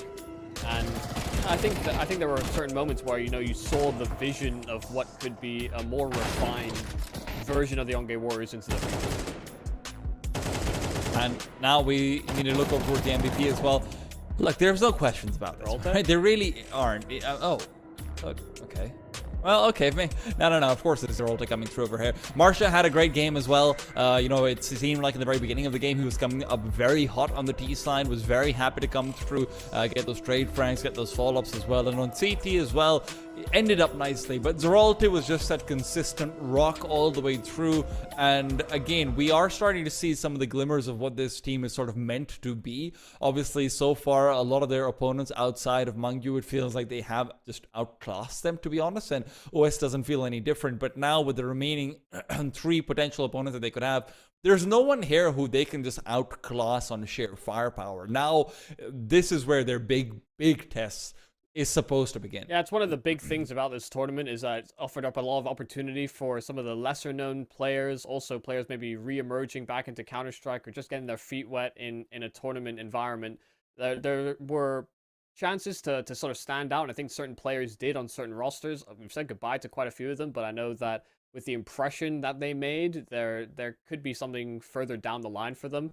but there is definitely, the opportunities were there, but we kind of understood that the favorites coming into this tournament were likely to make it through to the playoffs and make it deep into the tournament. And so, yeah, that's exactly what you want. You don't want, a skill gap in our bracket games, in our best of threes.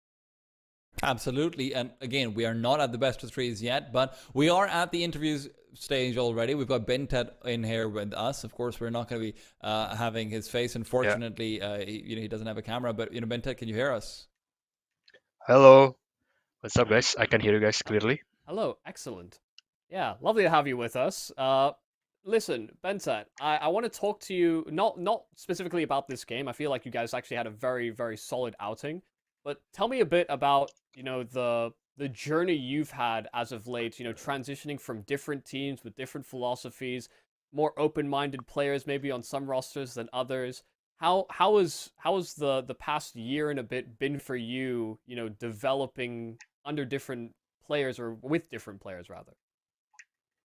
Yeah, I mean, definitely going through hard and good times, like a lot of rough times and good times, but I learned every single one of them. Like every team that I've been to, like from the past, definitely helped me to become more versatile player. And right now for this tournament, we're just playing as a mix. We don't even practice, to be honest. So, but the result wise, I'm pretty happy that we still inside the tournament, like not eliminate yet. So I really hope we can lift the trophy. I also wanted to ask you, because on the topic of you being with so many different teams, this is your first time in years. I don't even know when the last time was when you're playing with like a full Indonesian core with you, Marcia, and Nura. How does it feel playing with your country people again after so much time? Yeah, I mean, it feels so nice, like to see talent from Indonesia because most of them already switched to the other game. So I mean, Neora and Marcia have a pretty good talent, and they play CS every day. They both really love CS and really passionate. That's why I kind of want to see how passionate they were and see where we gonna go after this. Like, I don't know what's gonna happen next. So, Just one more question about sort of team dynamic. Who are sort of the leading voices? Is it the players that, I mean, my assumption would be it would be you and Zine kind of dictating a lot of the flow of these games, but are any of the other players really offering up a big voice, especially since you're just a mix coming into this tournament? yeah, I mean, most of it was me, and some Zine also make the call as well. So yeah, I would say like 60% is me, 40 Zine, something like that, and we switch up. Sometimes Zerold give idea, like even the Indonesian also not like just follow, they give ideas as well, but most of it is like me and Zine, I think. No, that makes sense. A lot of the veterans. But, last question for me, sort of before we can send you off. Obviously, you've got another match after this. Your next opponents are Dark Side. Any thoughts on them before you face them? Um, I mean, they must be pretty good, right? Because they just beat the other team, and I think, yeah, I don't really know them, but we are not gonna underestimate everyone. So we're just gonna think like everyone is good. So that's why we just have to focus and win. Well, listen, that's what we wanted to hear. Thank you so much, Binted. We're not going to hold you for any longer. Congratulations on getting into top Thank you, four. I guys. know you still want to go a Thank little you bit so further much. ahead. Thank you very much, Bentet. One of the players out of the Asia region that broke past barriers, has had international teams, was poached as the import to European squads, where, I mean, basically no other Asian talent has really had those chances or been donned that level of talent. So yeah, great to have Bentet back in, and also, leading this squad most of the time. 60%, 60 to 40% seems to be the split. Well, let's see whether he can lead them on to a top 3 finish to be guaranteed. We're off to a bit of a break. It's going to be a slightly longer one so that Bentet and company can also have some breathing room. We're going to be out for 15 minutes or so. And when we're back, it'll be between Dark Side and the On-Gay Warriors.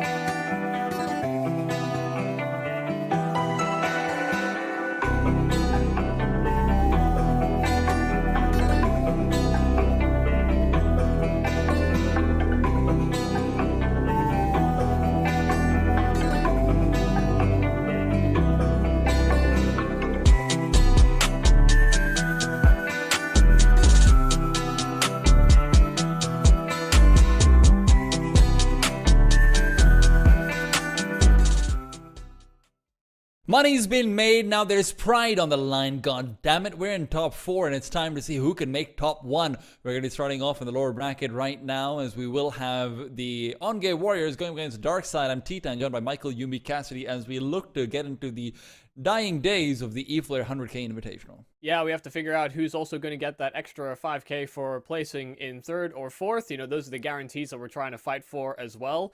And kind of interested to see how this one pans out, considering, you know, the words from Bentet weren't exactly fighting words. It was just, oh, they must be good if they're still here. So there's a lot of respect being given over to the teams, but very much from an ignorant point of view, but still going to play their own game, like I think coming into the server. And of course, we've got to be bothering some of the players before they get onto the server. We're going to be having Pokemon with us from Darkside for a quick interview as well. We're not going to try to hold on to him for too long, but Saad, you're with us. Can you hear me? Yes, I can hear you. Great. Yes. Hello. Okay. First question I have to ask you is if you can hear us and we can hear you. Listen, you didn't have the best of performances in your debut game with Darkside. Is there anything you feel like you're changing about your play style to be more enabled? Because that last game you had was fantastic. Yeah, I'm just trying to like get every fight I can. Like I'm swinging every corner. I'm taking. I hear someone, I swing insta. Like I just don't want to get swinged with this ping. Like when I'm playing against 5 ping with 100 ping, it's like I really don't want to be holding an angle. Like it's suicide at this point. I feel helpless when somebody swings me. So I'm taking every fight. Fair. Look, I've also got to be asking you, Saad, obviously, you know, you're doing some coaching, that's pretty public, but now you're doing some IGLing for this team. Is this you just sort of admitting to yourself that your hands don't work anymore and that, you know, you might not have a place anymore in the Counter-Strike space? Saad, what's going on? So first of all, I'm just coaching because there was nothing else for me to do in the scene. So man's got to make bread, right? And I'm not actually IGLing for the team. I'm just calling mid-round, like I'm just helping them adjust. It's actually Terminate who's IGLing. And I'm just helping like mid-round, like when to adjust in a disadvantage or an advantage. So yeah. Okay. Yeah, that actually helps illuminate some of the dynamic we didn't really know too much about. Is there any other voices on the team, sort of bar you two in sort of these mid-round calls, or is it pretty much you orchestrate the troop? No, I think it's just me right now. Like mid-round, it's just me talking. Even if, when I'm dead, I'm just like calling everything, every rotation and everything. Well, listen, final question from me, obviously, before we can let you go. You've got a match to play. We're seeing so many international lineups coming into this, you know, with more focus in Southeast Asia. We've got Dreamscape, we've got, you know, Bintet's crew, obviously we've got yours as well. Do you think there's maybe a place for you if you can prove it over here? Is that what's sort of on your mind as you go into this matchup versus Bintet and the gang? Yes, obviously that's a really nice question. Like my intention has always been to be a player, like to play, not coach. Like I said, I'm just coaching because I have no other opportunity right now. So I'm looking for opportunities as a player. So all of you Argoners watching this. Yeah. Well, listen, you know who to sign, but that's only if you can win this next one. Saad, good luck for your game. I hope you do well, and let's look forward to a great game. Thank you. See you guys. Thank you very much for taking the time. Pokemon, of course, ahead of their game, being able to speak to us about his thoughts about some of the internal dynamics for the team as well, because we were under the assumption, I think, because you were like, oh, well, he coached, so he's obviously in-game leading, and he is doing some of that, but Terminate seems to be taking over some of those responsibilities, and he has been inserting himself at the front of a lot of the defenses as well, so it does actually kind of line up with that, with his play style, I guess, to sort of dictate how people, how the rest of the team, rather, should be playing around him. That is one of those things that, you know, sort of in, you know, not really lower levels, but tier 2 Counter-Strike or so, we have seen a trend of sometimes the IGLs being the oppers. That's died out more so, obviously, since Simple and Zaiwu have become such a flare-up, such shining lights towards the rest of the world. But, you know, there was that trend that was very common, and a lot of the reason for that is because the way you saw Terminate, you know, on Ancient, where he navigated back from the B side to A after just getting a stray shot out or two, those split-second decisions can be very hard to make if you're not in a position to sort of call the team around you as well, right? So setups like that, I'm sure it's very beneficial to be there. And Satsuel voice, but good to see that he's not really the only voice. I can't imagine what would happen to Darkseid if he was. Yeah, good to have a couple of voices in there. Yeah, no, I mean, I'm also proud of you for kind of holding back, obviously someone that you're familiar with, and, you've shown a lot of bias on the cast for, and listen, What, I think you seem in me? pretty good spirits coming into this game, considering he had a hell of a performance in their last round of play. But there's several games that they have to play today, and there is a very big opponent ahead of them. He knows just as well as we do that Bentet, Zine, these guys aren't anybody to sleep on. He's looking for opportunities to showcase what he and his squad can do and what kind of damage he can do versus some of these top dogs. And I'm curious about where that damage will be dealt. In fact, the veto is very important for this one. I would be surprised if we let it come down to an Ancient or a Mirage. I don't think the Bintet gang is going to be letting that one through. On-Gate Warriors probably want this to actually land on something like an Anubis or like a nuke, something like it. But let's take a look at it to find out exactly what it's going to be. Yeah, I kind of have a feeling that the On-Gate Warriors are going to sort of float the Inferno, but Darkseid are the ones that ban it straight away. So you may get your wish. We're going to go to a nuke instead, and that, given the way that we saw On-Gate Warriors approach their last nuke outing versus OS Esports, does feel like a pretty positive map for that squad. Do look at the fact that Darkseid is the one who chooses this, right? They have opted out of Ancient and into Nuke, so they've obviously watched this map of Nuke that just happened. They've obviously got some clues about what's going on, and they think they can fight into that. And considering what a dominant performance it was, that's a bold assumption to go into, unless they're just underrating OS and they feel like the Nuke performance doesn't hold very much weight. I think they would be silly if they think that's the case, because that was a very, very good performance coming out from 3 of the players on the On-Gate Warriors. The rest of them not even really called to task the same way. So it's curious the fact that that is exactly what we're ending up on. Yeah, I mean, there were definitely some gambles being called by players like Zeralte on that On-Gate Warriors squad. So maybe targeting him, definitely felt like a catalyst for them having a solid performance versus OS. Was taking a lot of fights, was taking a lot of chances and winning so many of those duels. A lot of bursting plays as well from the On-Gate Warriors that were very successful that, Bentai decided himself, they haven't been practicing for this event more. They're playing it more as a mix, but they're sort of banking on that experience and the level of competition that they've been competing at to actually sort of utilize that in this tournament and overcome a lot of the teams that don't have the same rapport, I guess, within the scene. Well, Michael, not all news is good for this matchup. Unfortunately, we do have some bad news as well. And the bad news is that we will not be having the full 5 coming out from Darkseid. It is actually Racing, who was obviously a core member for them, their anchor player, doing such a good job in a few of those maps, who will not be able to play right now. I don't really have reasons for that, but I hope that he's all right and everything with him is fine. Rossi, who has substituted in once before for Anasasis, will now be subbing in for Racing instead. And look, the bright side is that Rossi did do a very good job. When he did substitute in for Mirage before, he seemed like he wasn't a liability at all. The slightly less bright side is that from what I'm aware of, this team was actually, sort of talking about how they wanted to play maps. This team was trying to get some scrims. This team was trying to get some practice. So on a map like Nuke, now you're bringing in a stand-in. I don't know how relevant that practice suddenly seems. Yeah, I mean, the good news for teams when you have this kind of understanding of where you want players to play. Like Rossi, I imagine, understands his position as a substitute, trying to fill in those roles. It's not like we've seen Anasasis and Rossi having to swap in for like an AWP or an AK. The mechanics of him slotting into those positions shouldn't be that much of a problem. It is just about how effectively they're able to sort of link up with the other pieces of the equation. So yeah, I mean, it's obviously unideal not being able to play with the full roster, but Rossi, I think, actually had some showed us an impressive outing last time he substituted in for Anasasis. So I kind of have no doubts that he'll be able to pull his own weight here. And look, not to mention, I'm sure Rossi's also pretty happy. Like, wait, I get to stand in versus the ex-NKT guys and also prove my worth? Let's go, absolutely. Because for Rossi, honestly, this might be the biggest proving ground for him compared to anyone else, because of how many orgs are actually in India, right? The Indian scene for Counter-Strike has been flourishing. And outside of maybe God's Reign, there is a lot of competition for, all of these top players. So for him, it could be a big opportunity to try and perform. Still, it will be an uphill battle for Darkseid as we head into Nuke. There's a lot of work to be done versus On-Gate Warriors, who still come into this as the clear favorites. Hasn't been all pretty for the Onge Warriors, so that's why they find themselves in the lower bracket. So, tall task ahead of them. Like you said, we're all in the money from here, but there's a 5k difference between 3rd and 4th, and maybe the ambitions go further than that. But this first opponent is significant. Pokemon, a lovely shot outside, and a second one on top of that. He's swinging everything all right, and he's popping heads.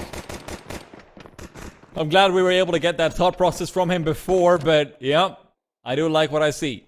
Neura coming in for the flank, coming in from behind. There is, in fact, a bomb that could be caught out. Neura could get a crucial frag here. They're still not decided on where they want to end up. Anasasis threatening that upper site. Neura, an opportunity lost. Rossi will take him down, and the pistol round looks clean from Darkside.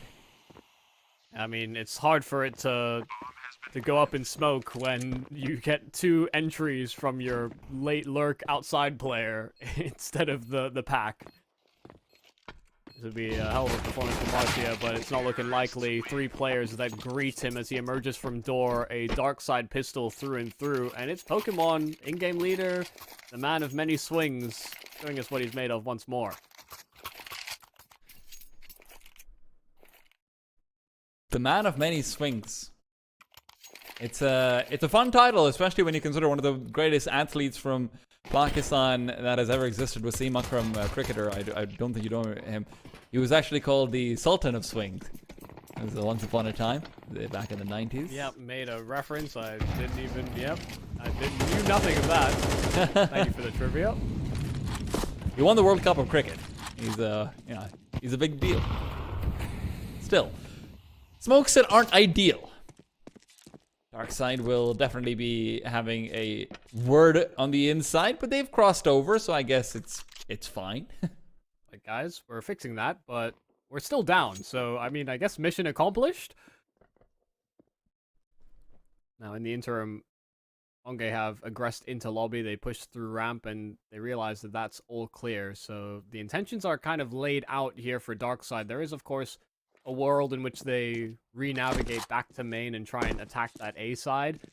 Well, because of their forward positions, they're stopping in place and seeing how the Onge Warriors react, and the reaction seems to be a 4-stack on B, which would be a little devastating for the Darkside team should they continue to progress this direction.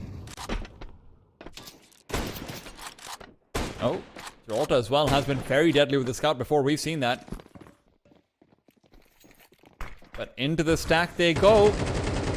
They're about to bite down hard. Is it Rock or Candy? That's the question. And well, it started off with Rock, and Rock is going to continue on. Marcia, 2 big frags. Zines has got 3. No, Neura actually stole one of them away. I thought he'd got 3 with a single magazine of the CZ. That would have been insane. But still, Onge Warriors, they lose one and they fight right back. I swear this happened versus Dreamscape, versus a low buy getting absolutely decimated, trying to go into the mouth of a bomb site. Happened on Ancient, but this is feeling real similar. Just chewed to pieces, straight into the meat grinder of an SMG and that CZ. Darkside got unexpectedly funneled right into a trap. Plan right now seems to be an early contact of A, but early contact has really just resulted in a lot of lost life. Ooh. It's one deal that continues to go the way of Darkside.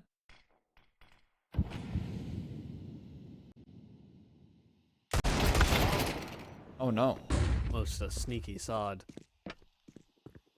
Might have been able to slip into secret, but sussed out. Terminate has got himself into this close cubby at the vents. Ventet, meanwhile, is investigating inside of Hut, and they're still holding for some re-aggression, but Rossi was already tagged up from an earlier duel, so it's a simple finish for Ventet. Terminate 1 kill, but there's Ventet for the instant trade. Still a man advantage being held onto here by the Onge Warriors. This ascent into heaven could be a crowbar sent into the defenses of the Onge Warriors. Oh, if not for Endade being dropped, that felt a much better chance. Ventet, once again, just trading out each and every kill. 4 frags from him. Maybe wanted a little bit more patience there from Enda, but I guess distracting long enough that that flank could get its kill. It's just not enough.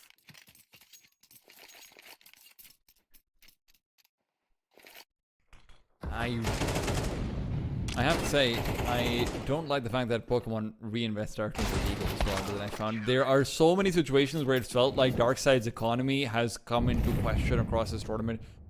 So many places, even against Darkseid, it felt like that was one of the ways that Darkseid was able to cascade. Some places where money wasn't ideal, and this time Pokemon trying to go for wall bangs, unable to find the kill. Much more conservative look from the CTs. They're worried about losing their money for no reason. Zine is the safety net, and he's looking to catch some terrorists. As Zeralte to distract as well, that AWP is actually forced off its high ground angle, so couldn't actually hold for the walk across, but as he's looking to re-aggress, Flick will not connect, but still spotting a player topside mini, and Zine will reveal his position as well. It's an all-around that they're expecting all too much out of that solitary set of Deagles all they can shoot back with, and Rossi will finally catch the head of Bentet. Well, one head is all they'll get. Rossi, unless they are chasing him down and he managed to pick up another shot or two, this would be a very unlikely round to find more damage in onto the CT side. Darkseid down 1-3 will be on their first gun round versus gun round. Like you sort of were alluding to, the fact they invested into those Deagles does mean that economically they can't invest into full AKs. You know, Pokemon as a mid-round choice maker for the squad, they want to opt for a Galil and some extra smokes, for example. And they could buy an AK, but they'd only have one flash. I feel like the equipment value is wrong. There's no way Darkseid has $200 of equipment value. Yeah, no, that's definitely taken from earlier when they didn't have as much equipment, but Okay. they do just buy into all 5 AKs. It does kind of limit their options, though. You know, they have 3 smokes, and to build the wall outside, you do feel like you need 3. You can make do with 2. You can make do, but it ain't pretty. No doubt about that. Especially when they have to challenge an AWP outside. Mm. That said, Zeralte hasn't been playing inside of Garage most of the time. He started Heaven very frequently, so when that wall of smokes has happened early enough, very frequently he's just trying to tag somebody above those smokes or using a minor gap. You were so impressed with the leg cameras last time. Now we're going through everyone's legs. It's the Quadra Nutmeg. Well, if this was football, that'd be the coolest thing in the world. But hey, it's Counter-Strike, and it's still pretty cool. It's something that will happen in, I don't know, like Blue Lock or something. Yeah, that's true. POV, you're the ball in Blue Lock. Another time I'm being called in on Get Warriors. Dude, HLAE is actually so impressive. Of course, to everyone who's always sort of maybe a little bit confused about what is this HLAE they keep referring to, HLAE is a very interesting thing. It is effectively a hack that was created for spectating Counter-Strike for for professional esports experiences. It's funnily enough the way all of Counter-Strike spectating has evolved. Initially, back in 1.6, the way they introduced X-rays was by introducing a hack onto the Observer PC, and that way you were able to show X-rays to people. It was very interesting when you sit down and think about it. Yeah, it's all for the viewers' benefit as well. You know, this is obviously we're on separate relays, and so these guys are allowed to do it through that. But yeah, it's I mean, that's the beauty about Counter-Strike. So many of the tools and functions that we've come to know and love all started as plugins or mods to the game, so that to kind of improve the experience. Man's got no knife, and Jade does not approve. But change timeouts from either side. This is the second time I think we've seen the Onge Warriors go for a timeout after their opponent has called one. I don't know if that's to throw some doubt on their plan or not.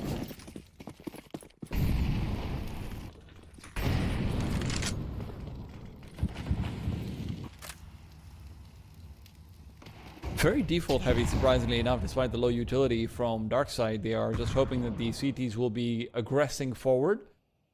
Although that will be transpiring, it is in the form of Zine. Terminate needs to find this frag. If not, the round might be over with the amount of smokes they've used to try and get him into that position. It does feel that way. Yeah, now, not an ideal smoke to really bridge that cross, even for Pokemon to challenge. It's not quite tall enough to save you from heaven, not quite wide enough to stop you from main. But Pokemon will still sort of occupy this territory and try and force a fight. He'll floor Bentet instantly. Zine's position is revealed as well, but he's just used it to check out a smoke very quickly. Pokey still maintains position inside Mini. He will be flashed off as well. The T's cannot go in without him getting another frag. At least that's what it seems like. Rossi could not pull the trigger. Nera able to come out the better for him, and Zeralte covering off their flanks. So this T-side offense is falling to pieces. And Zine is such a nuisance. Spotted in Vent, got himself all the way to CT Vent by slowly emerging out from the ladder. And so he was effectively a phantom player that the Darkside players had to consider at any given point. And then he revealed himself. Hey, I wasn't there anymore. Another headshot. Starting off this game wonderfully is our sole man in Zine. 8-2 at the moment. Put importance on this opening duel versus Terminate. It definitely changed the way that Darkside wanted to the sort of late round to develop.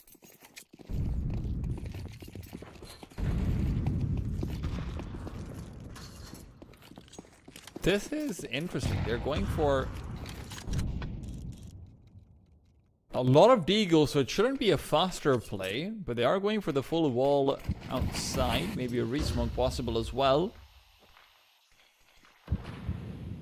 Well, they're on max stage loss bonus now as well, so the extra deagles, the extra pistols won't come as to dent their future buy as heavily. Yeah. I mean, I'm just curious about the deagles because it feels like you go for those for a slower sort of rate of play. Pokemon has lost his life in the meanwhile.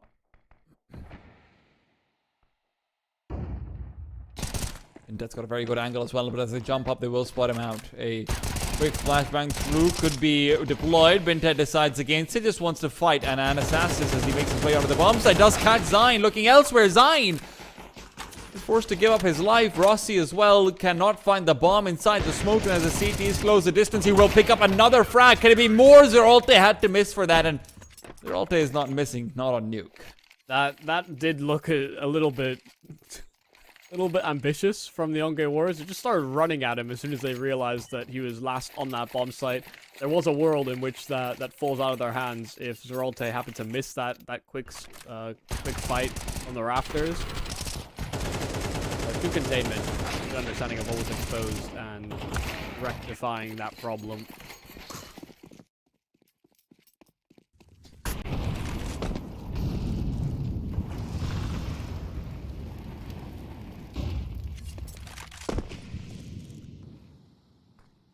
Enda is surprisingly quiet so far. 0-5, and obviously he's one of the players you look out towards for Darkside success. And look, earlier on today, he had an okay game.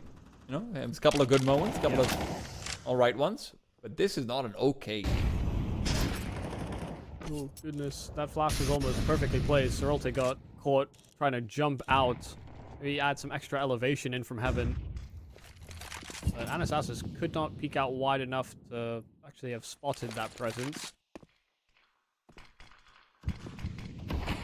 To wrap into Mini. Breakable. Segmented. The Molotov and the drop down from Bentet right on the money. Stops them at the mouth of main and prevents them from getting any space on this A-bomb site. 5-on-3 in an instant. Nero's position gives him the ultimate advantage of Enda as well. 5-1-2, Anastasis and Terminate.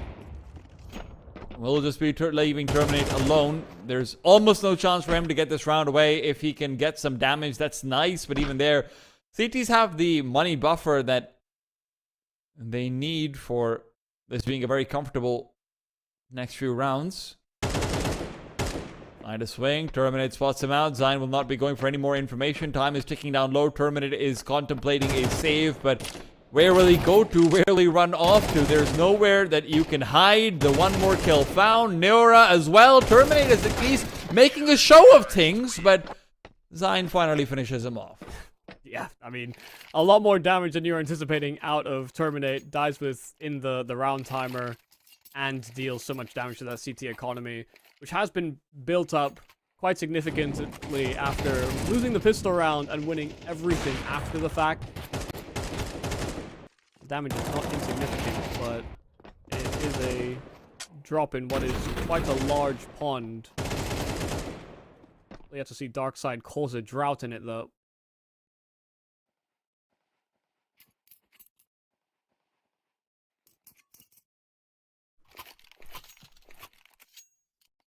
I do kind of get the impression that at some point, and probably quite soon, we will see just a fast A hit from Darkside.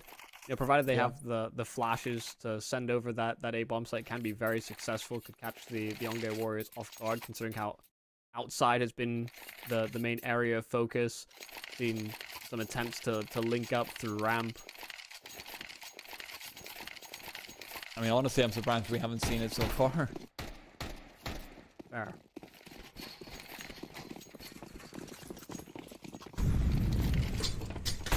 But the speed is on.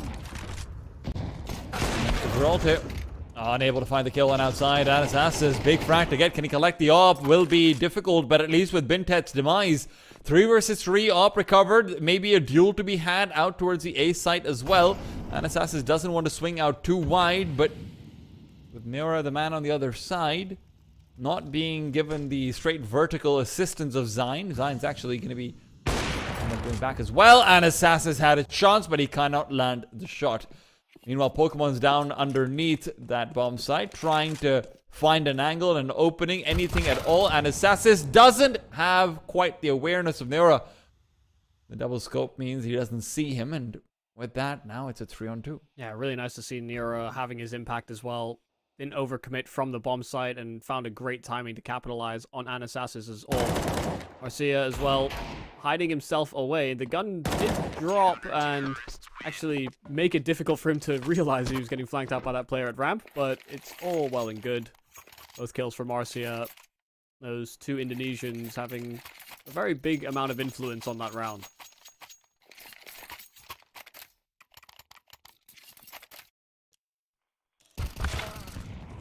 You have to start to wonder, is there a change of place in Darkside's arsenal? We talk about the A-side hit as if that's something everyone's supposed to know, and theoretically it is, but I see no reason to believe that Darkside necessarily even have that drilled in and ready to go. They do break some of the windows quite late, so there is going to be some utility that they deploy on this A bomb site from T roof. With this many players outside, this would be the ideal time for Darkside to commit to A. Neura and Bintet, though, this might have been a delayed execute that's waited too long. Neura not down yet, but he's inside the flames, guaranteed to fall. Neura finally goes down. Bintet trying to fight from up on top of the hut. The door will give him a bit more solace, a bit more comfort, and as he tries to move into the smoke, he is still taken down. Terminate has got to deal with Zine coming in from behind, popping open the smoke with a nade, and then is fighting out immediately. 2-on-2, still the closest round we've seen so far from Darkside, ever since that pistol round was turned around on. And as the bomb is being planted, Zine had started to turn around to try and see if he can circle in from vents. Instead, realizes the folly of his decisions, and Pokemon getting worried. Smoke is there, will be blooming, nade as well, but it's Zeralta who swings out wide, gets himself the first. Anastasis' position is known. It's a double swing being planned. He can get the first, but not the second. Zine will take him out, even Zeralta denying him the frag by a quick little suicide. Yeah, fell right too hard onto the floor there.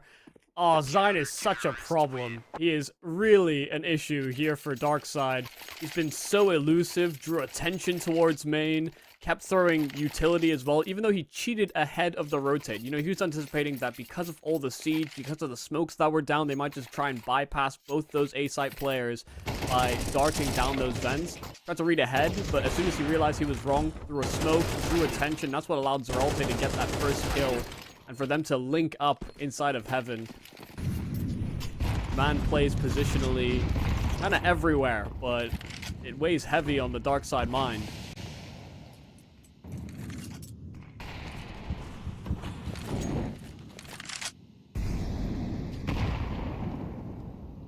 How do you even deal with it, right? You're already in so much chaos and disarray, having yet another X factor, and Zyne is really not going to be helping. Oh, come on. Meanwhile, good creep and crawl. He's really hoping to find Bintet, as he has prioritized that position quite a few times, but Zeralte is now getting wise! Wow. Getting wise to Pokemon's angles.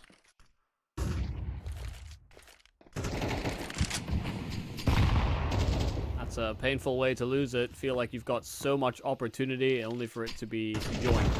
In that final moment, had he crossed earlier, Zeralte might not have understood that was a possibility. But how was he to know?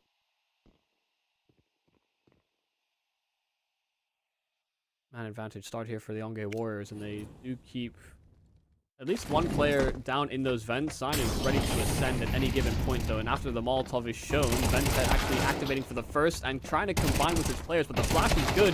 Bentet still good with the multi, though. A couple of kills, and there's Zyne's final reveal from the vents, and Anasasis chance on this AWP that goes a swing and a miss. 9-1, the Onge Warriors dominant on this CT performance. What can you even say? This is purely outclassing Darkside. You're not getting the end up performances. You're not getting the terminate specials. You're not getting Anasasis maybe popping up. And obviously, you didn't get wrestling at all in the server. That's a separate conversation. But I don't think it would have made much of a difference even if he was here. Yeah. And you noted it in the veto when we had it on screen. They chose this hell. Yep. They had Ancient or Nuke in that final round, and they decided, yeah, we saw them versus OS. Yeah, we can do what OS failed to. And the thing is, I know that this Darkside lineup, or at least most of it, did play some Nuke in the previous season of Open, and in a lot of their officials as well. I will not lie to you, Michael, their Nuke was nowhere near as good as their Ancient. They just had luckier draws against some opponents that were worse compared to when they were playing their Ancient. So I think they might have an inflated sense of how good they are at it. Because right now, I mean, listen, it's hard to look good versus Onge Warriors, don't get me wrong. But it's looking really hard. Yeah, this has proven to be maybe too big a challenge for this squad. Onge Warriors may not have been warm coming into this tournament, but each outing seems to be stronger and stronger.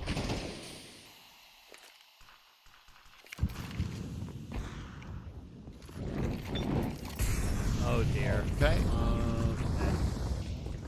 Not the best. Or is this? And they don't know where Bintet is. Rossi's gone, and Bintet's going to keep on fighting inside the bomb side. Chaos in every little bit of voice comms, I'm sure. At least for Darkside. Onge Warriors, they're having a good time. They're comfortable. It's alright. I can kill 2. I kill 2. I can kill 3. I kill 3. I can no-scope. I no-scoped. Why not? Only really 2 kills that Bentet secured in that round. He got a third, but Niora had Terminate completely funneled. Like, he knew exactly where he was, came around the corner pre-firing, and Bentet yoinked it at the final moment. So, to kill him, crediting to Niora, even though, yeah, that's the nabbed kill. Between those two, sweeping up every frag. Darkside, I mean, he thought it looked a little desperate that round. I don't imagine this one will go much better.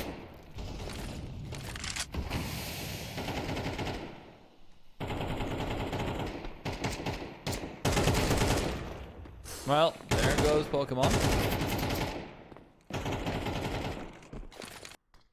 At least he got his P250 highlight in the pistol round. Yeah, right? that's true.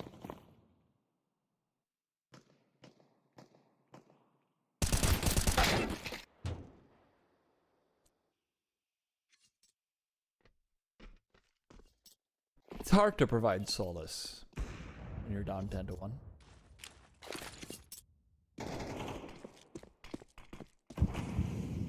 Rossi hits the deck. And he's got company coming in. This is a very populated deck, in fact. It seems like Darkside's got a party going on over here.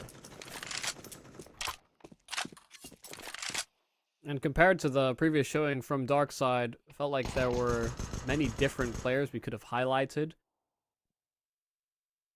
Here and now versus a well-calibered team, a well-accomplished set of players, proving to be more and more difficult. But maybe Anasasis has something to say. 1 kill already found, and 2 more potential victims could be around the corner. Zeralte has an AK. He's got his pistol drawn because that's so all he disrespectful. needs. Hyper-mobile, hyper-focused, Zeralte has really reinvigorated himself, coming further and further into the day. An 11-1 half for the Onge Warriors. It couldn't have been more one-sided than this. The only round they lost was to that pistol, with Pokemon getting 2 entry kills every other round. No success. No silver lining. No light at the end of the tunnel for the dark side camp. Getting schooled on Nuke. Uh-huh. And that is true. They're getting schooled, they're getting drilled, they're getting dumped on, they're getting destroyed, right? There's a lot of things that they're having done to them. Zeralte's just having fun now. And yes, he is. Oh, Not well, very much of it, honestly. Yeah, honestly, deserved. I'm happy that happened to him.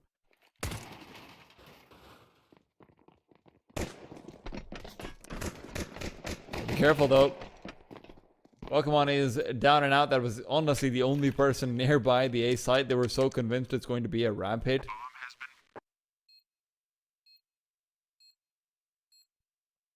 Darkside will be inching in, hoping for at least another pistol round win, a couple more rounds to take home, right? You know, have something to tell your friends about today. At least we got, 4 or 5 rounds after we were down.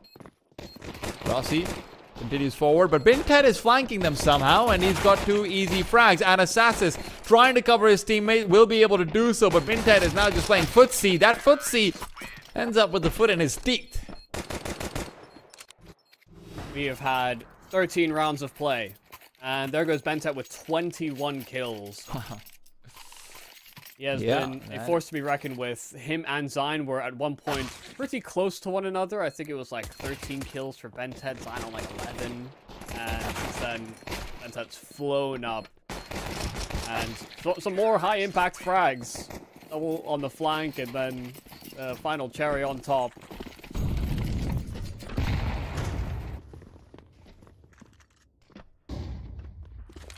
Zeralte continues to be having some fun, yeah.